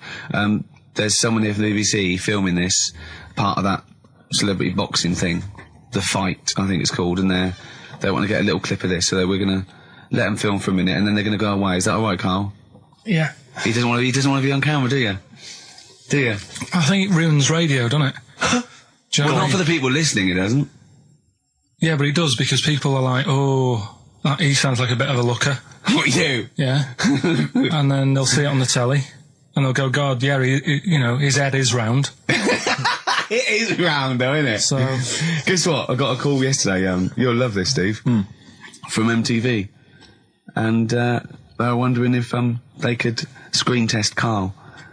That's outrageous. I'm loving it, and I was going, yeah, and I said, yeah, it's fine. I'll come down with him, and I was saying, what about this and that, and they were loving it. I called him up, he went, oh no. I went, why not? He went, well, I'm looking at my reflection now in the mirror. He said, I shouldn't be on the telly. What would you wear for your screen test, Karl? What kind of look would you try and cultivate? Because you've got to bear in mind that the audience out there, they don't know what you look like. So, would you be a snappy dresser like, say, Jonathan Ross, or would you go for your kind of street cash look? Can't wear a suit. You can't wear a suit? Don't hold it well. So, I'm thinking, I don't know, I'll probably wear my woolly hat, because that takes some years off me. It does. He looks about 10 with a woolly hat on. Yeah. Okay. And, is it quite a cool woolly hat, or has it got a bobble? It's charcoal. I'd say it's the in colour. Yeah, okay. And I'll probably wear me anorak. Right. He's going for the. He's going for glam. He's going for quite a glam look. No dressed for a jumble sale. Wow. But I'm not that happy about it all, to be honest. Are you going to do it? You're not going to do it? Well, I'm sort of stuck in the middle, because throughout my life so far, I've never planned for anything, right? It's just always happened. Yeah. The time, you know what I mean, being in plays at school, never planned it, but when I did it, I went down a storm. It was a triumph, yeah, we all remember that. So... as I remember, you did Little Donkey. Did Little Donkey, yeah. And then later, someone was filming at the back. Was it your dad's mate? My dad's mate, well, yeah, and on the camcorder, he listened to it back, watched him playing it. His dad says, just off camera, what does he say? I don't want to say it, because I'm in charge of the show, and I'd be irresponsible. He looks like a right twat. So he gets home, listening, watching that, and then here's his dad just off camera go, he looks like a right twat. Yeah, alright, yeah. What are you worried about? Your dad saying that? Can I just interject? Because I'm really worried about this idea of Karl being on MTV, because the problem is that, let's be honest, Rick, I mean, we're getting by the skin of our teeth, aren't we, really? It's only Karl that's keeping this afloat. Yeah. And if he gets on MTV and the world sort of gets a sense of him and they understand him, and he won't be ours anymore, we won't be able to control him, it'll be out there, it'll be in the public domain. That's the thing. No, that's the thing. That's the terrible thing, though, isn't it? It's like, Karl is my pet, but I realise I've got to release him into the wild. And, because I love him, I know he's got to go free. Sure. But I want to... It's like Kez. Maybe someone will beat him to death and we won't have to worry. I'll have you on, though. I'll have you on as a guest. Which gets me on to something we've got coming up today. Oh, yeah, he's got a new idea. Yeah. Right. Do you know, like, I've talked about ghosts, and we had that good discussion the other week walking to Piccadilly Circus Station, yeah, and I was telling you about ghosts, and you were saying, Karl, don't be an idiot, and all that. Spoke to a woman in the week, done a little interview with her. You've done a little interview? Done a little interview, 2 minutes or so, with a woman who's got ghosts in her house. So, I look forward to hearing that later. That sounds brilliant. Coming up later. Well, I'm going to play a classic tune now. I've just gone straight for it. I've gone for the jugular. This is Ziggy Stardust. As we're having so much fun with penises, I thought perhaps I should just mention... That's a slogan. We should just mention this story, briefly. It's in the paper today. A Russian is selling what he claims is Hitler's mummified penis for £12,000. Yeah. Ivan Zadurprov says his ex-Red Army soldier dad hacked it off as a souvenir after storming the tyrant's Berlin bunker after his suicide in 1945. Yeah. Why did he wait till now? He's found out that that might get a bit of £12,000. Which doesn't seem a great deal. Doesn't seem a great deal of money, really. Well, it's useless, isn't it? True. You're not going to be able to use it. It's not going to be able to. It's not going to be a donor. Imagine that if you walked round. Yeah, you'll never. making love to a girl. You'll never believe who this is. Yeah. You never believe who's doing you, love. Exactly. This is going to freak you out. This is, just relax. Exactly. Okay, sit down now. Was that I got all a right? little surprise for It was you. brilliant, yeah? So you enjoyed it? Yeah. Right. Are Did you you know a fan of the Third Reich? Exactly. Well, no, awful racist. Okay, let's go a different tack. Yeah. You did like the sex. I love the sex. Okay, then. Yeah, it's not going to be Hitler's knob, is it? But I like the idea that, I mean, you're in the Red Army. Yeah. You've just stormed Berlin. Yeah. 1945. You crash into the bunker. You've gone through terrible. How you've lost 20 million comrades. Unbelievable. Oppression It's been everywhere. going on for years. You're in there. You see the man. Here he is. He's dead. He's dead. The figurehead and leader of one of the most despicable. You turn to your friends. There's a tear in your eye. Yeah, and your immediate thought is, I ought to chop off his todger. Yeah. Well, no, I said Bagsy. I said Bagsy is Winkle. I said Bagsy is Winkle outside. Whoever it was. Yeah, I didn't know it was going to be Hitler. Brilliant. It's just, I can't, it just doesn't make sense. It's ludicrous. And I don't know how is he expecting to prove this? Because I want some proof. Well, I think that's why he said that. He probably started off with, I've got Hitler's face. And they went, brilliant. Oh, let's have a look at it. What do you mean let's have a look? Well, just check Hitler's face. Obviously I know what he looks like. Oh, yeah. No, it's not. You know what no, it's not his face. What wouldn't you know what it looked like? Well, I mean, no one's ever seen his genitals. That's what I've got. Yeah. I've got his. It's got a little swastika on it. Is that proof, is it? Yeah. Have you got his ball? Well, no, the Albert Hall's got one, his mother's got the other, so I don't know. See, the Albert Hall, I would have thought, would probably be paying that £12,000 because apparently they've already got his ball. Yeah, they got one of his balls. They got one of his balls in the Albert Hall, his mother's got the other. Yeah. But if they got the Todger if they can track down the one his mother's got, they would have a complete set of Hitler's. I'm just hoping it doesn't fall into the hands of some kind of crazed genetic scientist. What, I could clone it from his knob? Could clone Hitler. Back to, I don't even want to think about the future if that's the sort of way we're going. Exactly. If that's the sort of way we're going, Carl, I'd rather not know about it. What do you make of it, Carl? Weird, isn't it? It is weird. Yeah. This is a question. I was discussing this yesterday. This is not a bit of shit. This is not a joke. I genuinely have always been slightly perplexed, and we were discussing it last night. The notion of the birds and the bees. Yeah. Now, I don't mean, the birds and the bees. I understand how, Why they use the birds and the bees? Yeah, because, you see, I always, as a child, I assumed the bees were having some kind of relations with the birds. No. So what is there anything to do with the birds and the bees, or is it literally, just like a euphemism? It's just, the birds and the bees. No, but do the birds do anything with the bees? No, not at all. It was where parents just take them out. It was where parents used to sidestep the issue by saying things like, when a lady blackbird and a man blackbird, they meet, right? They make a little nest, and then because they're in love, they have an egg. Yeah, and that was it. I understand that. That makes sense. But why the bees? Why the birds and the bees? Well, probably. I don't know. I don't know. You see, within nature, forgive my ignorance, within nature there is no relationship between bees and birds, is there? No, not at all. No, not at all. Nothing's going on. But probably what it was, if the parent found it hard to say, daddy puts his penis at mummy's vagina, it was much easier to say, like in the insect world, billions of them queue up and just fill the queen with spunk for about a day. Sure. Thus avoiding the embarrassing intercourse. Exactly. That's what I think, Carl. What do you think? Were you talking about the birds and the bees? Did anyone bring that up with you? No, it was just in that class, wasn't it? When they put a video on. That's what we had. No, we had a film. And they just said, I watched that. And then what film though? Basic Instinct. It was just like, two people. And all sat round the telly and watched it. One girl fainted. And they said, right, that's that. Next week, prisms. Or whatever. And did it teach you everything you needed to know? Well, how much do you need to know? Yeah, true. No, true. Except one kid in my class still thought a baby came out of an arse. Afterwards, he didn't understand. I think what they should have shown on those videos is technique as much as anything. Yeah, I suppose so. Because it was largely just instructional. Wooing. Wooing. What it didn't tell you was how to get into a position where this might be of some interest. That should have been the first 4 weeks of the course. Yeah.